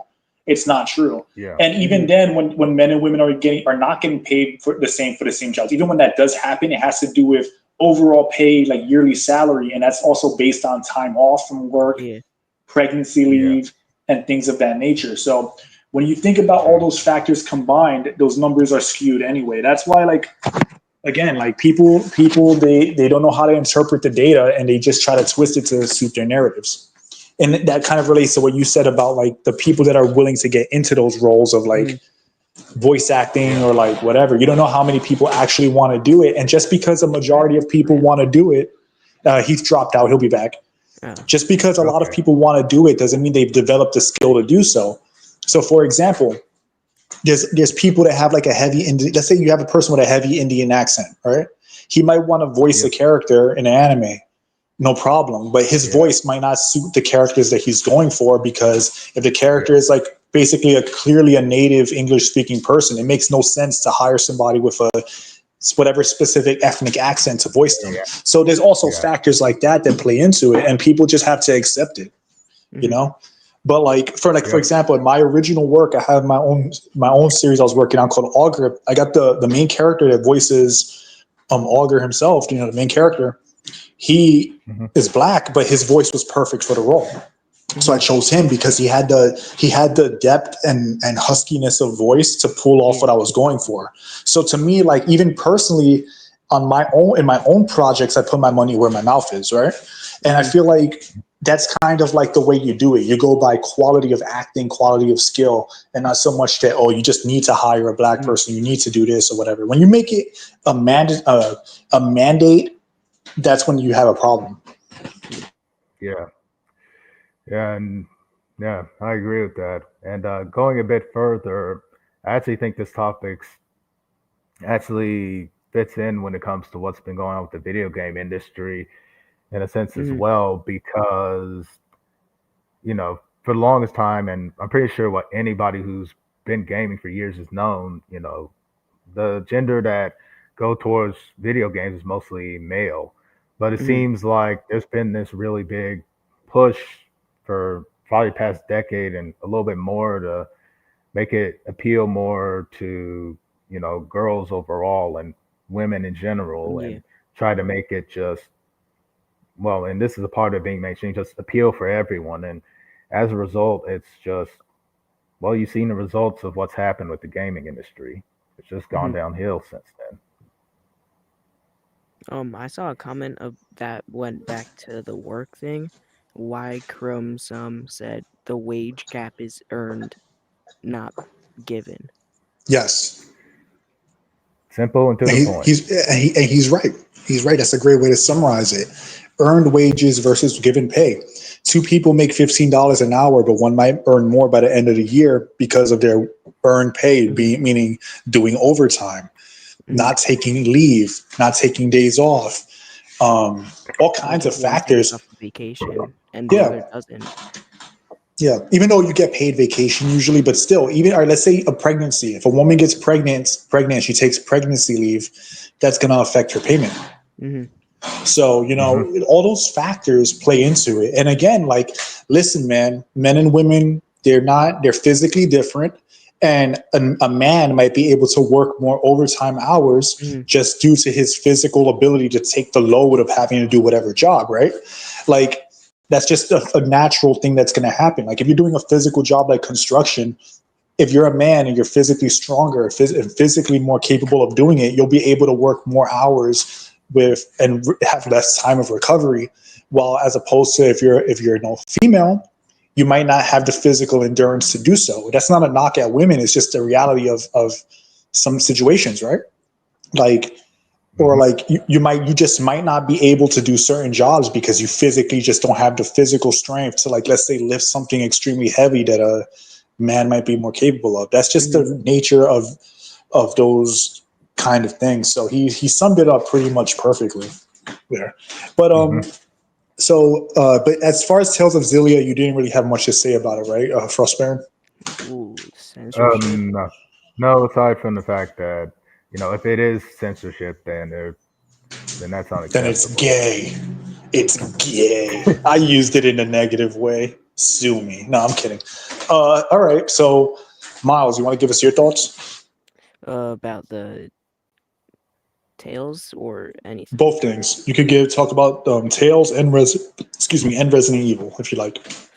Ooh, I just saw the Resident Evil trailer yesterday because I was getting like more into Resident Evil after watching your stream. So started playing Resident Evil 4 because I didn't feel like spending money on games that I might not like. So I started with Resident Evil 4, which was pretty good. I think it's overrated, but it was pretty good. So I saw the trailer and I thought graphics wise it looked pretty good. Like nothing special for nowadays, but it still looked really good. And then I thought the concept of it was like pretty interesting. Like I didn't really know if I'm getting this right, but it's kind of like a bunch of missing people go missing. Well, obviously. But Yeah, and like a that's the reporter basis of it. or like cop is like trying to find out what happened, right? Or am I tripping? No, you're right. That's the Good, good, basis of good. what they're going with. At least as far as we know right now. Yeah.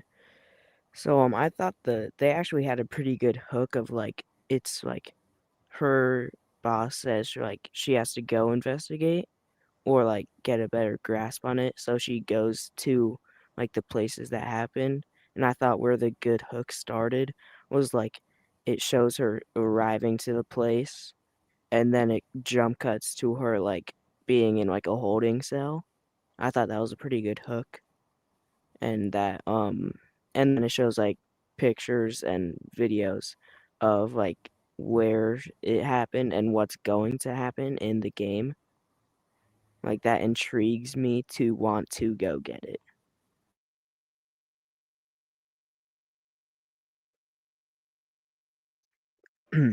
Yeah, I think that speaks a lot to kind of what they're trying to do, right? Like, because you said yourself that you didn't really have much experience with the series before you started watching my stream that day, right?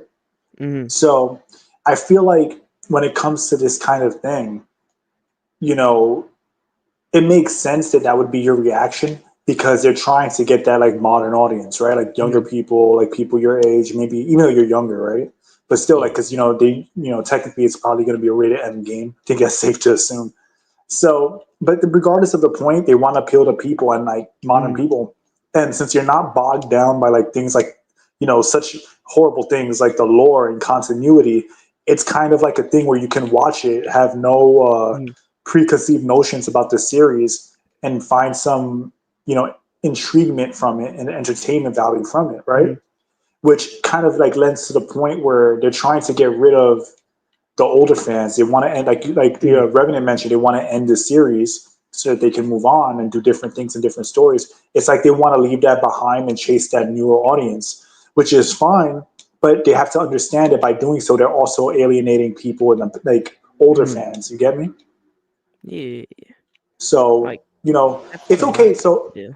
so what I'm trying to say is, I'm not saying that it's wrong for you to be intrigued into it because it's not. But I like that you said that because it kind of illustrates kind of like the point pretty clearly, of what they're doing and like what we always talk about with the modern audience, where they Trying to want push out all the unks.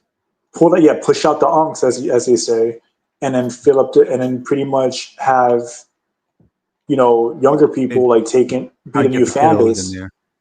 But what they fail to realize is that younger people, like your generation overall, Hmm. like, and again, I'm not saying everyone, but most of your generation, they have a shorter attention span. So I don't think the long-term fandom that came with like those older game series is going to necessarily transfer over with a newer audience, Hmm. which they might be actually shooting themselves in the foot with that.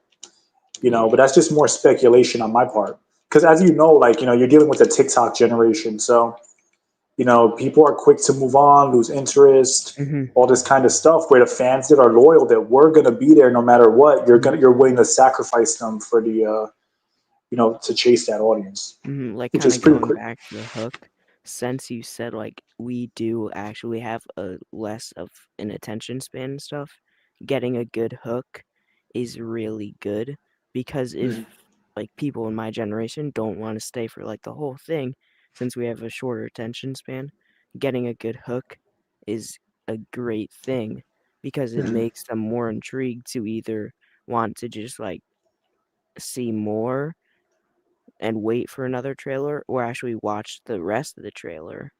Because I actually was talking to a friend about this the other day, and he said he didn't really he liked the game, but he doesn't really usually watch trailers the whole way through. He usually waits until like halfway to then leave if it's not interesting. And he said it Mhm. had a really good hook, so he ended up staying for the whole thing. Yeah.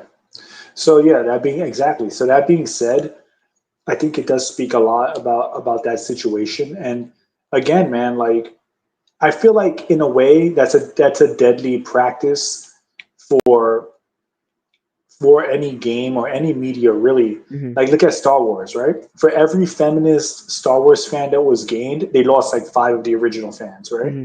So for Resident Evil, for every new fan that they gain, they're gonna lose people that were there before.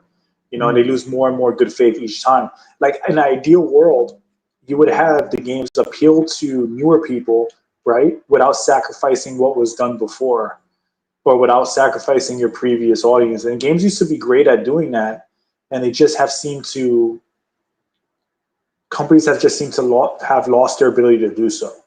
Hmm. You know, so it's interesting to think about.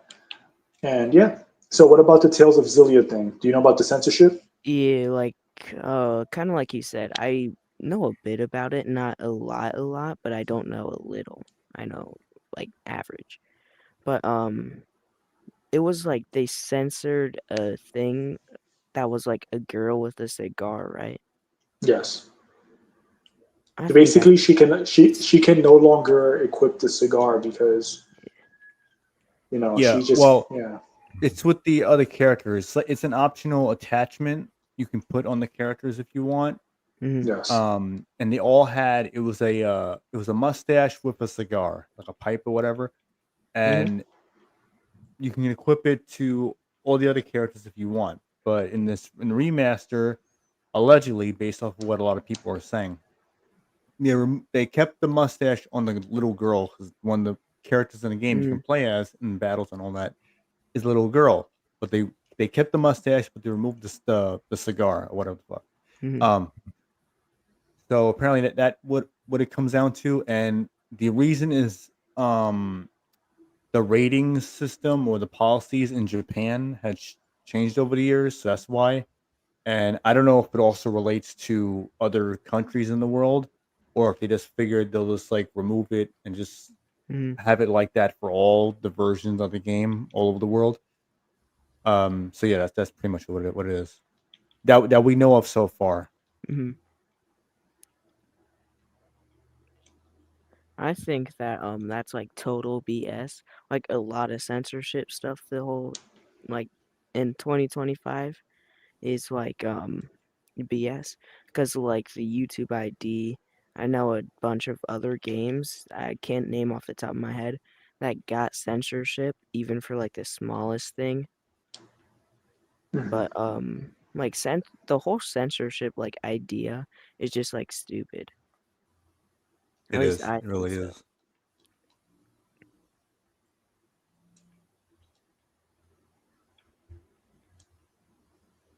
Yep.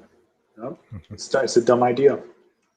Yeah. Honestly, when it comes down to it, though, I feel like when you think about censorship like that, it's just to flex control on these companies. I think that's more like just them like it's just an ego trip because and the reason why I think that is because why like to remove that from the game is implying that everyone's going to go out of their way to specifically censor, I mean specifically put the cigar on this like little kid character, and I'm like most people aren't going to do it.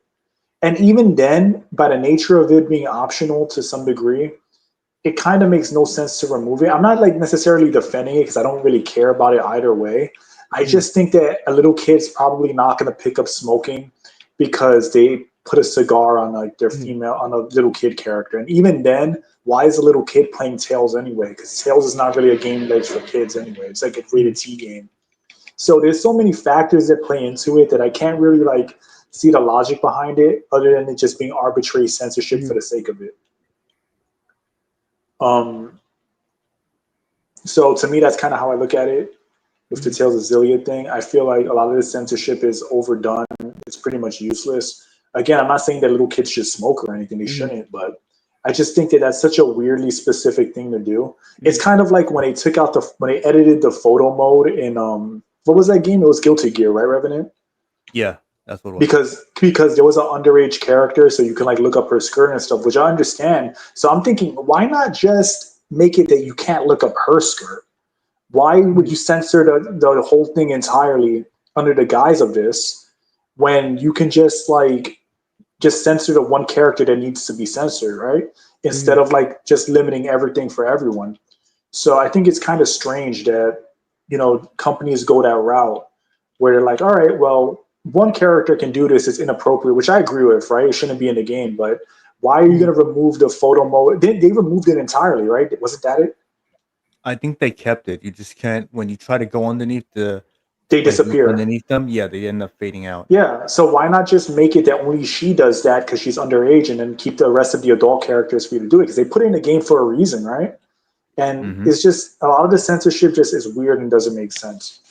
Yeah, In practice, it doesn't make sense. Yeah, my take on the whole censorship with Tales of Zelia, the remaster, I don't like it.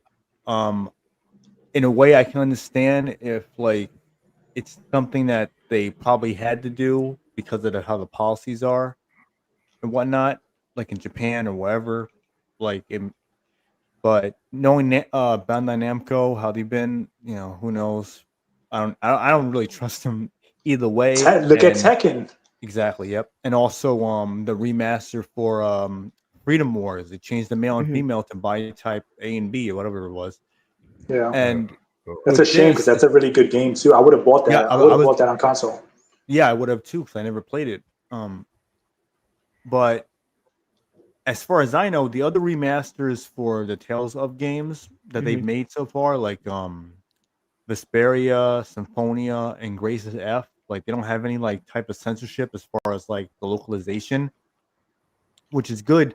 Which when they first showed a trailer for Zelia, I was excited for it to an extent, and the reason why I say extent because I know like anything is possible, and with this like and the way they worded it too, like we change things based off of like ethics and whatever, which is really weird.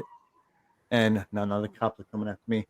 Anyway, now with that, with the way they worded it, it was like what, like it was weird, and then people had to like I think they discovered the reasoning on the Japanese site. I'm guessing because on the everywhere else you can't really like find the exact reason as to I'm sorry, not the exact reason, but what exactly specifically what it was that was changed, because they said like expressions were changed due to ethics and whatnot. It's like, why would you word it this Well, way to begin with? expressions were changed. Yeah, which is like That's just stupid. what exactly does that mean? Like, what are you talking about? And a bunch of people were saying that it had to do with the attachment for the character. There's got to be more than that though, That's because what they I'm said thinking, they said expressions. Yeah. Expressions, it has like a completely different meaning than just like a case you can put on a character or whatever, like whatever it may be. Yeah, exactly. So But it's like expressions, it probably removed emotion, like emotes, or maybe like body language things, where maybe a woman might move more seductively. Let's say Yeah. that could be considered like an expression, a physical expression that's like more like sexual in nature. So for all you know, it could be like that they actually straight up removed gestures from the game that might be seen like as So I wouldn't even assume that it's just the mustache thing. Or I mean, not the mustache thing. The mustache and the mustache and the cigar thing. That's why I said mustache, because there's a mustache and cigar thing in the game. You can still have the mustache, but no longer have the cigar. But that's what I was gonna say too, because the way it was worded, it made it sound like it was something else, which leads me to believe that it's probably more than that, and most likely there's a very It's most good likely chance more than that. And it the could be more people than that. saying it's just that are just coping. They're probably just coping because they want to support it anyway. So they're probably just coping and saying it's only that. But I'm willing to bet it's other things too. And it'll all come out on release. Yeah, I'm sure. And it'll be a lot better if they would just simply like state exactly what they changed, because it's important for people to know. And if they're gonna make it apparent, they're gonna outright say, "Oh, we made these changes for ethics." Go into detail about it so that way people know what's being changed. I feel like that's fair and transparent to potential consumers. People who either want to play keep the it game. safe. Yeah. They got to keep it safe. If the more you know about the censorship, the more you might not buy the game. Yeah, we're lucky they even had mentioned the shit about it was for ethics reasons. But I think a lot of times they don't say shit. A lot of times they just do it. But so kind of like it was. I was originally gonna get it like day one, because when the trailer dropped, there was no like further information on it until later on in the day. But when I first saw the trailer, I was like, okay, cool, finally, because it was one I was like, I really wanted to like play for the first time, because I like how the combat looks, story seems interesting, the setting and the art design is great in my opinion. I feel like after the Zelia games, which is like 1 and 2, I feel like the art direction went downhill a bit in my opinion. But yeah, when more I first generic anime fodder. Yeah. So, but then what the hell was I gonna say? Yeah, so I was excited for it. I was like, all right, it's probably a good like day one. All right, I can get a game and I can get like a new game. Well, technically kind of new, a new game in October, and I'll be good for a little while. But then of course they have to put out the information. Then it's like, oh, for ethics reasons. I'm like, all right, never mind. I'll just wait and see exactly what was changed. Then go from there, and if anything, I'll just get it used from like a third party salesman at eBay or some shit like that. If you're gonna see it more, And you're gonna see it more and more. The more they remaster these old games, you're gonna see them change it, bro. Because you can't play a 2000s game nowadays without saying, "Oh, you know, they definitely won't get away with it today." There's so Yep. many games Yeah, that I they like did that I with played. Onimusha too. Yes, Capcom exactly. That's changed what it. that's what I was thinking about too. There's so many games I used to play when I was younger, and I'm like, there's no way they're gonna get away with this now, considering how like the mainstream has gone with the handling of this kind of content.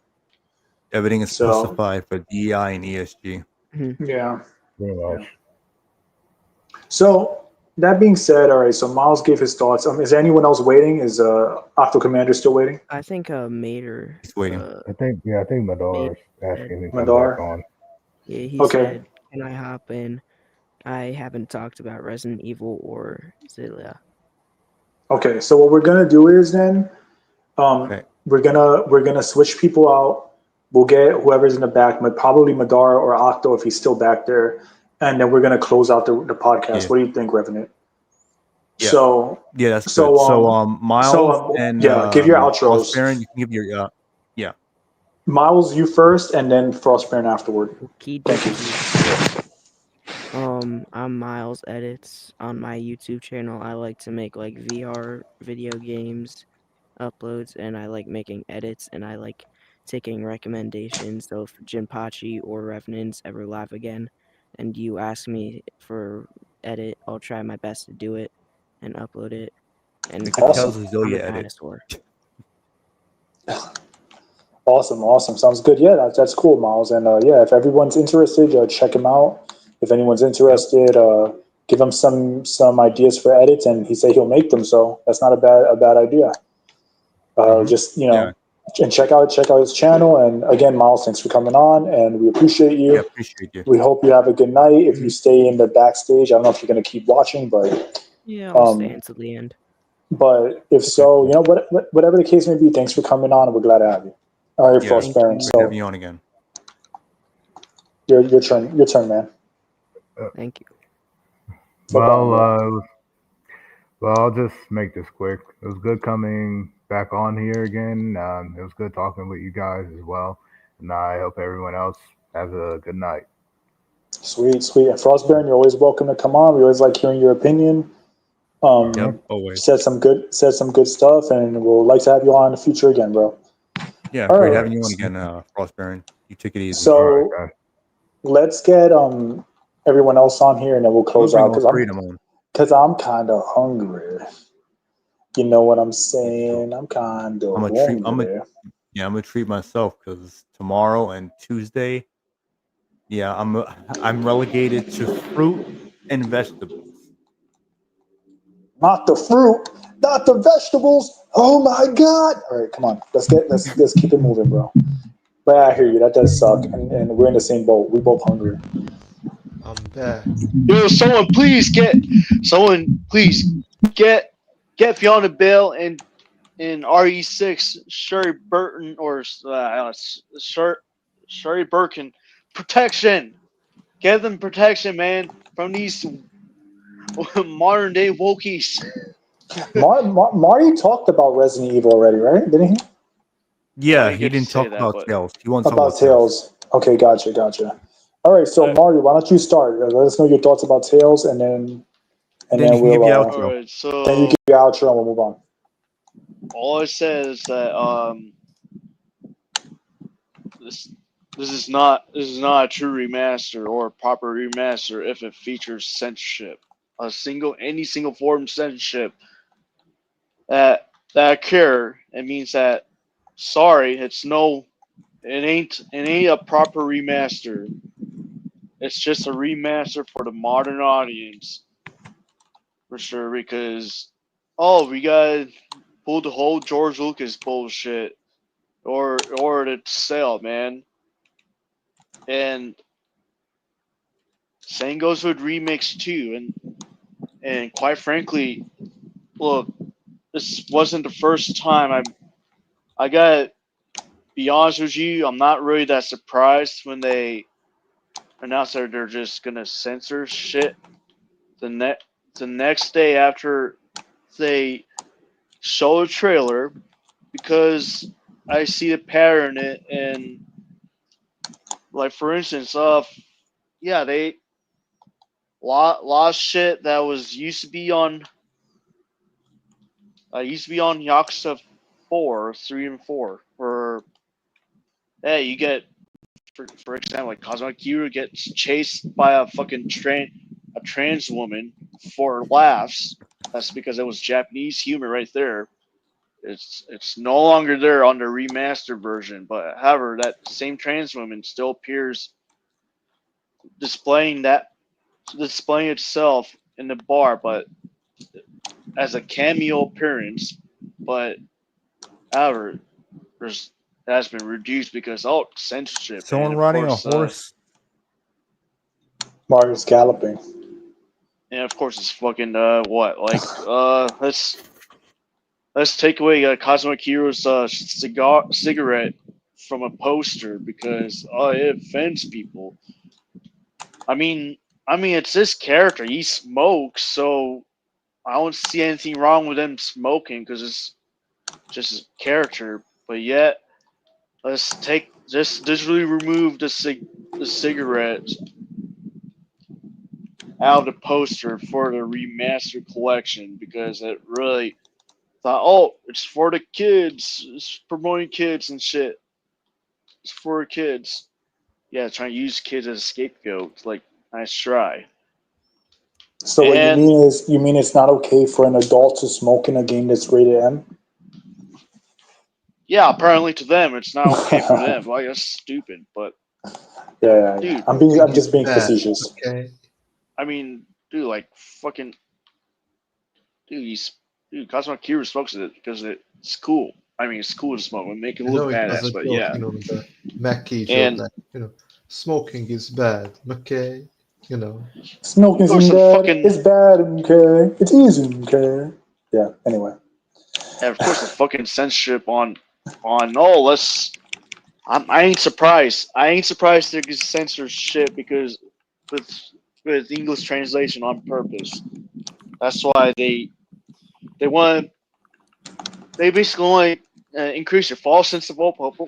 Like be like, oh my gosh, I'm glad that Zelia is coming in on modern consoles, and then the next day they just like, oh, ain't what you wish for. You expect censorship. Yeah, Yep, it's gonna exactly happen. what you did. Yep. And that's why All I right. say Nier Replicant is the best remake in 2020 or in this decade ever again because it's not censored, man. Facts. Okay. So, all right. So that's interesting. And thanks, Marty. So now give us your outro, and we'll let you off, and then we'll continue. All right. So this is Marty Kusanagi and Fiona Bell from Ground Zero, from Haunting Ground, and Sherry Birkin from Resident Evil 6 need protection, man. Need protection from the fucking Marty, modern can I ask you a wokies. question? What? Can I ask you something, Marty? Yeah, sure. Your icon. Who is she?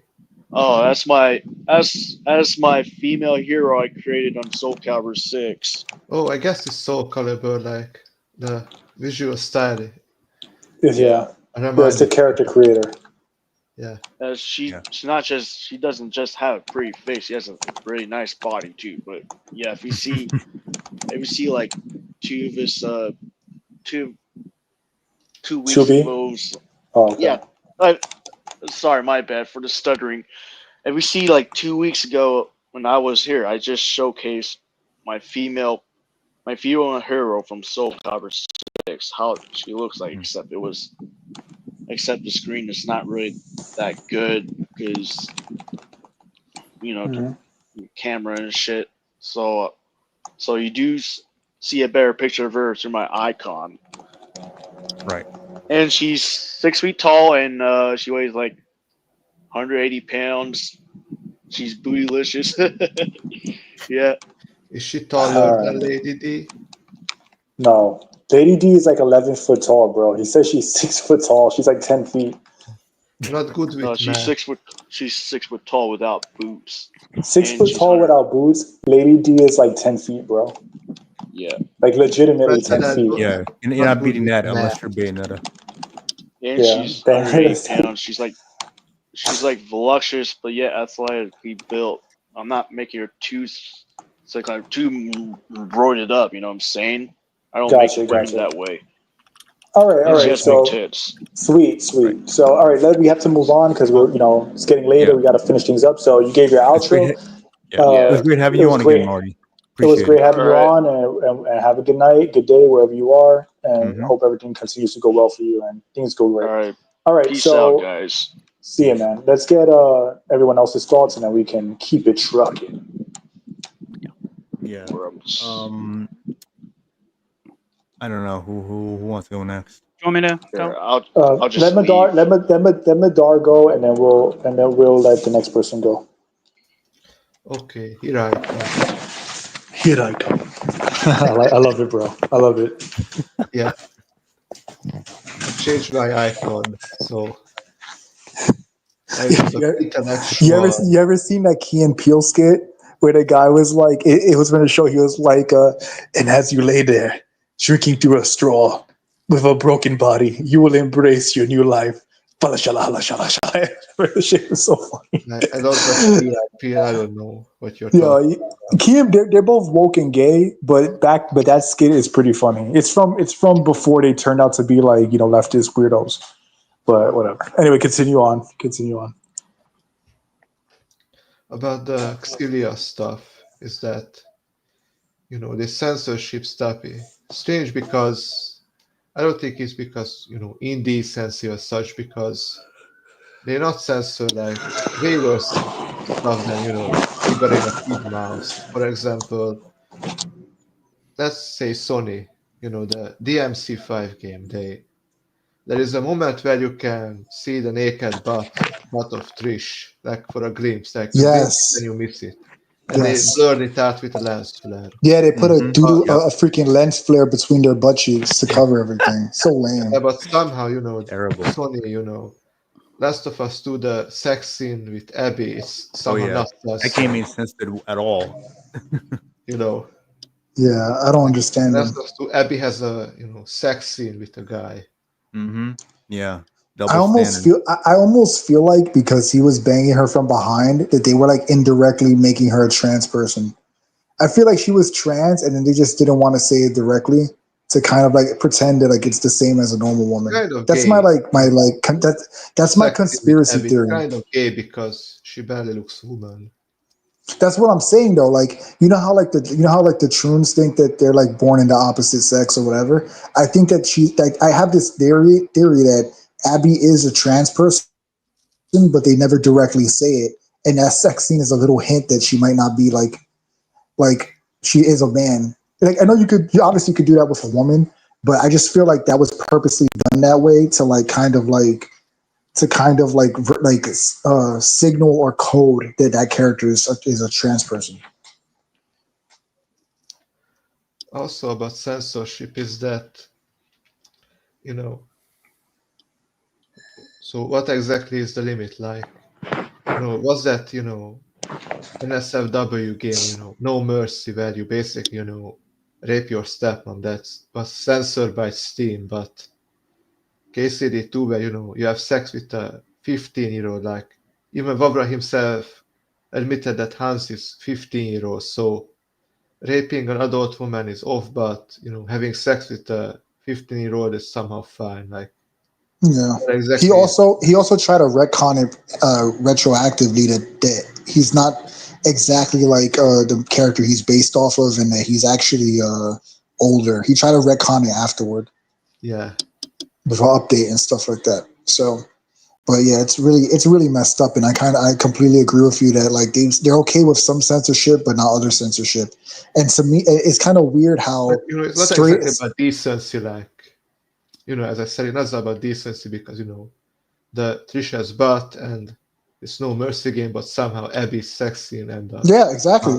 That's what I was just about to say that a little bit of like cute woman butt is a sin, but having her get like this man woman get butt sexed like almost like pretty much fully on camera is okay. Like Yeah. what? It's crazy, bro. It's crazy. But like I said, I kind of feel like that theory is true, that Abby's actually like a man. It's a trans person. I'm starting to think that that's really what's going on there.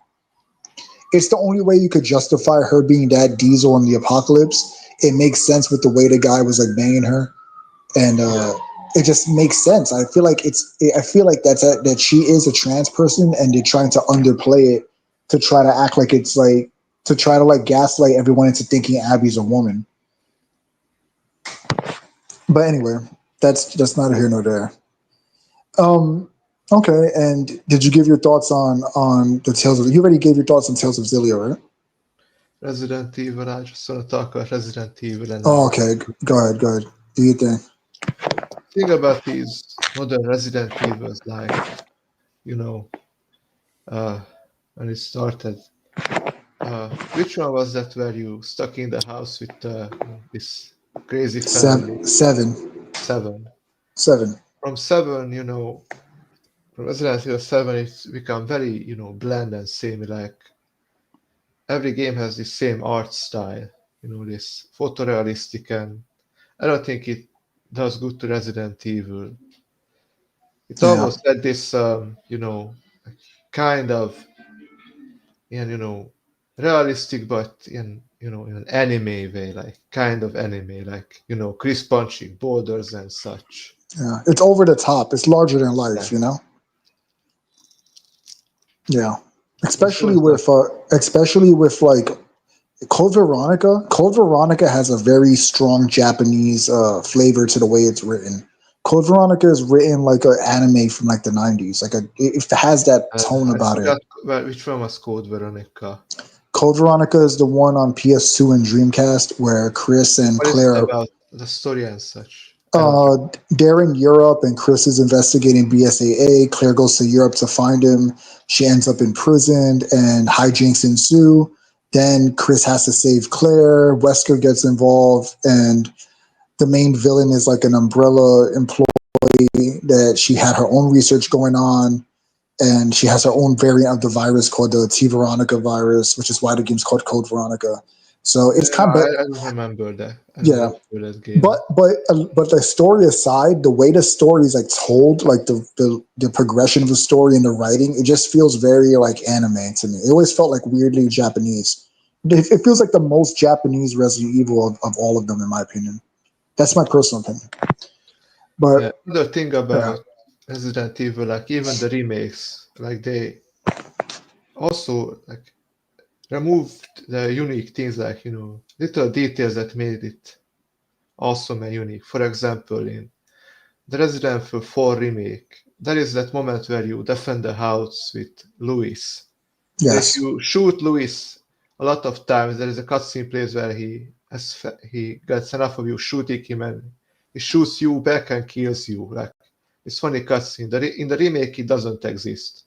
You can shoot Louis for eternity and nothing will happen. Don't forget the ballistics line that was removed. It seems the president equipped his daughter with ballistics. It's like there's a lot of lines from Lewis that were like more like they kind of made him like a womanizer. They were taken out of the game. The only thing I like about the original 4, about this 4 more than the original, is I think Ashley in the remake, her face, I kind of prefer to her face in the original 4, but that's literally it. Everything else is objectively worse, and I already thought that game was overrated. And I guess the combat is more refined. To be fair, the combat is more refined. I'll give them that too, but it's just worse. It's just a worse game overall. It's more forgettable, in my opinion. Yeah. But so I kind of get what you're saying. I think that they sucked out the Japanese elements from the game with each series, and it just became more Western. It's become more Western. Like it's becoming not like really Western. It's bland. Like there's nothing unique about it. Bland. But that's Western. Eastern, but not Western. Bland. Very bland. Well, but that's what I'm saying is where the blandness comes from, because a lot of the quirky stuff was like Japanese sensibilities, right? Like Japanese humor and sensibilities. And when that got sucked out of it, that's why these modern games, they're definitely like way heavier on the Western element of things. And that's why they feel boring. That's why they feel closer to something like The Last of Us than to what older Resident Evils were. It's that Japanese element that's getting sucked out to appeal to the Western modern audience, and that's why it feels like more boring. That is why it's more. Now, the more I think about it, the more I realize that it is why it's more boring. Like for example, like Leon dodging lasers, flipping around and shit, and all that stuff. That's like Japanese stuff, bro. That's like Japanese sensibilities. Him being able to like Northern Lights suplex them and all that good stuff. The weird quirkiness. It's like a trickle down from like anime shit. Yeah. Even Chris punching the boulder, as you mentioned, that's like heavily like Japanese, bro. That's like such a Japanese heroic, like tough guy kind of thing to do. Like, the beefy, like tough guy character to do. Kenshiro stuff from Fist of the North Star. Yeah, exactly. Like exactly. And they just and that's, I mean, he literally has outfits that are based off Mad Max that kind of look like the Fist of the North Star, because that connection. So I would argue the less Japanese they are, the more they become Western slop. And and also the Silent Hill remake also has that problem as well, by the way. But that being said, so is there anything else you want to say about Ari? Yeah, this new RE game, like Requiem. At least in Resident Evil Village, had something that stood out was, Lady D because, reasons. But the one with the house and this new, doesn't really cut my interest in any way. I mean, Grace, like, she's not, some ugly hag, but she looks very bad, like, boring looking. Yeah. She's like the generic, like pleasant looking secretary that a corporation would hire to disarm you. Like pretty enough to not be offensive, but not super hot to the point where like anything else could come from. She's just there to be like a pleasant face to look at, like kind of more the generic side. That's kind of how I like take it. It's like safe and safe and corporate. Safe hot. Safe hot, yeah. It's like I said, it's the kind of person like a company will hire. I guess like if you go to a dentist and there's a secretary, she'll be like safe hot or something like that, like just there to like be pleasant enough to look at, but like,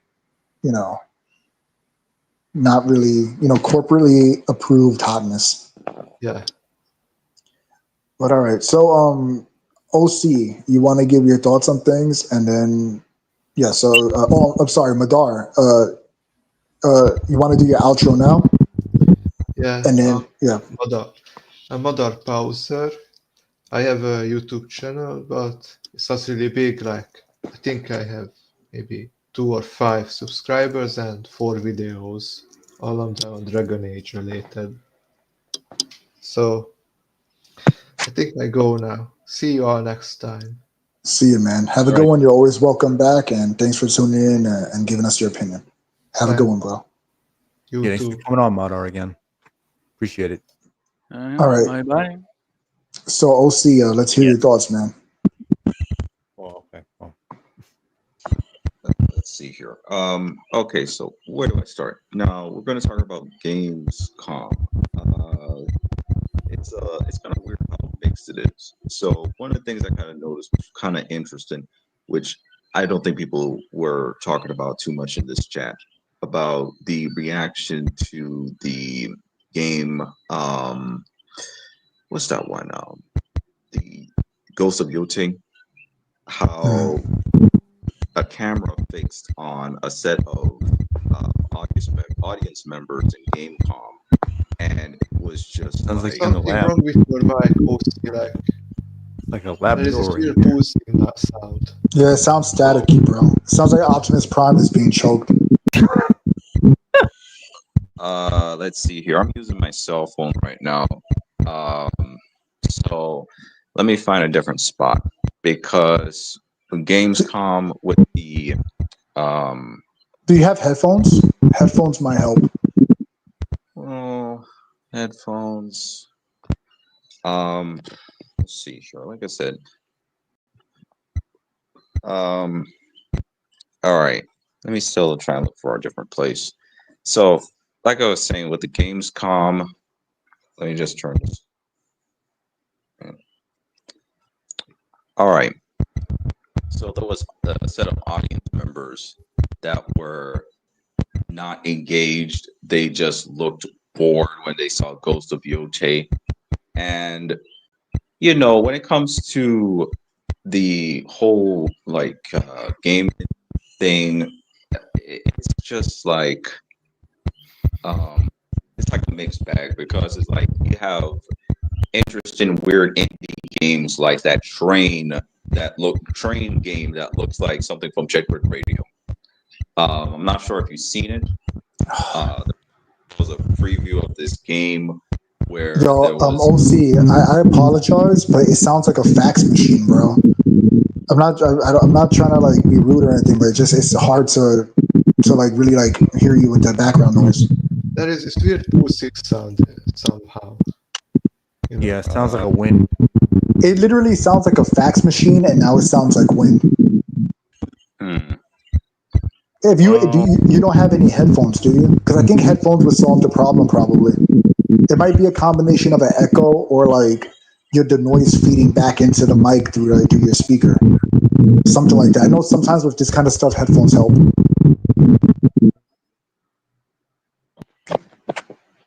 all right, hello, can you hear me now?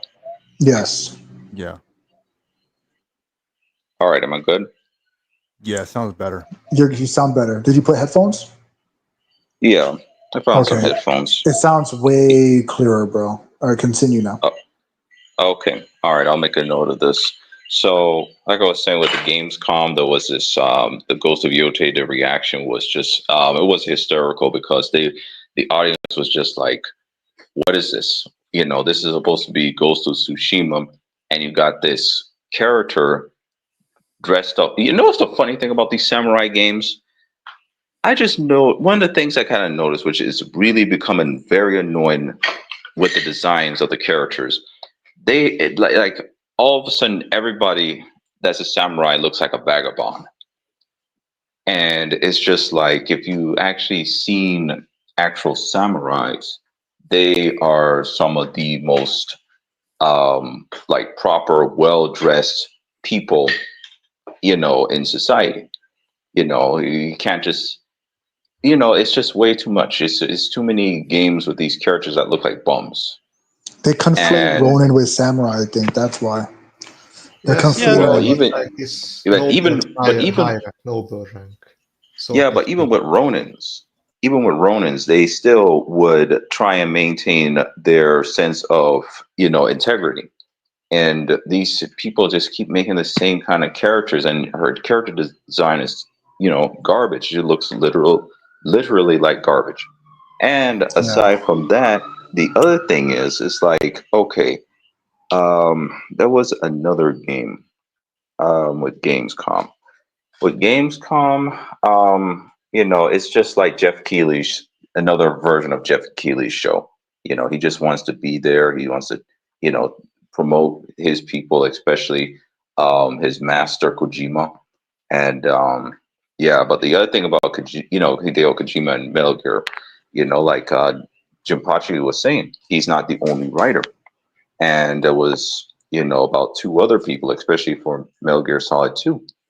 And, people just don't understand that Metal Gear was the combination of Kojima, multiple writers, and the company. Hold that thought. Hold. I'm sorry. I apologize. Hold that thought for just a second, okay?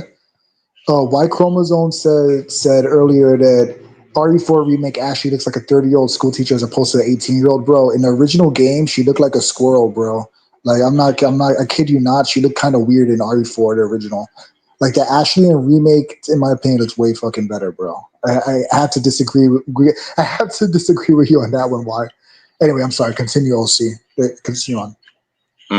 Right. So the other thing is about these games is that a lot of people are talking about all this making these characters grounded and all this kind of stuff, and it's just like the way how they have this new character for Resident Evil, whatever, right?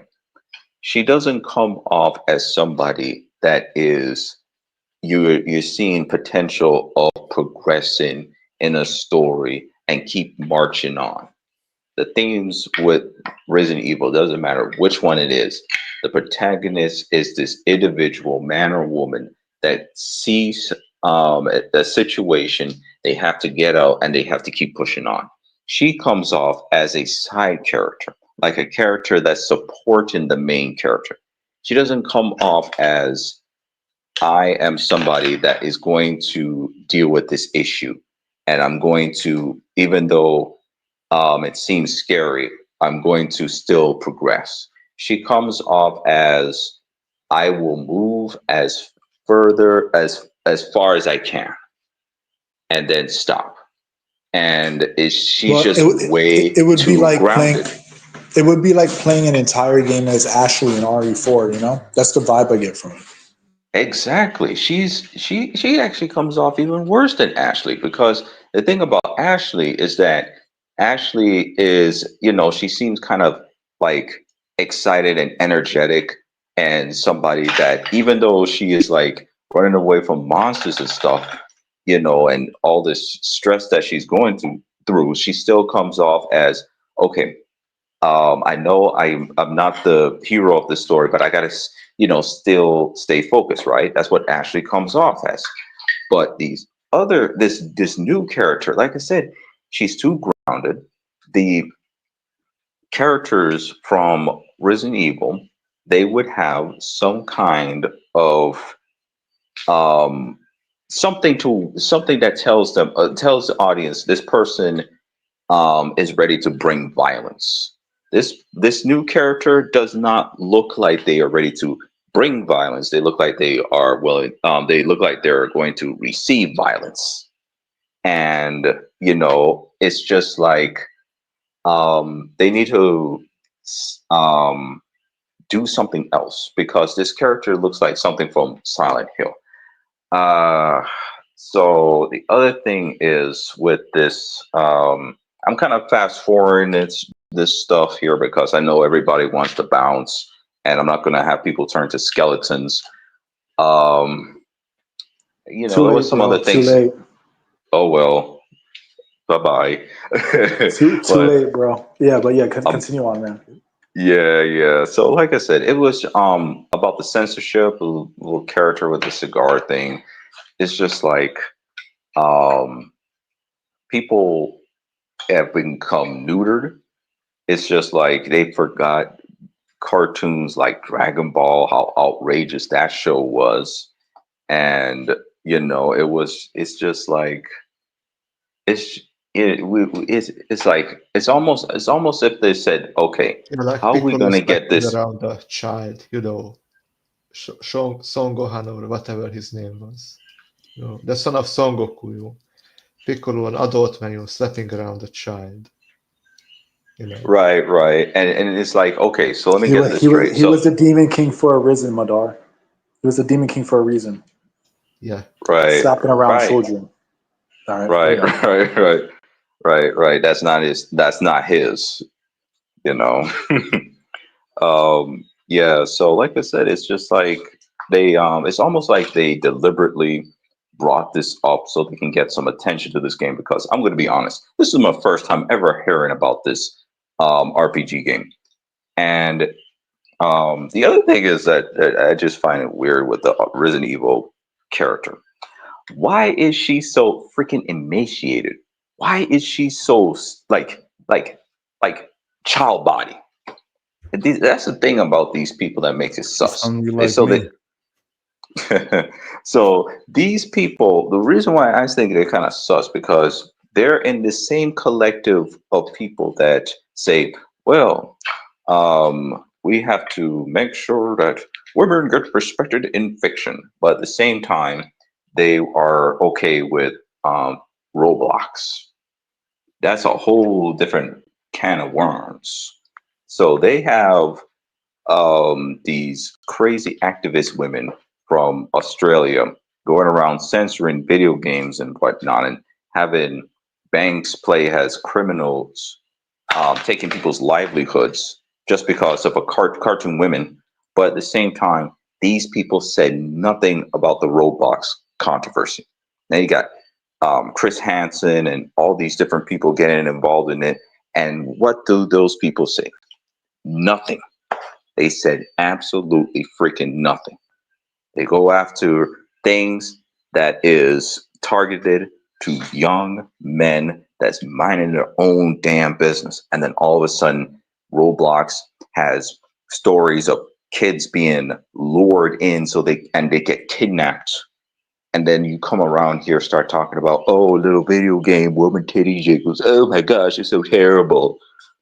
So, that's the thing about these people. And going back to our Resident Evil, right? This character design. Like I said, she's so, like child body. It's just like, it's almost like they're social engineering people. Because like Apache was talking about the conspiracy of Abby, right?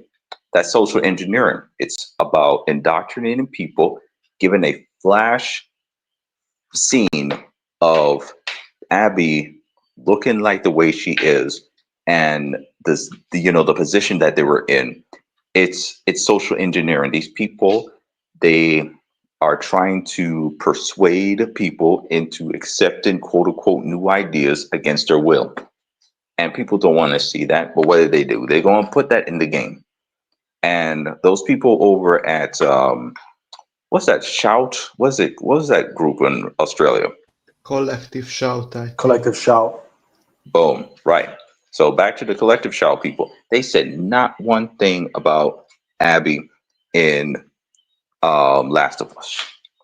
And so it's just people. Just the industry is just full of hypocrites and clowns and jokers. No one talked about Arthur getting pretty much getting essayed in Red Dead Redemption 2. Barely anyone talks about that. He straight up gets graped in Red or John, depending on who you play as. So people don't talk about it. Moment, that small house in the middle. Yeah, and a guy leads you in. He black out. He hits you with like a pan or something, and then you basically wake up, and it's heavily implied that he diddled him, like he diddied him. So right. So they don't really care about that because it happened to a male character. So in the end of the day, when it comes to all this stuff with Collective Shout, feminists are all about activism when it comes to certain things, but they don't actually care about anyone else. Like they only care when it's affecting women directly, but when it comes to other groups, they just don't give a shit. They just don't care, bro. It's all about the whole thing of it's like what I said before about the voice acting thing. It's like, oh, we're a quote unquote marginalized group, so everything that happens to us is a bad thing that needs to have a light shed on it. But God forbid something happens to a male character or to men or in other spaces, right? Because remember, a lot of those games where they complain about, they're made for adults. Roblox is literally for kids. So it's different when you have big boobs and jiggle physics in a game made for kids. Made for adults. But when a game is made for kids and people are getting lured in, somehow these people are nowhere to be found. Exactly. And the other thing is about the voice acting. Is that they go after games that are clearly not meant for children. For example. Yes, exactly. They went after Mouthwashing, which is like a sci-fi horror. It's clearly not meant for children. Yeah, a game is even rated when a M. child plays it, it's it's not the game's fault. It's a child decides to play it. Even if you take out the parts of it that are sexualized, for example, a game like Stellar Blade, it has a bunch of gore in it, and on top of having gore, the game's about the idea of transhumanism and all kinds of weird shit that is going to go over a kid's head. So even thematically, the game's not for children. It's not just the sex appeal and whatnot. So I never understood this attack on things like that when there are plenty of other things that are actually meant for kids that probably should be addressed. For example, how a lot of these kids' cartoons now, it's trying to teach them about trans and woke shit now. I would think that's a more pressing concern that a TV show's trying to normalize your daughter becoming a trans person. I would think that's a much more pressing issue than an adult man gets to look at titties in a adult rated game. That's I think that's a much more severe problem. The kids cartoons trying to push the weird true stuff. So, but here's the other thing These are the same people, right? They're in the same milieu. Now, the other thing is, these are the same people that says black man, a black character cannot be played by a white character, voice actor, right? So let me see if I get this right. So a man that is, telling himself that he's a woman, he can play as a woman. But wait a minute, let me get this straight. So a white guy can't play as a black guy, but a man can play as a woman. That's the thing about these people. They have such a extreme extreme level of acceptance that they just go and just take up anything, and then their ideals clash with each other. It's almost like that verse in the Bible that talks about the gates of hell is wide. That's how these people operate. And Well, here's the remember, other thing. in Doom, demons fight each other, right? There's a reason for that. And Yeah, and also, you got to remember it's cannibalization. It's like, you're okay with gay, but you're not okay with trans. We're gonna cancel you. You're okay with this, but you're not okay with that. We're gonna cancel you. It's just cannibalism, bro. It's like you're either at the full extreme of things, or you're not one of them, and then they try to like ruin your life or ruin your livelihood. Just ask J.K. Rowling about that, which is what she deserved for playing ball with all that dumb shit anyway. But the point is that that's the situation. It's like it's never enough. It's like a cult. It's literally being woke is a religion for woke people. A lot of the left are atheists, but they don't realize that they've replaced God with their woke ideology. But don't get it twisted. It is a religion. It is like a cult, bro. It is a religion and a creed, and it functions similarly. It functions almost identically to any religion. Yes, and they talk about getting rid of elitism and they try to be they fight against exclusivity and elitism, but at the same time they have a unofficial hierarchy. And the other problem with these people is that they're part of a collective mindset of creators that are not sincere. Because, like, for example, you would have the 80s action hero archetype, the Arnolds, Stallones, Sylvester. Somebody has an emergency. Okay. So you have the Arnolds, you have the Stallones, you have the Van Dams, you have all these guys, right? They are sincere about who they are. They're not sugarcoating it. It's not a parody or anything. And now when you look at these modern forms of entertainment, video games, movies, or whatever, and even music, they try to have this, retro 80s feel, or even like the 90s. But the problem is that it comes off as a parody.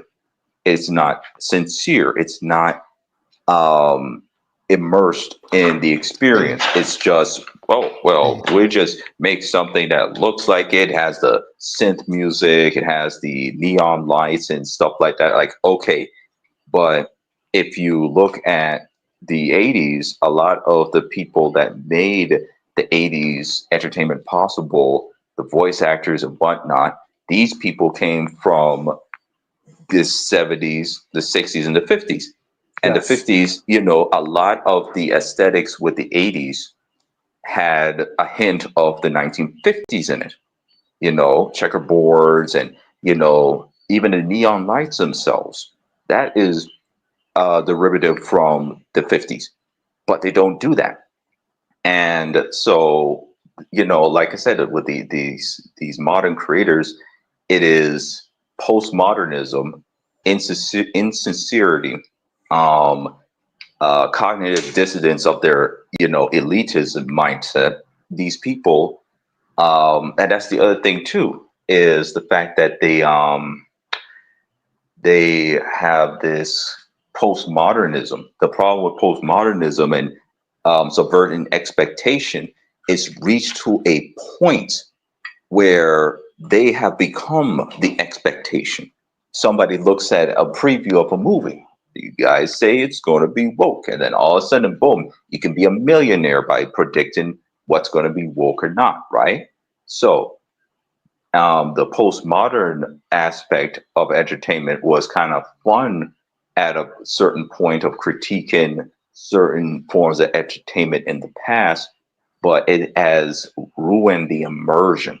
When you sit in a movie theater, the screen goes blank, and then the intro of the movie with the logos and then the music, like the words, like it will just be a blank screen, and then fonts from whoever is part of the movie, and you hear the boom boom boom boom, and you're sucked up in it, you're lost in it, right? You're in it, horse blinders. But now with these new people with their postmodern critique of that entertainment, they have ruined it, and you can't get lost in it anymore because you hear those little demons in your ears telling you, this is bullshit, that's bullshit, that guy saving that girl is bullshit, and so it's just like that's the other reason why a lot of these movies are failing. And then of course you got Disney, they're wondering where the male audience are. No shit, Captain. Did you bring up the whole Force is female and all this kind of stuff, and all these girls bosses in these stories not being saved by the male? The thing about the Disney movies that made it so good was not just the fact that the Disney princess, but also the boys, they can sit there, they can watch it, and they can be the hero that saves the girl. That's the thing that makes the Disney movie so good, because it's about being it's the in a heroism. world that's not real. It's the fantasy of women wanting to be princesses and saved and cared for, protected and loved, and the men wanting to be heroes to save the day. It's like a primal urge that men and women have to fill those roles. And being a heroic character like a Stallone or Arnold character, or like these Disney princesses, that's like it's just the interpretation of that subconscious desire for that, which is biological. Now that being said, let's try to shift back a bit, because we're kind of we're going way off now. So that was Resident Evil. Now, and you talked about Gamescom a bit. How do you feel about the Tales of Xillia censorship? Because we don't have a lot of time left, and like I said, we have some things we got to do. So, what do you think about the Tales stuff? Tales of Zelia, like I said, that's the first time I've ever heard this game. I believe this controversy is blown out of proportion. This is my personal opinion. And so they got some press. A bunch of people are talking about it. Even you guys are talking about it. So they kind of got what they wanted.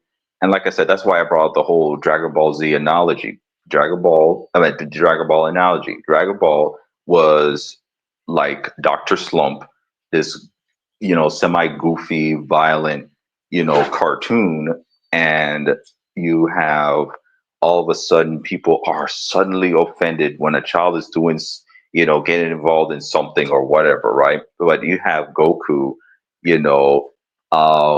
like one time Bulma was sleeping and Goku was just putting his hands on something, and it's just like, Wasn't I'm sorry, there a just moment when Goku stole her panties or something? something like that, right? Yeah. Hello. Hi. I'm gonna tell you what happened. He smacked her crotch because he was trying to rest his head against her crotch, but he was like, "Oh, where's your balls at?" Pretty much, because he would do that with his grandfather. And his grandfather, has like balls and a dick, so he had like fluff, and it sounds gross, but he had like fluff there. Bulma didn't have it, so he's like, "Oh, what the hell? What's going on down there?" And then Bulma wakes up and then like freaks out about it. It was something like that. Right. Yeah. So, and it's just like it's like all of a sudden, this is a problem. So like I said, these people are just they're hypocritical. And Goku's a baby cat because she wanted to show him her panties. Like he's like, "I don't want to see your dirty fanny" or something like that. Like, right. Sigma Goku. All right, yeah. So continue on, bro. Goku never went. Right. Yeah. So like I said, these people, they just idiots. They insincere. They don't think about, the certain things, decisions that they make. So, It's insincere yeah. virtue signaling is what it is. Mhm. So, all right. So you pretty much like gave your piece about it, and the censorship is Mhm. done. Let's give us your outro, and then we'll give Burv the final word, and then me and Revenant will close out. So, OC, go ahead. Give us your outro, bro. Okay. Okay, so I'm OC, Octo Commander. I am the owner of the Octomine video game and comic company, and I'm the creator of Octavio Camacho video game and the comic is still available with The new what video? issues. And right, so aside from that, I would like to thank Chimpachi and Revenant for allowing me to be on the show. And good luck with the surgery. And aside from that, you all take care. Good night. All right, man. Take care, OC. All right. Take Thanks care. a lot, Thanks for OC. coming on. Thanks for your opinion, and we hope you have a good night. I'm assuming it's night there. If not, a good day. But have a good night, and yeah, man. Thanks for coming on. We'll have you on in a future podcast. See ya Appreciate it next as All right. always, OC. So, all right, Burv, let's hear your thoughts, and then we'll close things out. Okay. I'm giving you shorter time because you argued with me about Homecoming, so I'm gonna give you shorter time. Yeah, Homecoming is garbage. You had the short stick. Ha, ha, ha. You'll never convince me otherwise. But I respect you for liking it. Someone has to. Someone's gotta like it, right? Right, exactly. I like it. Someone's gotta like it. Yeah, Exactly. and Rev likes it too. Respect is Oh, important. head pats. Yes. Like I said, Resident Evil 9. So like looks very much like Resident Evil 7. Same kind of aesthetics, same kind of style. Same like everything just seems like it's just going to be that again. Even And- the engine is the same, right? yeah, It's- right. Yeah. It's been the same since 7. Yeah. Yeah, it doesn't look like it's going anywhere new and interesting and special, at least for me, right? As someone that kind of was like, you know what, Resident Evil 9 could be awesome. I'm going to check it out. And then I see that it's like, oh yeah, half the game is going to be basically first-person indie PT clones from 2016 onwards. No, yeah. It is first person, right? I totally forgot about that. It's first person. It's first It and could- third person. You can swap yeah. between. Okay, it can gotcha. it can be both, but let's just I think like most people will. I don't know. I think they want I you don't to know. play first person. Can you play? They had that mod or that paid DLC or whatever that you can make Resident Evil 8 third person. Can you play Yeah. as Chris in third person during that part? During his section? I wonder. I don't know. Because I know it sounds crazy, but that actually sounds kind of badass, actually. I ain't gonna lie to you. But So I don't know. I don't think there's any kind of like conspiracy as to why she looks the way she does. I think it's more. You know what? I think it's more the director is very, very, very self-conscious about horror. For some reason, he really wants to bring back horror to Resident Evil. Even not though, that much, because he made 8. Yeah. Well, that's what I mean. He wants to course correct. 8's not scary. It's not scary at all. It's just it's Yeah. RE4. It's RE4, but with Ethan. Yeah, exactly. It's Also, even- when they see Lady Dimitrescu, they weren't scared. Yeah. You know. I know I'm I- scared when I know I'm scared when I'm running toward her as fast as possible. I mean, when I saw Lady D, I don't know, I was just like, fuck. Then she I see chased they- me to a Fucking room, is good. and then I saw I went inside, and she just sort of waited there patiently until I got back out, and I was just like, that's really nice of you. I'm turning this game off right now and refunding. I saw Lady D, and I was like, I'm gonna run toward the danger. The fear of I'm Lady gonna run D towards is it. when Sure. the fear of Lady D is when 5 hours pass since the last time you played a game and you still have the erection. That was pretty funny, actually. This may sound like blasphemy, but Lady D never ever swayed me on anything. I feel you. It's not blasphemy. It's not blasphemy. Same, but for different reasons. Lady D, Right. Lady D is meant to fill like the MILF niche. You're either into it or not, bro. You're either into the MILF thing or you're not into it, which is She was For the straight Rhea up. Ripley fans, they want She to be was straight up. dominated. She was marketing bait. Let's just be yeah, frank she with was. ourselves. She was. Yeah. And then they She killed her off was. 40 Wasn't even minutes there in. for that long when we think about She it. was, but she was there. She was basically created to fill that like MILF like thirst trap Safe horny. niche. Safe like MILF safe horny, yeah. Yeah, totally. I We agree. will feel And the like I said, like I'm making jokes about it. I am making jokes about it, but I was not really going crazy over it. You know, I'm kind of just joking. Yeah, you're But kind of like, but because I did see posts saying that kind of shit. You know, like I did see it. yeah, I'm just kind of like playing around with it. Like, oh yeah, I'm running toward her, but like in reality, like she was okay. I'm not gonna lie, she was okay looking, but it didn't like sell me the game or anything. You get what I mean? Like it wasn't like I was like thirsting yeah, like hard. other after than that. her, the game is not interesting. Yeah, like and also even with her, like I'm just kind of joking. I wasn't like really beasting about her. You know, it's just kind of like a fun meme to play around with. She's just a less interesting Mr. X. That's the way I looked at it. She does the same thing as Mr. X, right? She stalks you a little bit in her little castle. But you know what though? There was one thing that I really thought was really cool about her.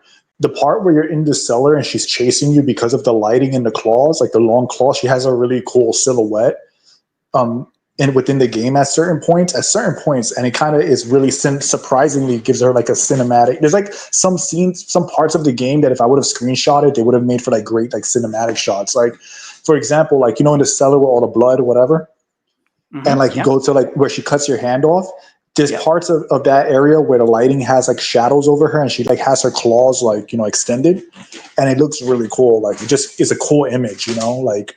This like towering figure in like the shadows with the long claws. It's just unfortunately, like you said, she's not as interesting as Mr. X was. But I think it was supposed to evoke memories of Tyrant. And also there's a little bit of like what's it called, a yokai thing going on. That's kind of like a thing with yokai, like based on this Japanese legend called Hachisaku-sama. It's a yokai.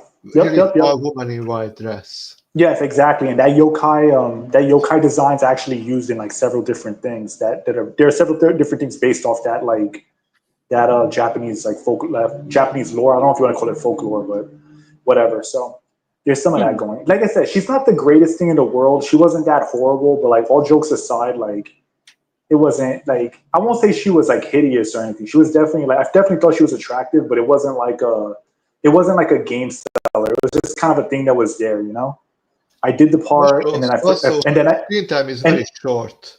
I did her part, and I kind of just forgot about it. That's really kind of what happened there. I found like the most memorable part of that game actually to be the part with the giant baby in it. That probably is the part that everyone remembers the most. Yeah, and that's why they're doing it again. That's actually scary. It was pretty creepy. Because it was PT, bro. It was just PT. That's what that whole section was, PT, but with but in Resident Evil. And I ain't gonna lie, that was kind of smart. They're like, hey, if Konami's not gonna use this, then we're gonna use it. Because it's kind of funny that like after PT demo came out, all of a sudden Resident Evil 7's first person. A lot of people thought that when they first announced Kitchen, that it might be a thing with PT, like a Silent Hill thing.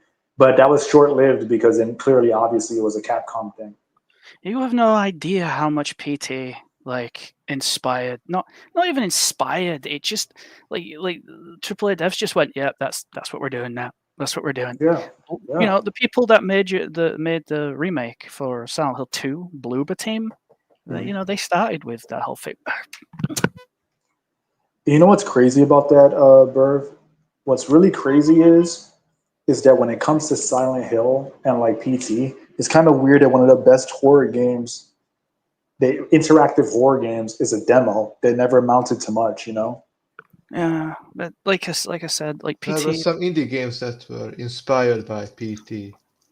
Bloober Team. There is one, I forgot his name, but it's basically like the PT game. You run around that house in a loop.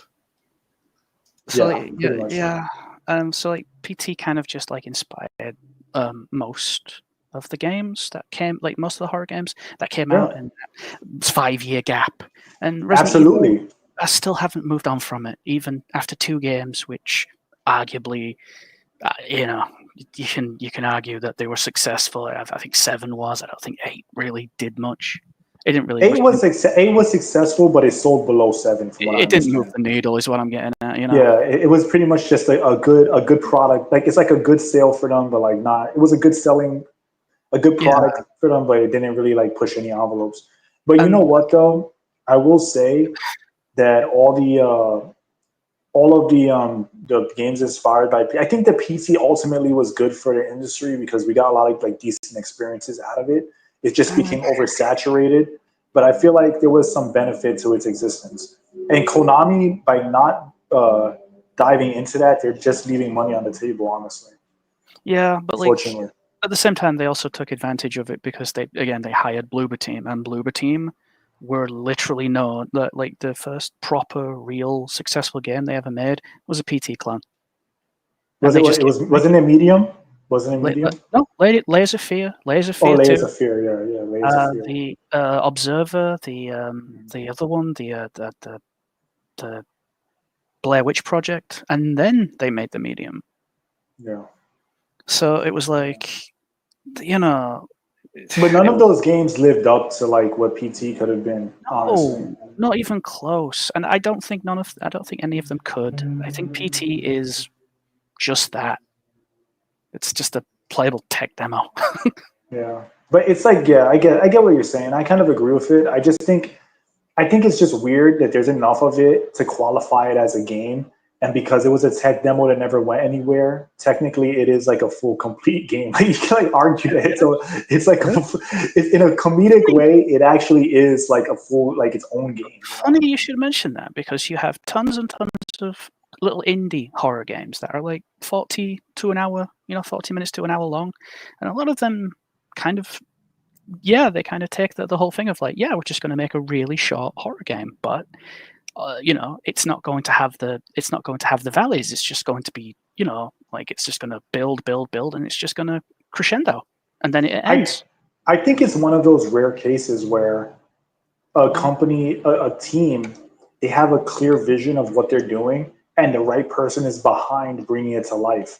And it's unfortunate that it was wasted within that demo, because the person everything there was so well calculated and so properly implemented that it's kind of like a sad thing that never saw like it never lived up to the potential of what it could have been, because there's pretty much a very clear and solid direction style there that could have been really cool, unfortunately. And all these games, all these clones, as good as they are, it doesn't live up to like that. As much as it sounds weird to say because it's just a demo, but I feel like nothing ever like really like fully realized that in a way that was like complete, Yeah.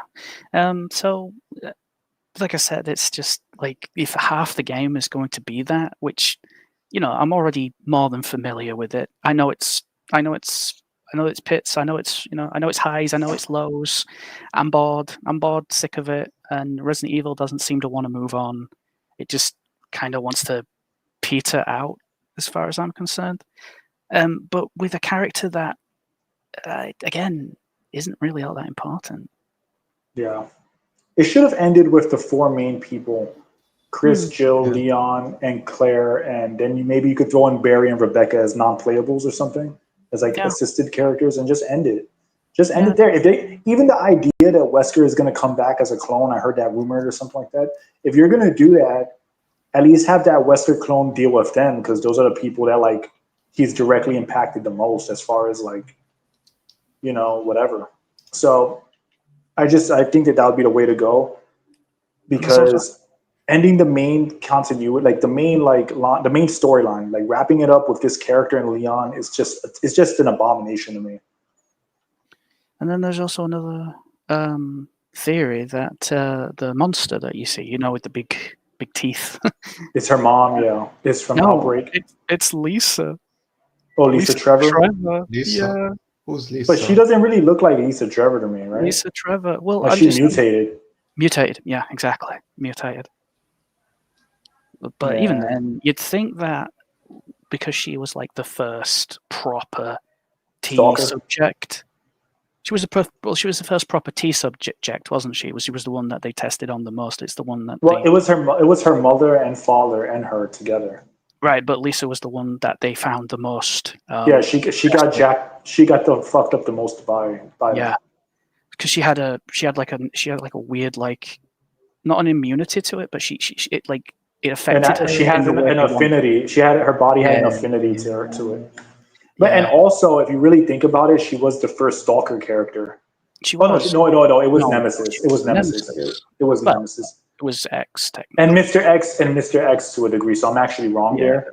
But the way she was implemented was kind of like similar. She was similar in some regard. Because even though it's for a small section, she does kind of chase you around. She's indestructible. You got to avoid her. Yeah, there's a few bits where you just got to like kind of loop her. But it's lore-wise, like from a world perspective, from a world building perspective, she is the first Stalker. Like from like lore-wise, she's the first game. Yeah, like I said, you loop her a few times. It's like 15 one and done, and the rest of the game is proper Resident Evil. But you know, if this game's going to be like even less, if you're fast, you only got to loop her like twice actually. Yeah, if it's going to be 15 hours and like 6 of those hours is going to be just running away from something I can't fight back against, I've done that shit. You know. What I like about Nemesis is that he's fucking tough to kill and he's really like kind of OP in how cheap his attacks are, but you can still beat him. I think there has to be an element that you can beat them, but it just requires a lot of like tact and skill. I think that's how you should do a Stalker, because one of the worst things about Mr. X that I did not like in 2 Remake, and it's kind of the only thing I didn't like about him, I didn't like that you couldn't like put him down in a way that like felt more like he really went down. He'd just go to a knee and get back up. I wish that like there was a way to kind of like actually like drop him and then like items, get something and then move on. I think that would have been better because it makes it that unlike Nemesis where you have some incentive to fight him and to be brave, with X, there's really no reason to ever waste a single bullet on him unless he somehow cornered you and you needed to drop him. But you had to have done so many things wrong for him to corner you to the point where you have to fire on him to like so he doesn't smack you in the corner. That like it's unlikely unless you're like really mediocre, you know, as a player. So I don't know about Leon being like The Last of Us. I couldn't care less, to be honest. It's kind of it depends how much of Last of Us it's going to be like, right? A lot. Well, I mean, in that case, it's just going to be like remake stuff, isn't it? You know, like what they do with the remakes. That remake of 4 is so boring. Yeah. It's so boring. It I literally I almost fell asleep playing it. It's so boring. My nephew bought it. My nephew actually bought the game and he lent it to me because I didn't want. Obviously, I'm not going to pay for it, right? Yeah. And he let me borrow it. He's like, "Oh yeah," and I played it, and I'm like, "This ain't it. This is not it." But to sort of get back to what I said about the director, he has a very he is very insecure about the horror. Like, is this game's not going to be scary enough, and they're going to say it's not scary again. And so he's kind of going out of his way to, you know, make it so that the player is disempowered and you play as a weak little girl or weak little woman or whatever. And it's just because remember he said if you play as Leon, you're not going to be scared, which is like, well, that's kind of a you problem, bro, not me. But that's also kind of like a logical conclusion to come to, right? Like how scared can you be playing as Chris Redfield unless you make a situation where you have to be afraid, right? Like, for example, like what I said before with Hunk, if you make it that Hunk is like a stalker character and, you know, you've been playing as Chris as a badass the whole time, then all of a sudden you try to fight Hunk and he's just like wilding out on you. Despite being a human, the fact that he's just coming at you, not speaking a word, trying to kill you and being like damn hard to beat would make him intimidating and give him a fear factor just because of the dread that he represents rather than him being like a scary monster, right? Yeah, but at the same time, I don't think horror is important. Well, making good horror games is hard. Like, you know, exactly. Actually scary. Exactly. So I think I judge it under the criteria of like what my first experience is, right? And like, I could play RE2 now without a shred of fear because first I'm a grown man now, and also because I'm so familiar with the game. But I think that when I first played those games, there was an element of fear. Like, for example, you're getting hoarded by zombies, the disgusting nature of Birkin. You don't know what he's going to do. You don't know his attack patterns. There's an element of that, too, where it's kind of easy to get jaded and feel like fear doesn't matter when, you're really experienced in a game. Because in 8, for example, when I was doing the part in 8 with like the baby, the giant baby, it didn't like scare me in the sense that I was like terrified, but it did make me feel on edge because of how disturbing it was that, it's crying, sounds like a baby, and then it's this disgusting creature, right? And you have to hide from it. And also the part in 7, like it was creepy. I'll say it was creepy. And in 7 had some moments of like just quiet, like where you're walking through the basement and the molded can pretty much be anywhere. And like, there's some elements of it that are good there are creepy and they can be scary on the first playthrough of the game. But just like any other RE game, if you're familiar with it, the fear goes out the window and it just become obstacles. I mean, like I said, I've played plenty of games where I've had weapons and stuff, and it's managed to get under my skin. Right? I'm not a person that gets afraid of them, but it manages to do its atmosphere. Right?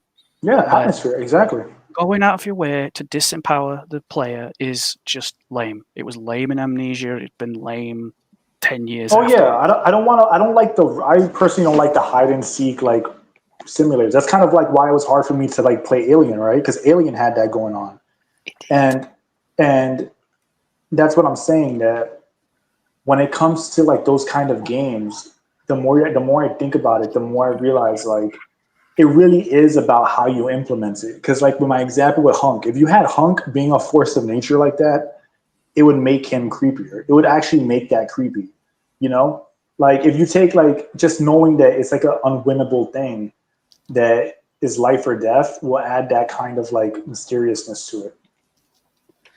But at that point, like they should have done that well before we got to this point, because we're at 9. Oh yeah, now. of course. We're at the end. Of course. In my opinion, it should be all out action.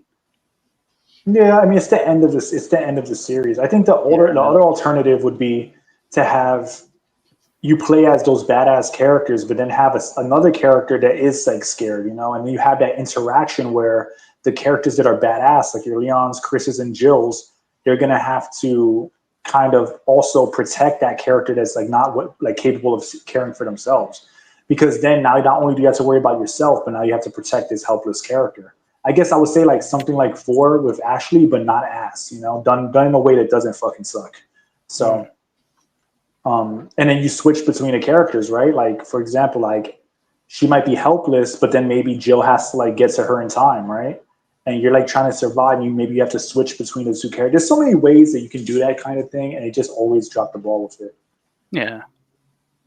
Yeah. Another thing about horror games is the reason why the routine game I talked about earlier interests me is that it's kind of alien hide and seek, but you're not really disempowered like in Amnesia. For example, a routine, you have this strange gun that can, burn out electronics, so you can defend yourself in a way from the robots that walk around and killing people. However, this gun is, like, it's not really a weapon, it's more like a, industrial tool. Like it can burn out electronics, but it doesn't work on all the robots. So there are moments when you can shoot it on your robot and it doesn't affect him. And you have to run away because these robots are very strong. Like they can punch a hole through you with their hands. Like, yeah, that's crazy, bro. Well, Verv, so is there anything else you want to say about the stuff that's going on before we end things?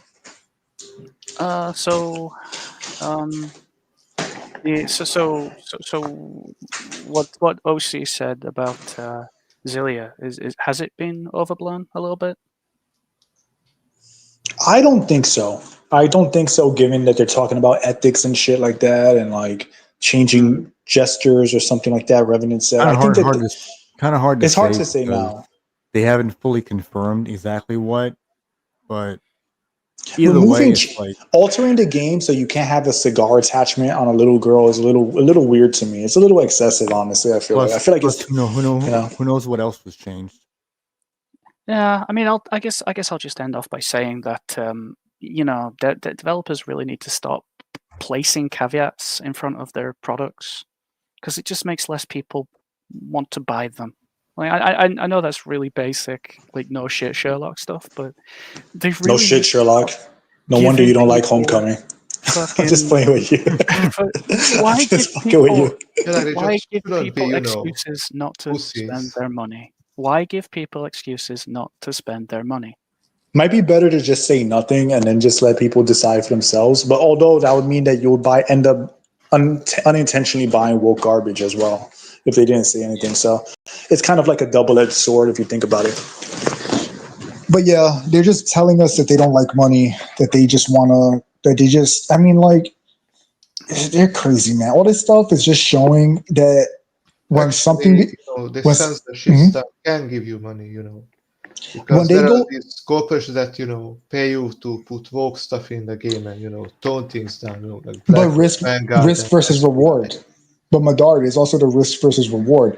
Like, for example, if I was given $1 million to add woke shit to my game, yeah, that's $1 million for my company or my pocket. But then by adding that stuff, it could affect my sales. So I lost more than I gained from that exchange because I'm not making enough money on the game. So while my game I'm using fake numbers. Let's say my game might have sold for 3 million. I got the 1 million, but maybe it only sold like 700,000. So I got 1.7 mil instead of the 3 mil that I could have gotten for just sticking true to my vision. So it's kind of like a double-edged sword with investment versus Not guaranteed really, money. because these woke game developers, even if their game crashes and burn, they will get hired by another studio. For example, Yeah. Corinne Bush, she basically ruined the Dragon Age franchise, and she still got hired by another studio. But what I'm saying is that the failure of the game to sell, despite them getting money to make more games, it's like there's like a dissonance there, right? Like the game made money. I mean, the game made no money, but the people got paid. But then that hurt the brand, so now that brand is dead. It's like a double-edged. It's like a double-edged sword. So while It's yeah, not the like they invest. care. It doesn't affect them if the brand fails. I They get just that. I get hire that. another one. But that's what I'm talking about. It's not just about if they care or not, if they make the money. It's about that company suffering in the long term, and basically also the fans suffering as a result, so that a few people could get paid. Because a few people got paid, right? Like the people in charge, the people who took the investments, but everyone else isn't making the money. The game's not selling. The devs themselves will get laid off, and the consumer is getting a bad product. So 5 people made money, but like hundreds and thousands of people lost out in the end.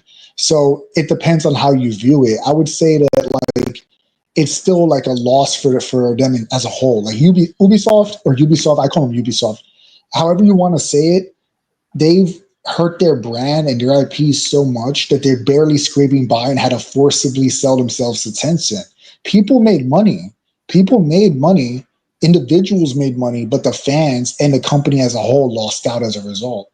So I think that there's like a bit more nuance there than just like, oh, they're gonna get investment money so they don't fucking care. Because yeah, a couple people don't care, but that programmer who now has to leave that shut down studio, he's not going to have a future contract with them because they died out. He might have been a guy that worked on a ton of their games as an independent contractor. Now he has to find a new company because they didn't give a fuck about the company. They just cared about lining their own pockets. So there's more going on there than just like, oh, I made money because of the investment.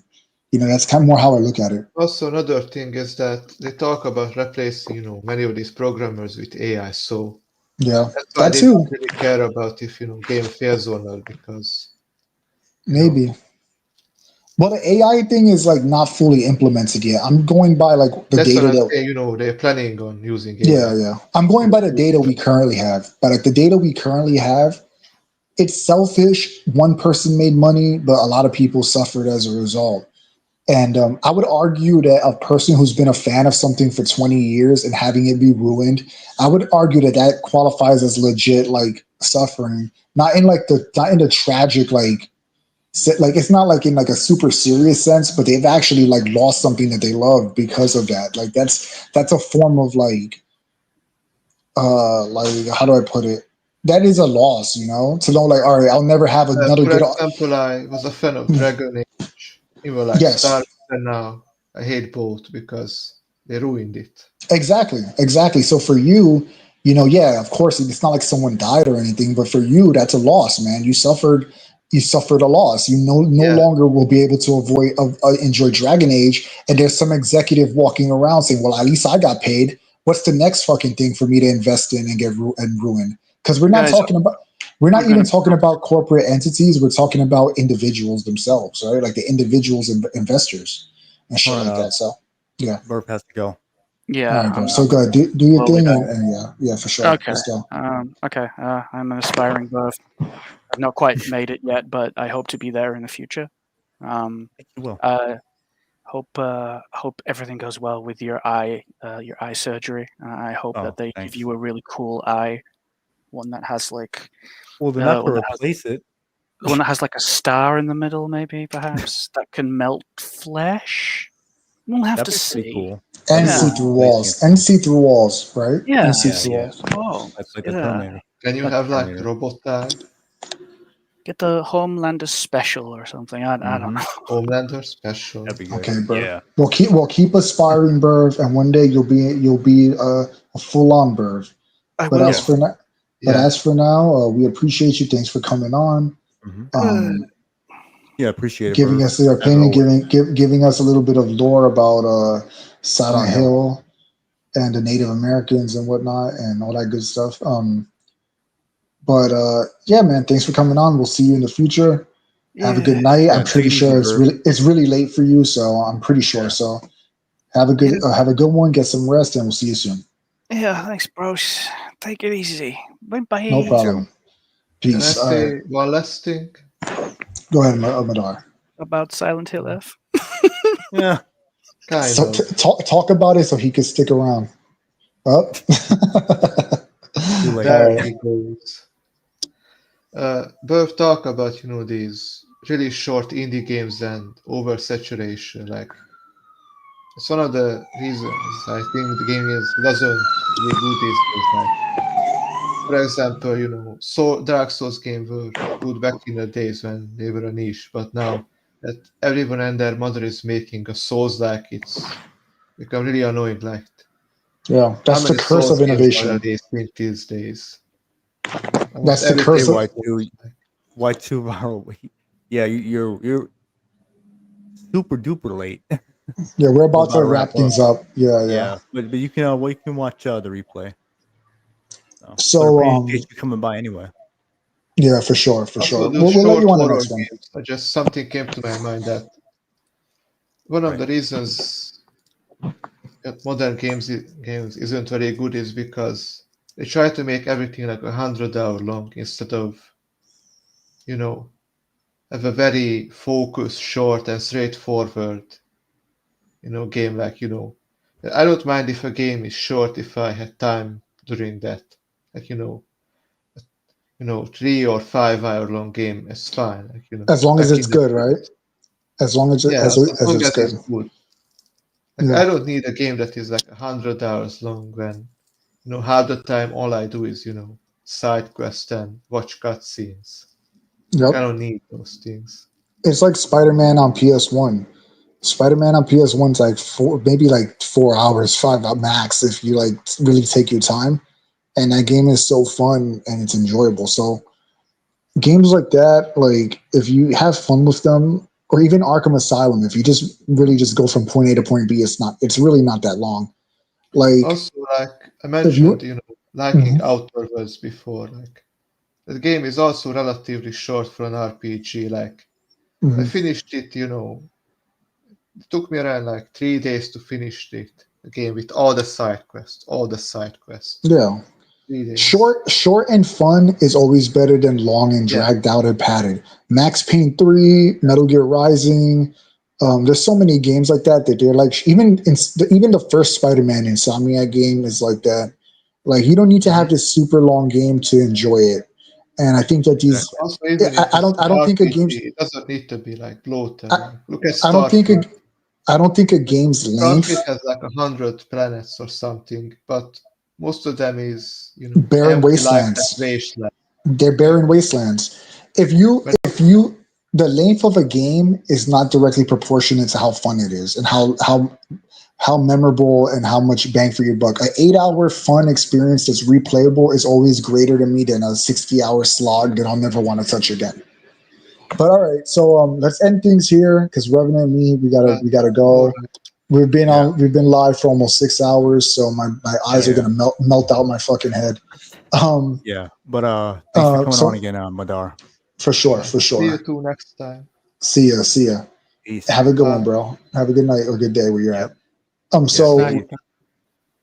Okay. So I'm Jim Pachi. You guys know me. I've been on here for quite a while now on several podcasts. I do animation, gaming. I stream here and there now. I have a couple of projects in the work. You could check out my original animation on my channel. Fun Arkham stuff. I'm going to be streaming Resident Evil 2 original Leon B profile soon. So that's going to be fun.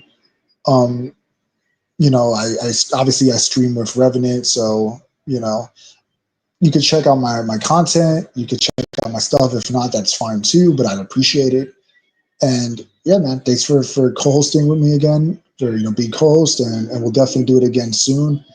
Hopefully your surgery goes well, Revenant. I know you'll keep me updated on that. You'll let me know how it goes, and have a good one, man. Catch you later. And thanks everyone for tuning in, and I'll see y'all next time. Yep. Great having you on as a co-host as usual, and thank you for everyone who came on the panel, everyone in the comments. I just try to wrap this up as fast as I can because I'm really hungry. I have like a splitting headache because I'm so hungry. So I'm probably not gonna name everyone individually like usual. So I apologize for that. But yeah, thank you all for taking the time out of your Sunday or whenever you're listening to this to hear what we had to say. Appreciate it. I should have a new video tomorrow, and that will be it for a few weeks or so until I return. And I'll keep people updated. Obviously, you Jim Pachi, I'll let you know. Through different means like phone and crap like that. Yeah, maybe while you're gone, maybe I'll do like a guest video or something for your channel. I don't know, something, but we'll see. Yeah, we'll see how it we'll goes. see.